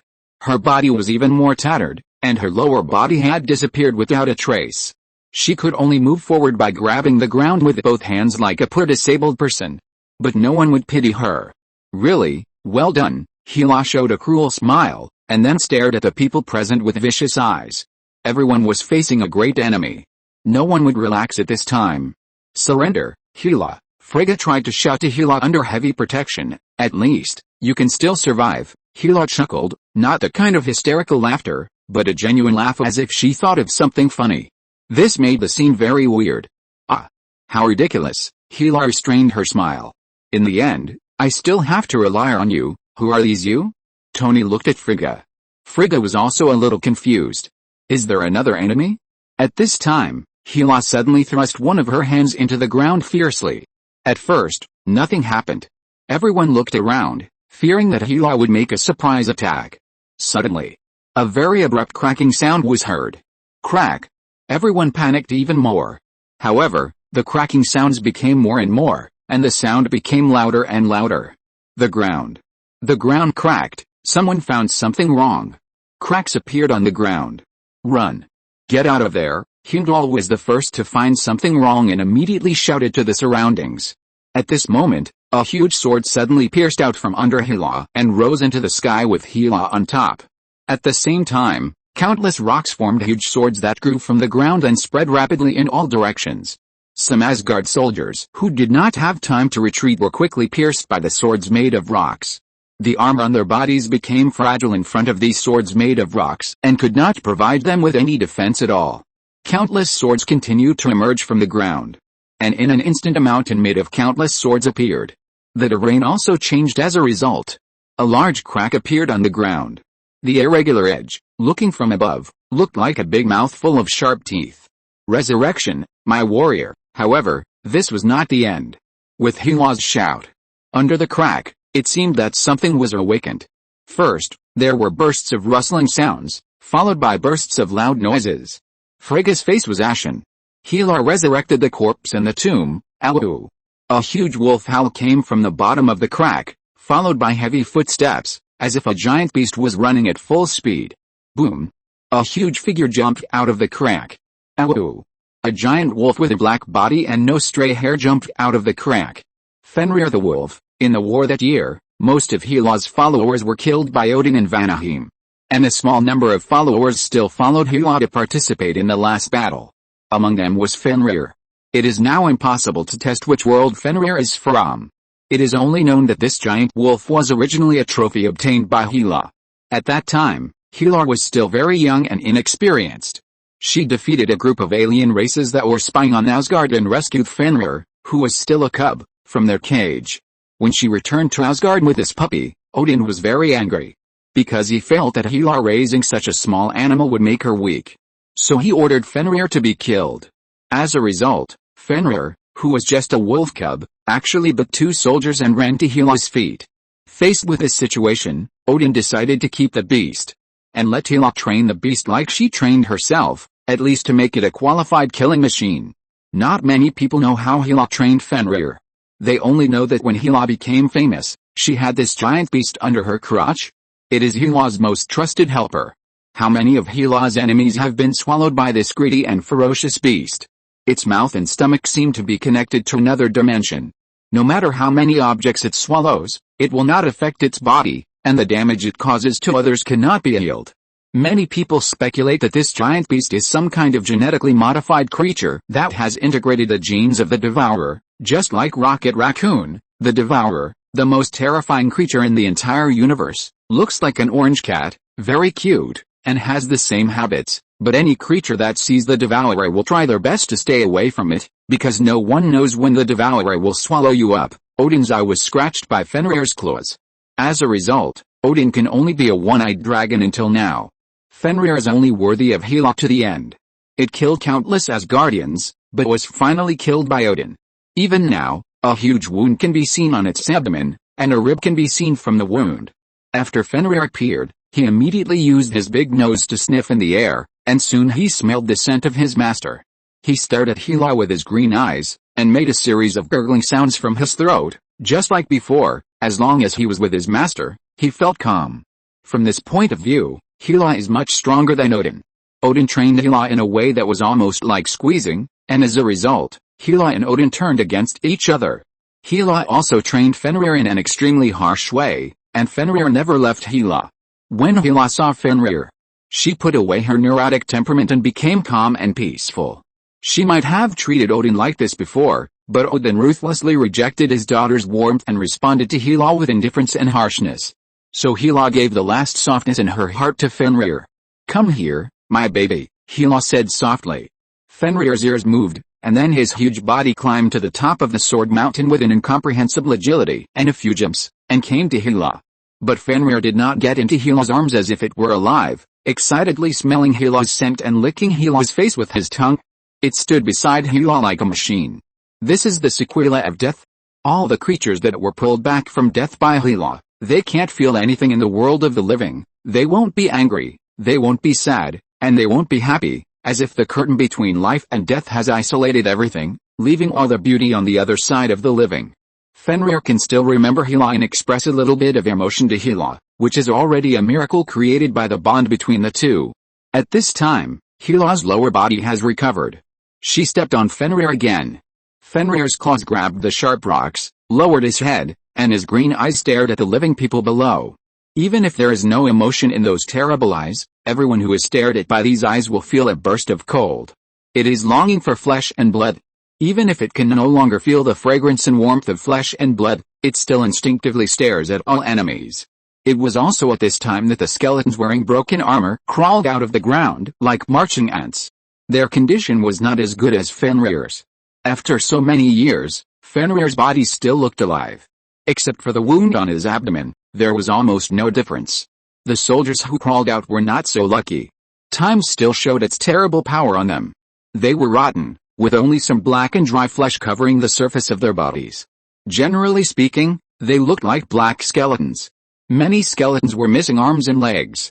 The war was too tragic that year, and many soldiers were already like this when they died. Perhaps out of anger at being betrayed by Odin, or hatred for the living, after these skeletons crawled out, they opened their mandibles one by one, staring at the living with the green flames burning in their empty eye sockets. These were all Hela's diehards back then. I have to say that Odin was really cruel back then. He didn't leave any chance for these people. The worst batch in Vanaheim was actually poisoned and slaughtered.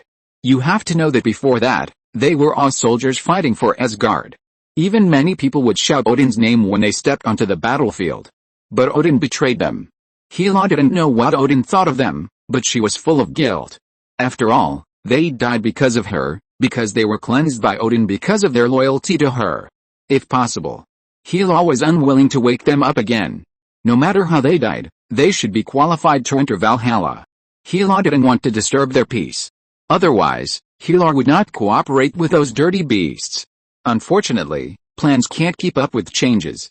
Those mobs really can't do anything well. Hela can only wake them up. But in a way, this is not a bad thing. Go for revenge. Revenge for that shameful betrayal. Those skeletons seemed to really respond to Hela. One by one opened their mouths, roared silently at the sky, and then rushed towards all the living like a tide. For a time, in Asgard, the golden Asgard phalanx was hit by the black tide.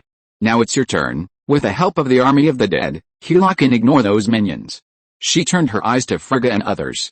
Unfortunately, today's drama is destined to be full of twists and turns. The Rainbow Bridge was activated again. A divine force full of thunder appeared in Asgard.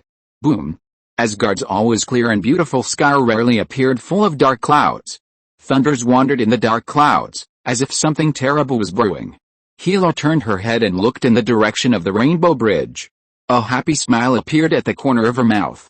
Oh, you dare to come back. She looked at Frigga, who looked excited. You called him back, which is not a smart choice. Hela didn't have any special feelings for this younger brother.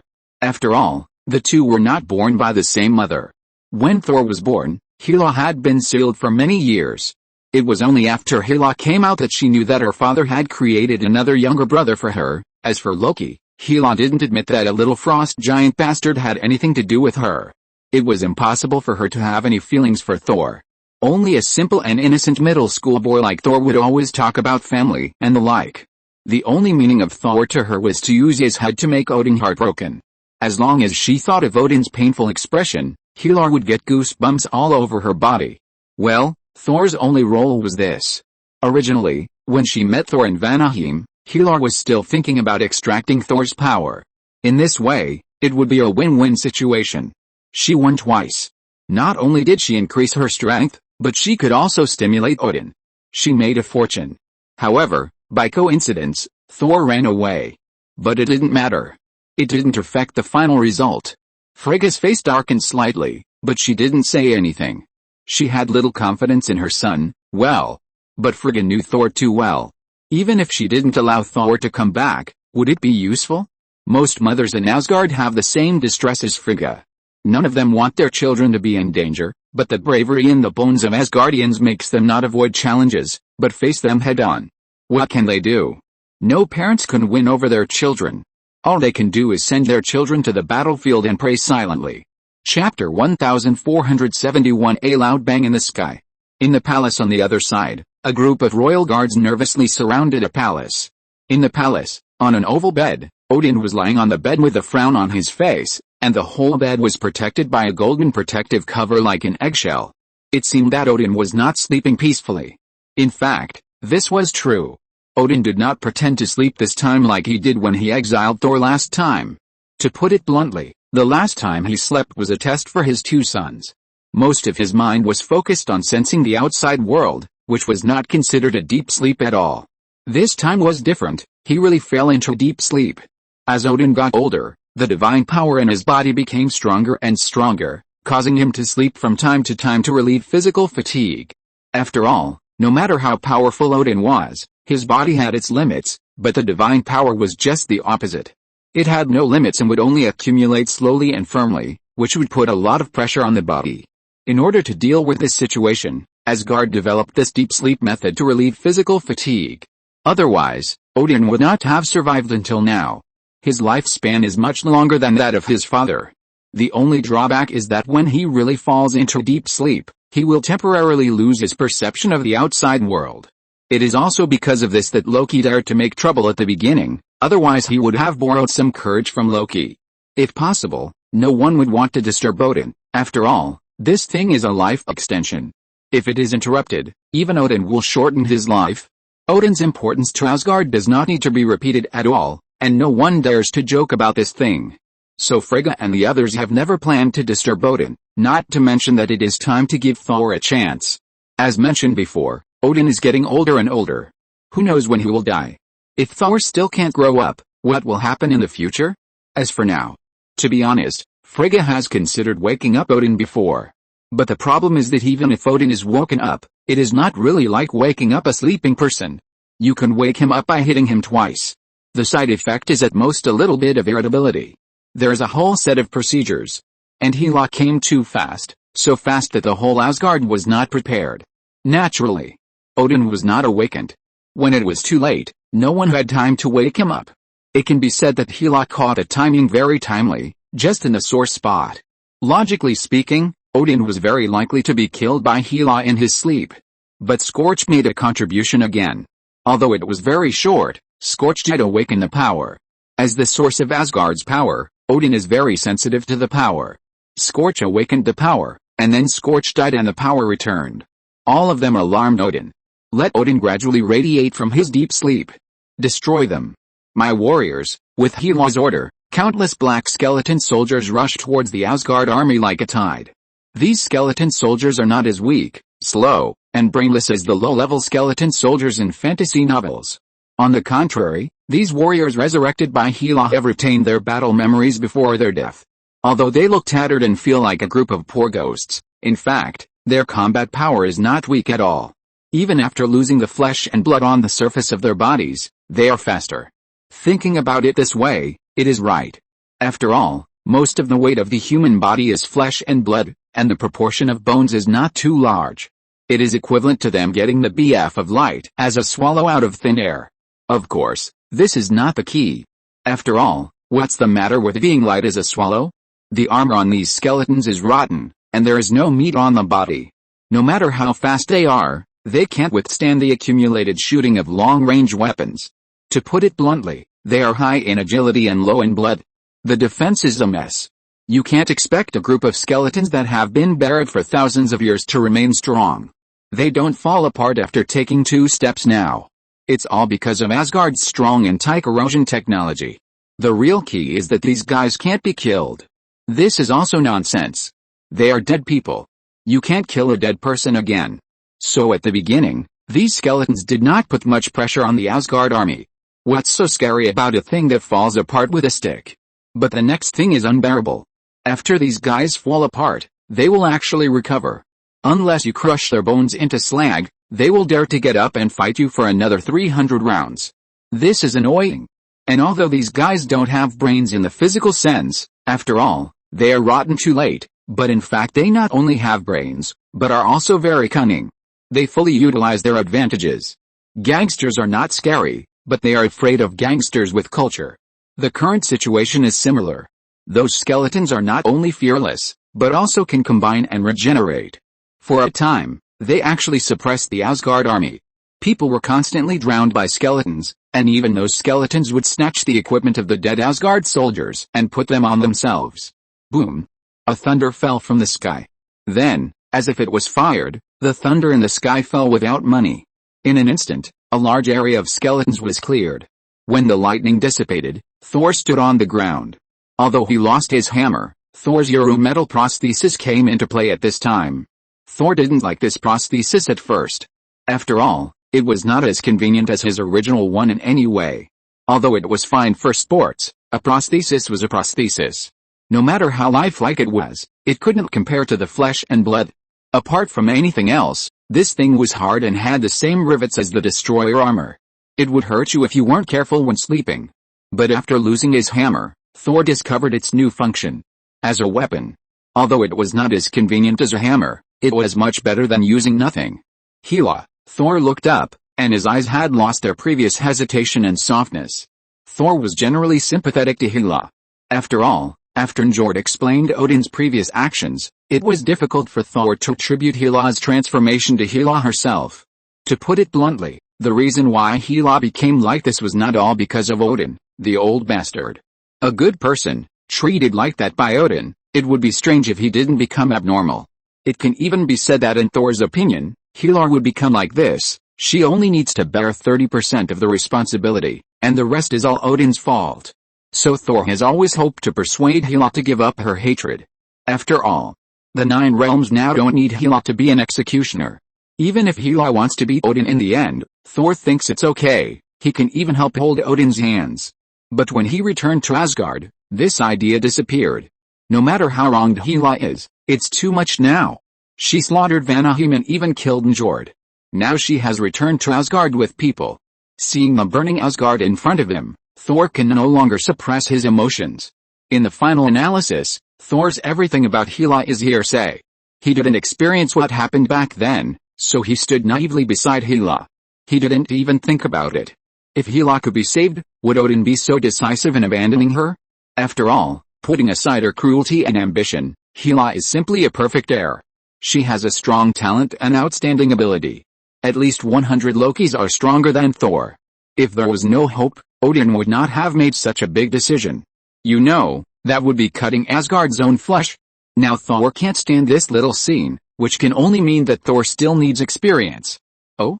The little guy is finally here. Hela calmed down at this time. Well, before killing Odin, I'll kill you first. Maybe Odin can better understand my feelings at the beginning. After saying that, Hela rushed towards Thor. Without hesitation. In fact, this is because Hela went crazy after being sealed for thousands of years. If it were before, Hela would not be interested in arguing with the enemy, and would just go up and start fighting. Efficiency and coldness are the synonyms of Hela. Facing Hela who was rushing over, Thor was not afraid at all and went straight up. Thor might be a little naive, but he was really brave and never knew what fear was. Just when Hela and Thor were about to touch each other, Hela suddenly raised her hand and shot out a sharp sword. Thor grabbed the sword with his right hand. Crunch! A strange sound of metal distortion sounded, which was extremely harsh, very much like the sound of nails hitting a blackboard, and the listeners felt uncomfortable. It was also thanks to Thor's right hand being a prosthetic made of Yoru metal, and it was also a dwarf's craftsmanship, otherwise it would be really difficult to catch the sword shot by Hela. Hela's attack was simple and direct, not fancy at all, but powerful and extremely fast. This kind of attack is the most difficult to defend. Thor spent a lot of effort to barely catch the sword, but it was also like this, so he had no spare energy to meet Hela's next attack. In a second, Thor was kicked in the chest by Hela. Boom.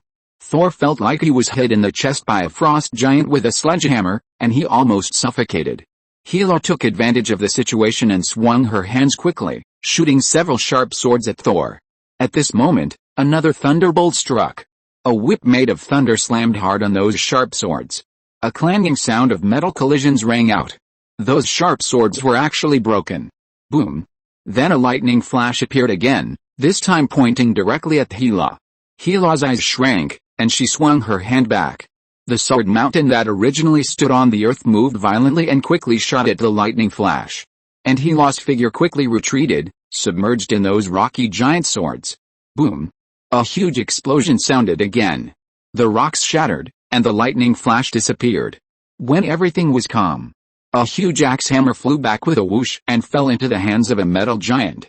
It was the destroyer armor. This thing is very well known in Asgard.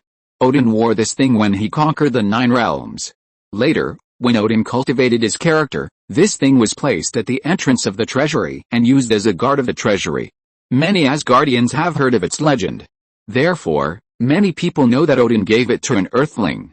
On the contrary, not many people know about the axe hammer, the ultimate storm. Kai?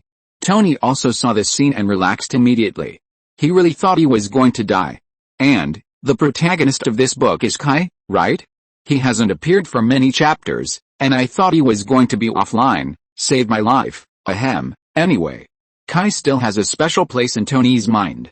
It seems that no matter how difficult the situation is, he always has a way to stabilize the situation. Thinking of this, Tony suddenly felt pain all over his body. He was too nervous before, and the excessive secretion of adrenaline caused Tony to ignore his own pain to a certain extent. Now that the breath was released, Tony felt that he was going to die. I'm dying, I want a doctor. I want a doctor. Tony was a bitch, but he would still understand the atmosphere, so he could only mutter in a low voice. Sir, although you have 3 broken ribs, a wound on your abdomen, a fractured left arm, and a sprained neck, you are not in danger of death after emergency treatment, Jarvis said dutifully. Shut up. Tony's Metro has an emergency medical rescue system, which can ensure that Tony can get emergency treatment when necessary. For example, the wound on his abdomen was pierced by Hela's sword. Jarvis has used the Metro to stop bleeding and repair the wound. By the way, because the internal space of the Metro is limited, the wound repair naturally cannot be too delicate, and it is sutured with surgical staples. Well, this thing is very similar to a stapler, it really is, except for a little pain and troublesome to remove the staples. There are no disadvantages. As for the broken arm, there is an emergency strap inside the Metro to reset the fracture. Apart from the pain and the need to release it from time to time to allow blood to circulate and prevent necrosis, there are no disadvantages. The most troublesome thing is the broken ribs. There is no good way to deal with this thing. You can only endure it. As long as you don't puncture your internal organs, you can still hold on. I'm dying of pain. Don't tell me this. Do you need me to inject you with painkillers? No. Don't. I'm afraid of addiction, Tony said weakly. Don't worry, you won't die. Suddenly a voice came from behind Tony. Tony was startled and realized that it was Strange. Are you okay? I won't die for the time being. Strange was covered in wounds and had been unconscious before. Now he just woke up. He didn't waste any words and directly used magic to treat Tony. I will use magic to treat you now. Although I can't completely cure your injuries, I can relieve them. A magic circle appeared out of thin air, and Tony did feel much better. Why don't you just cure me? I don't like going to the hospital. For someone like Tony, handing himself over to a doctor is a very uncomfortable act, which means that he is at the mercy of others. Isn't magic omnipotent? Magic is indeed omnipotent, but I'm not. I'm not proficient in this kind of magic. Even for a wizard, a doctor is a highly skilled job, Strange complained. This complaint was not only directed at Tony, but also at himself. It has been mentioned before that healing spells require talent. Those without talent really can't learn it. But Strange thinks that he is a doctor, and one of the best doctors in the world, and he is also a wizard. No matter how you look at it, he is born to learn healing spells, right?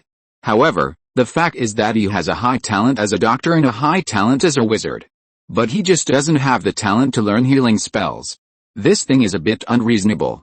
By the way, how is Richard's? His condition is better than yours, and he won't die. Chapter 1472 Thor's hammer is a woman? The rubber man may not be very good in fighting, but he is definitely blessed with a thick blood. After all, the same wound may be fatal to ordinary people, but for the rubber man, it's just that. Because his body is made of rubber, it is extremely elastic, and the wound will automatically tighten, resulting in little blood loss. The key is that this guy is made of rubber from the inside out. Even his internal organs are the same. For example, if someone else pierces his heart, he will definitely die. But he won't. Although he will be seriously injured, his heart is made of rubber, and it will automatically tighten the wound. Even if you don't care about it, the heart will heal automatically after a while. In other words, Richard's self-healing ability is not that good, otherwise he would definitely be an indestructible cockroach. So don't look at Richards, who is unconscious, covered in wounds, and has so many fatal injuries, but in fact, he just lost a little more blood and is a little anemic. He just needs to heal. A very convenient ability. Hela appeared from a pile of rock giant swords with a bit of dust on her face. Kai's sneak attack just now was something. Hela was almost hit. Although she couldn't die, it still hurt. She is the god of death, not the god of pain. This is inevitable. In fact, she has always been expressionless when she was hit, not because she really didn't feel it. If she really didn't feel pain, that would be terrible. Pain is actually a protective mechanism of the human body. If a person can't feel pain, then he's equivalent to lacking a stress response to the outside world, which is terrible. Although this kind of person sounds awesome, it is actually difficult for such a person to become a real master. Therefore, Hela has always been forcing herself to endure the pain. Being stabbed through the body by a sword, and then looking at the other person expressionlessly, the sense of oppression is simply indescribable. When ordinary people encounter this situation, no matter how fierce they are, they will unconsciously be 3 points shorter. By the way, this is also the result of Odin's training. Let's talk about what Hela has experienced. In short, when Hela fights, she doesn't take all attacks with her face. That would not be awesome, but pure stupidity. For example, the attack just now. If Hela didn't hide, half of her body would have been blown off. If someone knew how to sail by then, she would have to go back to the small dark room immediately. Earthlings, Hela gnashed her teeth and looked at Kai. Before today, Hela actually had no idea about Earthlings, but now, she has a new understanding of this group of barbarians. On the other hand, Thor was a little jealous when he saw Kui's handsome appearance. Especially after seeing Mjolnir regained his life in Kai's hands, he became even more jealous. If Mjolnir still, I should be the one to take the limelight, Thor muttered while quietly moving to Kai's side, while his eyes were still looking around, looking sneaky. Originally, this was nothing. Thor had a silly temperament, and it was not surprising for him to do anything. But in this occasion, this atmosphere, it seemed particularly abrupt. Kai was not blind. Thor was so big that even if he was quiet, he couldn't go very far. Seeing him in a tangled state of wanting to say something but not being able to, Kai didn't want to pay attention to him. But he also felt that something was wrong. After all, in such a serious occasion, Thor's jokes were ruining the atmosphere. What are you going to do? Thor was discovered and was immediately startled. He looked around guiltily and whistled. This operation really stunned everyone else. Frigga didn't know whether to laugh or cry. She loved her son very much, and even thought that her eldest son was good like this. Simple. Treating people sincerely and not hypocritical. But, now it seems that she suspects that Odin may have damaged his brain when he was a child training him. There is always something missing. Kai was also confused by Thor's operation. If you have something to say it. Didn't you see Hela on the opposite side? Her face was dark. That, can you give Mjolnir back to me? Thor finally said it. Well, he has said this kind of conversation no less than 10 times. He pestered Kai all day long, wanting to get Mjolnir back. Kai glared at him and said unhappily, Is it me who doesn't want to give it back to you? Kai did not intend to occupy Mjolnir, but the problem was that Mjolnir refused to do so. He didn't want to return it to Thor no matter what. Once it was in Thor's hands, it pretended to be dead and broke into pieces. Unexpectedly, this time, Thor was not as depressed as before, but said to Kai with confidence, "Then lend me the ultimate storm." Kai's face froze. It seemed that this kid was waiting for him here. Thor saw Kai's expression and immediately shouted, "You won't let me fight with empty hands." Tisk. Kai's ultimate storm did not have as many paths as Mjolnir, and anyone could lift it. Of course, if there was no divinity, it would not be able to exert its power. But how could a warrior lend a weapon to others casually? That was equivalent to his wife. The ultimate storm had never been lent out since it came into Kai's hands. But looking at Hela's gloomy and terrifying face, Kai was also afraid that Thor would really be killed. After thinking for a while, he reluctantly threw the ultimate storm over. "Don't break it from me, and give it back to me immediately after use. It has never left me." Thor caught the ultimate storm. In fact, Thor wanted to try the ultimate storm a long time ago. Thor used to think that there was only one artifact like Mjolnir in Asgard, but later he found out that there were actually quite a few such hammers in Asgard. It's just that Mjolnir is the most special one. But in terms of power, other hammers may not be worse than Mjolnir. However, those hammers were sealed by Odin. At that time, Thor also had Mjolnir, so he didn't try other hammers. Now that Mjolnir is broken and ignores him, he also took this opportunity to try other hammers. Boom! As Thor got the ultimate storm, a huge thunderbolt struck Thor's body, and countless lightning overflowed from his body, smashing the surrounding ground and buildings. Ha ha ha! What a great hammer! Seeing Thor so excited, Kai was a little jealous, but he didn't say anything. But someone was not happy. Or rather, there was a hammer that was not happy. Kai suddenly felt that Mjolnir in his hand vibrated. He looked down. Boom! A pillar of lightning thicker than the one that just struck Thor fell from the sky and struck Kai fiercely. Then the wind and clouds suddenly changed, and countless thunder seemed to be enraged, exploding with a loud bang. The momentum even made the whole Asgard shake. Kai looked at Mjolnir in his hand speechlessly. He understood what this guy meant. It was jealous. Thor looked at Mjolnir stupidly. Huh?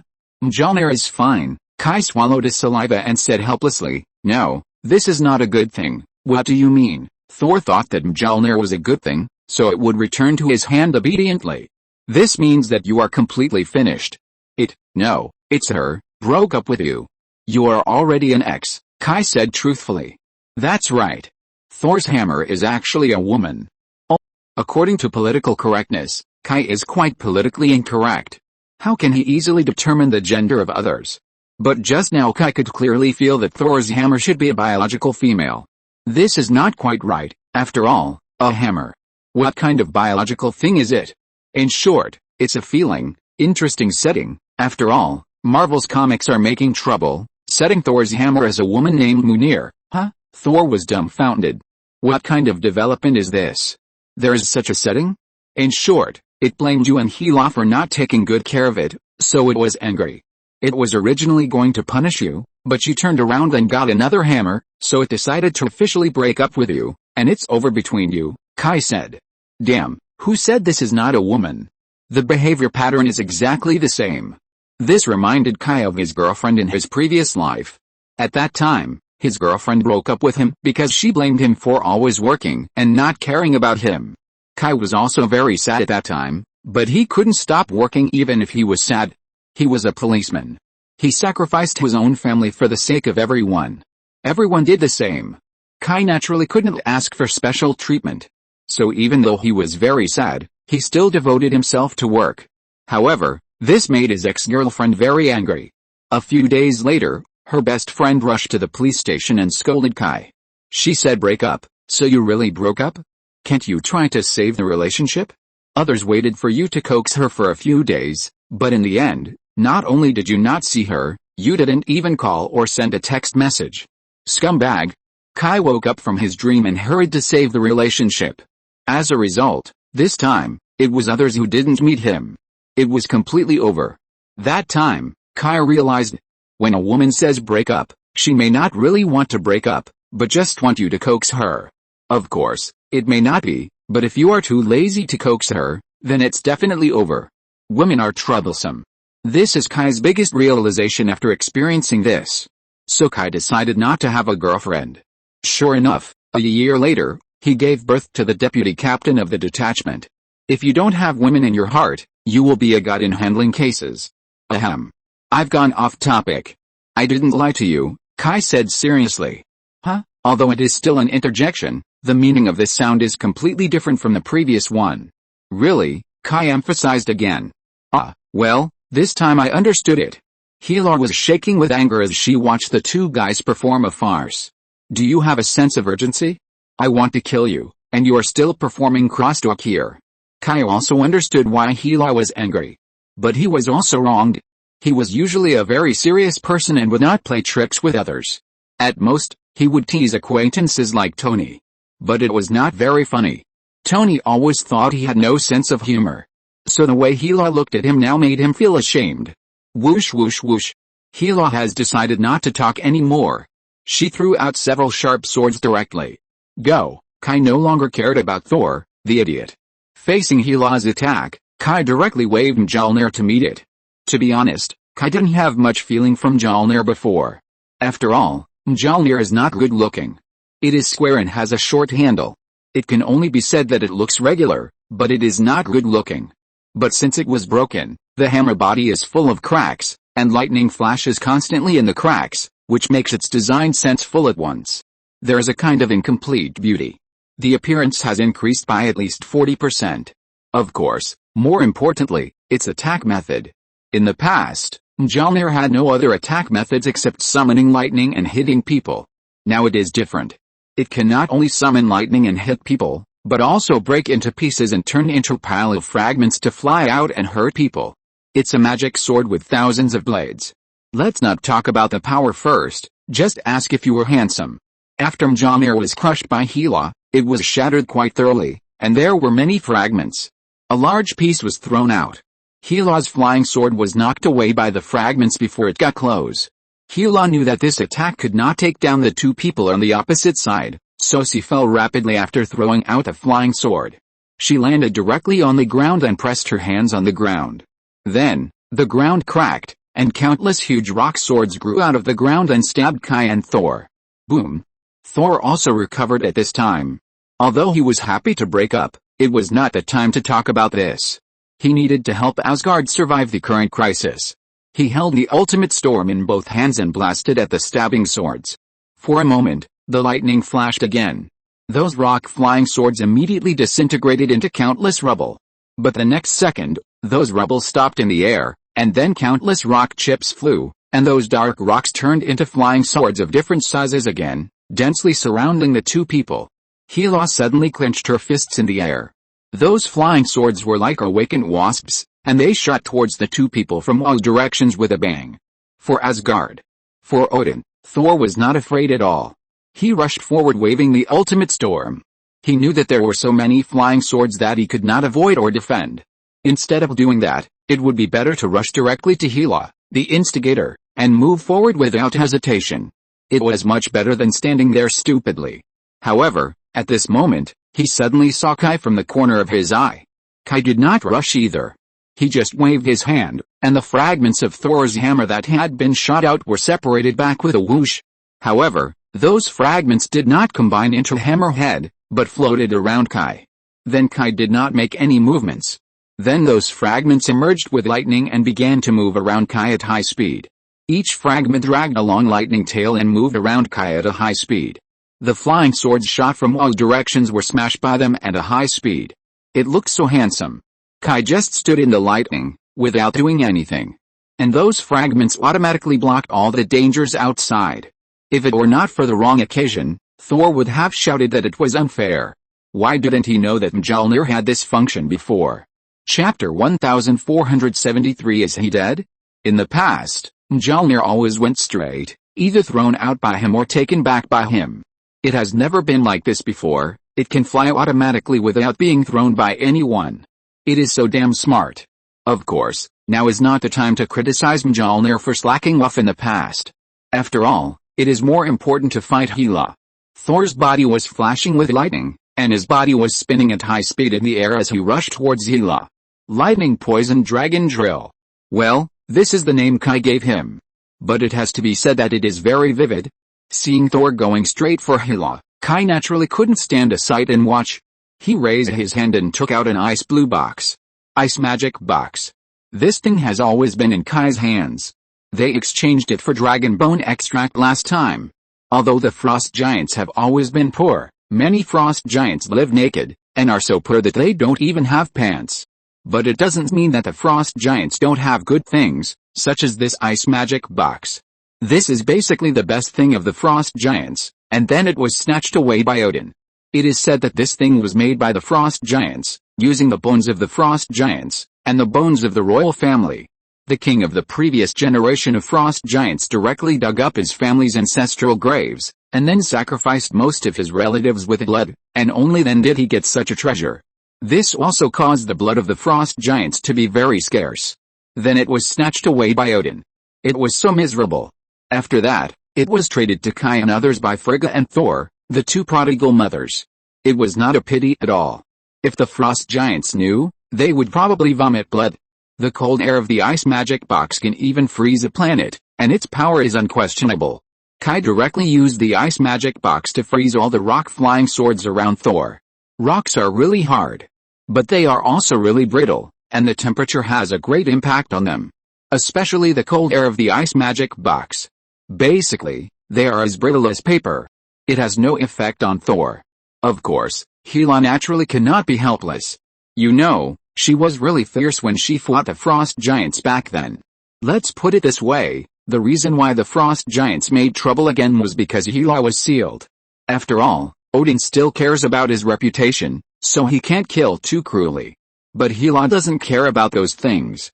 Whenever she goes to war with the frost giants, she will kill them all. Hela used to have a ship called Naglfar, which was made of dead people's nails. So guess where these nails came from? Ordinary people's nails can't build a ship. In short, the frost giants were scared of being killed by Hela. This woman has no scruples and no mercy. Some men, women, old and young, who dare to resist, will be killed. The frost giants couldn't do anything to Hela when they had the ice box. Not to mention Kai now. She clenched her hand, and the ground began to shake again. One by one, huge swords like mountains rose from the ground and rushed towards Thor quickly. Kai also immediately turned the ice box and sprayed those giant swords. Suddenly, those giant swords as tall as mountains turned into snow mountains. Thor saw this and could only grit his teeth, close his eyes, and rammed into it fiercely. He hoped that he could penetrate those snow mountains.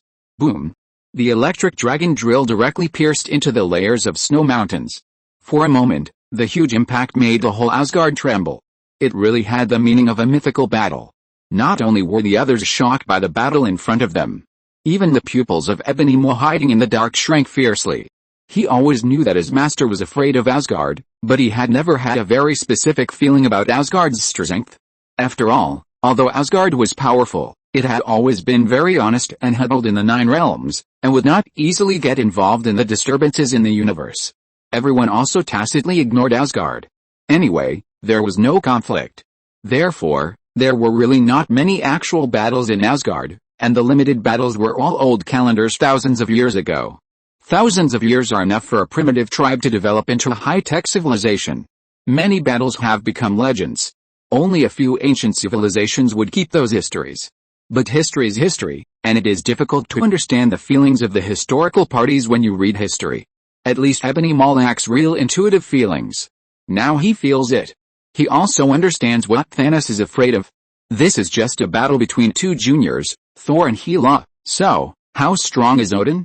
Thinking of this, he completely understood Thanos' concerns. At the same time, he was looking forward to Odin's awakening more and more. As long as Odin leaves the palace, everything will be over. He woke up. Surtur, who had been silent all the time, suddenly spoke. Ebony Maw was too obsessed with watching and didn't react for a while. Who? The king of Asgard, my nemesis, Odin. He woke up. Just as he was speaking, changes also occurred on this side of the battlefield. Thor finally broke through the obstruction of the snow mountain. However, just when his eyes lit up and he finally saw the light, Hela appeared in front of him at some point. Thor had already used up a lot of energy, and the lightning poison dragon drill stopped spinning. It was the time when the old strength had gone and the new strength had not yet been born. He had no time to do anything, and saw several sharp swords piercing into his body. However, Hela could not proceed to the next step, because Kai was beside him. Dozens of Mjolnir fragments shot over like shotgun bullets. The power of this thing is not comparable to that of a shotgun. Hela did not want to be hit by these fragments. Don't think that Mjolnir is really nothing to her just because Hela crushed Mjolnir with one hand. But that was because Mjolnir's previous owner was Hela. Her familiarity with Mjolnir is not comparable to that of Thor, a fool. Thor loves Mjolnir very much and even regards it as a part of himself. But because of this, he seems to have never really understood everything about Mjolnir. On the contrary, Hela regarded Mjolnir as a weapon from the beginning.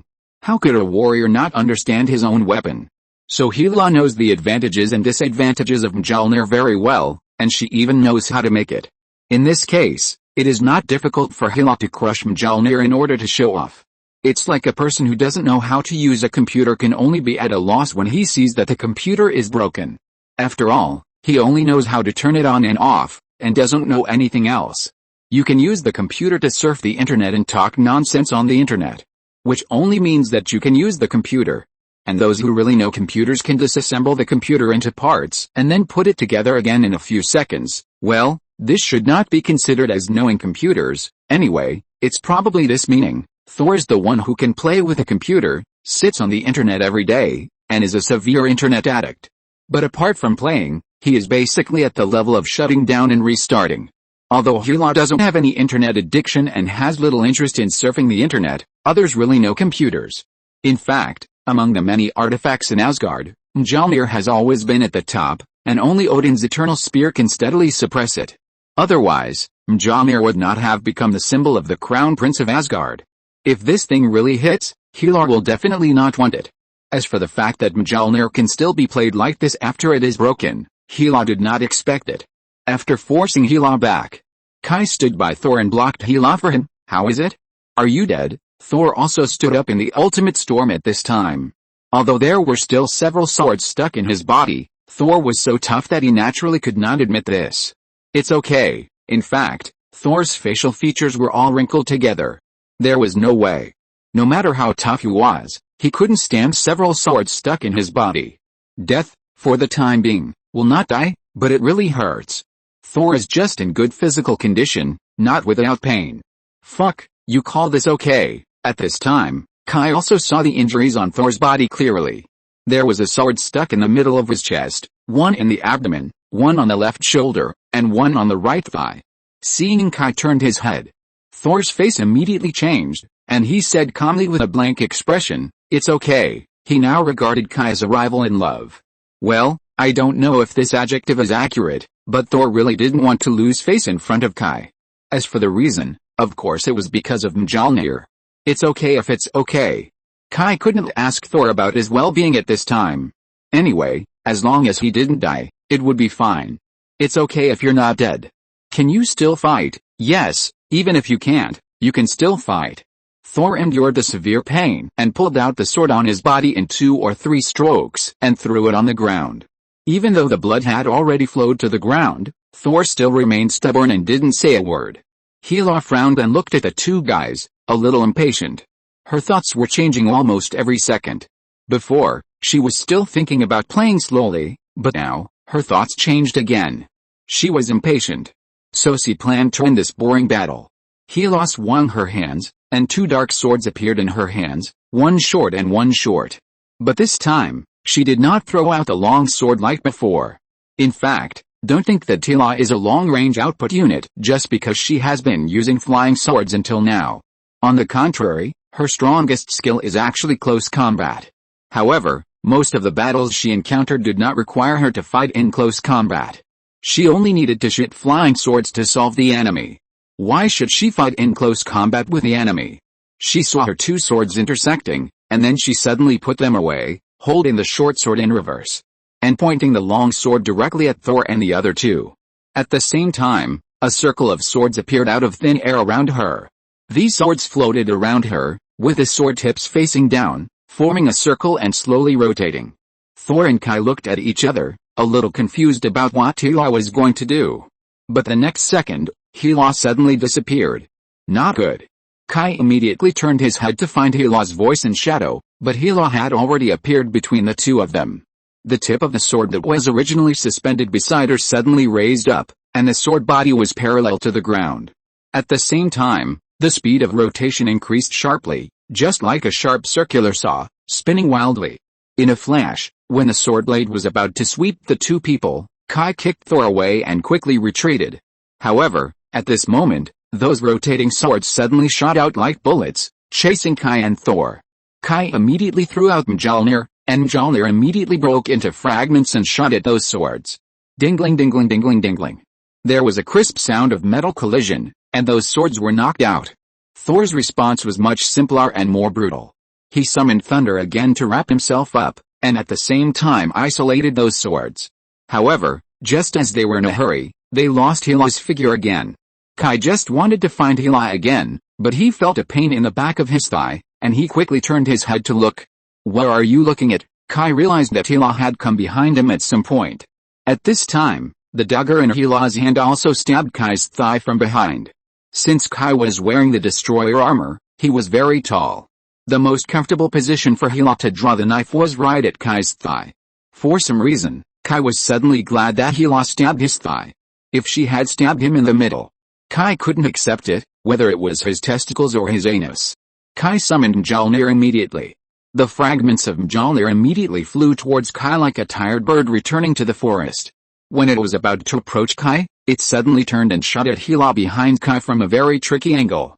Hela giggled, twisted the dagger in her hand, and stabbed Kai's waist with another sword, and then retreated quickly before the fragments of Mjolnir arrived.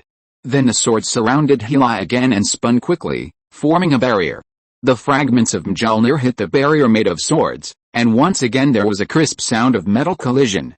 Swords were broken one after another, but the amazing thing was that no matter how many swords were broken, new swords would immediately replenish them, and the tough barrier in front of Hela was still as comfortable as before.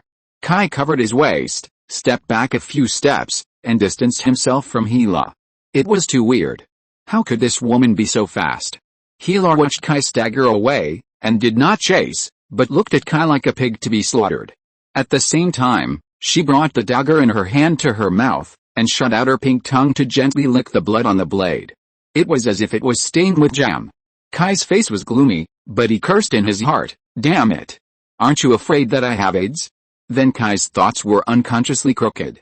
"By the way, are Asgardians afraid of AIDS?" Then Kai gave himself a hard slap in his heart, thinking, what the hell? Don't say whether she's afraid or not. When did I get sick? Ugh. What was I thinking? How is he? Is he dead? Thor floated over and asked faintly. Kai glanced at him. It was just that he stole his girlfriend. Is it necessary to be so targeted? Chapter 1474, Rolling Meat. That's fucking sharp. Kai couldn't help but utter his native language. Thor was stunned. He didn't understand. After all, Thor had never contacted China, and it seemed that China had no interest in Thor. Just like there are various myths in the West, there are more myths in China. Everyone has their own trump cards. Especially China, they habitually hide their weaknesses and keep their trump cards. That's amazing. Kai switched to English. Kai's physical fitness is okay, at least the wound on his kidney has tightened and stopped bleeding, but it still scared Kai. Although Kai has many means, he is not afraid even if his kidney is really cut. There are ways to make up for it, but who is willing to throw away the original kidney? At least Kai is very satisfied with his kidney and doesn't plan to get a new one. The wound on the thigh is a bit troublesome. If it was just a simple cut, Kai wouldn't care much, but the opponent was a good warrior, who was quick, accurate and ruthless. He not only cut off a large piece of muscle, but also pierced the artery. He even twisted it with a dagger at the last minute. For ordinary people, this kind of injury would not be amputated, but the doctor's medical skills are good. By the way, God bless you, even if you recover, you will be left with a limp. Kai should not end up like that, but now, he can only limp. Kai has seen a lot of storms, but this time, he really felt what it was like to be crushed by strength. Of course. You know, Hela is, Thor subconsciously became proud. After all, he is his sister. Thor is like this. If you praise him, he will be happy, but if you praise his family, he will be even happier. You are so proud, Kai couldn't help it.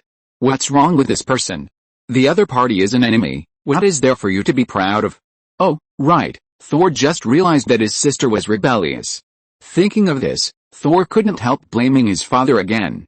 When I have a child in the future, I will never let my dad take care of him. What if another Hela appears? I was so sensible since I was young, otherwise. Humph, Odin would have reported to Valhalla long ago. Thinking of this, I am still a little proud. Don't be distracted. Pay attention, or you will really die here. Kai saw Thor start to be distracted again and immediately reminded him. It was all because of this guy that Kai also liked to be distracted. This guy is poisonous. But there is one thing Kai is right. You really have to be careful with Hela. This guy is very strong. At the beginning, Kai really didn't take Hela seriously. After all, Odin was his junior, and Hela and Thor were of the same generation. Kai didn't say that he had a firm grasp on Thor, but he could also be said to have considerable self-confidence. So in Kai's expectation, Hela should be similar to Thor, a little stronger, but limited. The result is not like this at all. Others are not just a little stronger, but much stronger. At least Kai felt that he had no way to deal with her. In fact, Hela's immortality and strength are just that. At least Kai is not weak. Immortality is of course difficult to deal with. For example, Deadpool Wade and Wolverine Logan are almost the same, and they can't be killed no matter what. But immortality is unkillable. Have you seen Kai and others? If you really want to deal with them, there are many ways. What really makes Kai feel difficult is her speed, really fucking fast. I didn't think so before. But when it came to close combat, Kai knew that in terms of speed, even if he was exhausted and vomited blood, he was no match for her. Just now is the best proof. Even Mjolnir's speed can't catch up with her taillights. Kai was stabbed twice before he could react. How about calling Barry the Flash over? No, it probably won't work. Barry is fast, but he has two completely different feelings from Hela's speed. It's hard to describe, but if Kai is asked to choose between the two as an opponent, Kai will definitely choose Barry. Although Barry was fast and Kai couldn't catch up, he didn't give Kai the feeling of suffocation. Although Hela's moves just now seemed simple, they gave Kai the feeling of being invincible. Kai couldn't explain the difference between the two for a while. Odin, at this moment, a roar suddenly came. It was Mangalgo. Damn it. Why is this guy here? Thor had never seen Mangalgo before. After all, Mangalgo had been trapped by Asgard before. What is that? Kai couldn't know Mangalgo even more. It's a very troublesome guy. You can think of it as another Hela. Although it may not be as strong, it is just as difficult to deal with. Thor described it in the simplest words. The era when Mangalgo was rampant happened to be when Thor was a child. So Thor had an impression of that thing. At the beginning, Thor naively asked Odin why he didn't completely destroy the monster. The result was naturally because it couldn't be killed. Mangalgo and Hela are still different. Is Mangalgo strong? Of course he is strong. But he is not like Hela, who is strong in all aspects. At least Odin is not inferior to him, he is just unkillable. Of course, if he really takes it lightly. In short, Odin can defeat him countless times, and Mangalgo doesn't matter, he won't die anyway. But if Mangalgo wins once, Odin will have to kneel. It is the most powerful person under the starry sky. At this moment, Thor suddenly saw a figure flying from a distance like a tide, and with a bang, it landed not far from him. Heimdall was lying on the ground covered in blood, and a painful expression appeared on his face that had always been expressionless. It's Fenrir. There were 3 claw marks on his chest. They were left by Fenrir. Before, Hela and Fenrir separated, and naturally did not let Fenrir stay aside to watch the show, which was too wasteful. At the same time, Hela also knew that she had to do something. After all, Odin might wake up at any time, and there are still a group of strong people here, and countless soldiers by the way. Hela can indeed ignore them. But Hela also knew that if these people were really left alone, there would be problems. Thinking back then, wasn't it because she was besieged by countless people that she was exhausted in the end and was easily captured by Odin? Otherwise, even if she couldn't kill Odin, she could bite off a large piece of his flesh. How could she be deprived of her divine power and easily sealed? So when she started fighting with the two, she let Fenrir go. Don't underestimate Fenrir, it is not a real beast. On the contrary, this evil wolf is very smart. It led the skeleton soldiers to break through the defense line of Asgard and entangled Heimdall, and then Mangalgo came out. Then Mangalgo severely injured Heimdall. Fenrir also left a scratch on Heimdall. He almost took Heimdall's life. Hela doesn't need Mangalgo to do anything special, just do what he is good at. Be a rolling meat. Chapter 1475, Hulk appears. With the addition of Mangago and Fenrir, the shaky defense line that had been attacked by the skeleton army suddenly became chaotic. No matter how hard the three warriors of Asgard and Frigga tried, they could not resist the impact of these two giant beasts. These two things are not so easy to deal with. What should we do? Thor's face was very ugly. At present, he and Kai could not go to support that side, because once the two separated, they might be eaten up by Hela in the next second. But if the two of them did not go to support, when Mangago and Fenrir finished cleaning up the mess over there, they would immediately turn their guns on the two of them, and they would be eaten up at that time. Unexpectedly, Kai smiled slightly and said, "Fortunately, what?" Kai smiled at Thor. "Don't forget who we brought." Then he suddenly shouted, "Hulk! Go! The dog over there, Hulk! Hulk!" In response to Kai, a green figure soared into the sky. This is naturally our good friend, the Hulk. To be precise, Kai did not bring Hulk, but Banner. This was Banner's initiative. Kai and Thor were quite hesitant about this request at first. After all, they went to Asgard, and they didn't know what Asgard was like before. If Hulk was taken there rashly, good things could turn bad at any time. Anyone with eyes can see the destructive power of Hulk. Once it goes crazy, even Kai can't really restrain him. It's not that Kai and Thor can't beat Hulk together, but everyone is so familiar with each other that they really can't do it. After all, whether it's Hulk or Banner, they actually have good personalities. Although Hulk looks irritable, he is actually a child, but he is a little destructive.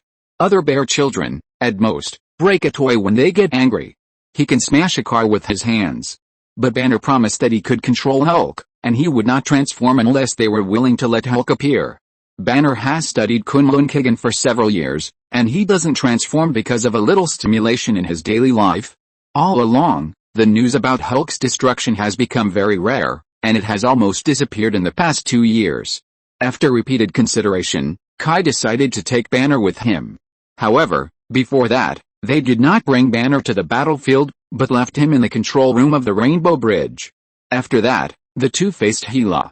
They didn't have time to call out Hulk, not to mention that with the strength shown by Hela, the two of them were not sure what the use of calling out Hulk would be. But now Mangago and Fenrir. It's a good time for Hulk to appear. So there was the scene just now. The way Hulk appeared was very cool. He was like a green meteor, falling from the sky on the way forward of Fenrir and Mangago. The two monsters were shocked, and then when the smoke and dust cleared, they saw a green, bulging muscle, like a muscle mountain, lying in front of them. Before Fenrir and the others could react, Hulk took the lead in attacking. Hulk Impact. Hulk Impact is Hulk's most inexplicable and unscientific skill. Actually, to put it bluntly, it is clapping. Spread both hands as wide as possible, and then clap hard in front of the body. Then a powerful shock wave is generated. The problem lies in the power of this shock wave. 2 hands. That thing can actually create a shock wave by clapping.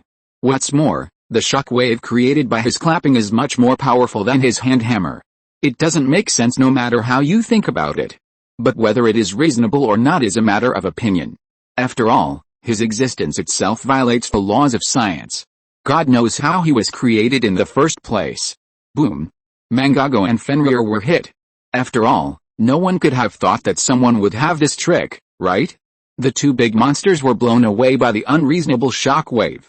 When they were blown away, they all opened their eyes wide. It looked very funny. Unfortunately, that's all. Whether it is Mangago or Fenrir, they are not so easy to get rid of. Hulk not only did not really hurt them, but aroused their ferocity. Roar. The first to react was Mangago, who crawled out of the rubble. The anger after being humiliated once again stimulated the monster. Mangago's body size is not constant. Under normal circumstances, Mangago's height is only 3.66 meters, but once stimulated, its anger will make its body swell. For example, now, blood vessels emerge on the surface of its earthy yellow body, and its body begins to grow with a creaking sound, From a height similar to Hulk to twice the size of Hulk, the upper limit of Mangago's height is 7.62 meters. Roar. Mangago is really angry. If he was beaten by Odin, no, even if he was beaten by Thor, he would not be so angry. After all, it is really no match for these two. Its only advantage against these two is what I said before: it can fail countless times, but as long as it seizes a chance, it can turn the tables. But what is this thing in front of me? A beast? Unforgivable. If it were an ordinary person, facing such a fierce monster, he might be afraid. Even if he was not afraid, he would retreat subconsciously. But would Hulk be afraid? To put it bluntly, he is just a child of 2 or 3 years old. In his worldview, he has not formed the concept of fear yet, and with his strength, it is estimated that it will be difficult for him to learn to fear this emotion in the future. What's more, the source of Hulk's power is similar to that of Mangago, both of which come from anger. This makes it impossible for him to have the emotion of fear. On the contrary, after seeing Mangago in such a state, Hulk became even more excited. Without saying a word, he went to meet him. Then, he was undoubtedly beaten away. He couldn't bear it. This made Mangago's anger a little discounted. No. How can you be so brave when you are so weak? However, the next second, Mangago saw a very similar plot. Hulk crawled out of the ruins, then raised his head and roared, and then the blood vessels on the surface of his body burst. Then Hulk roared and rushed towards Mangago. Mangago naturally couldn't be scared. Backhand, and beat Hulk again. But Mangago clearly felt that the green guy had become stronger. Very clearly stronger. So Mangago was ruthless and rushed to kill him. As a result, the Hulk stood up again the next second. Except for a little bleeding from his nose and mouth, nothing happened. Mangago was shouting in his heart. He was familiar with this plot. Isn't this a replica of it? End of this chapter. Thank you very much for reaching the end. Don't forget to like. Looking for more exclusive content and immediate access? Subscribe to our Patreon. Remember, every like, subscription, or donation encourages us to continue. Thanks to everyone. See you in the next video.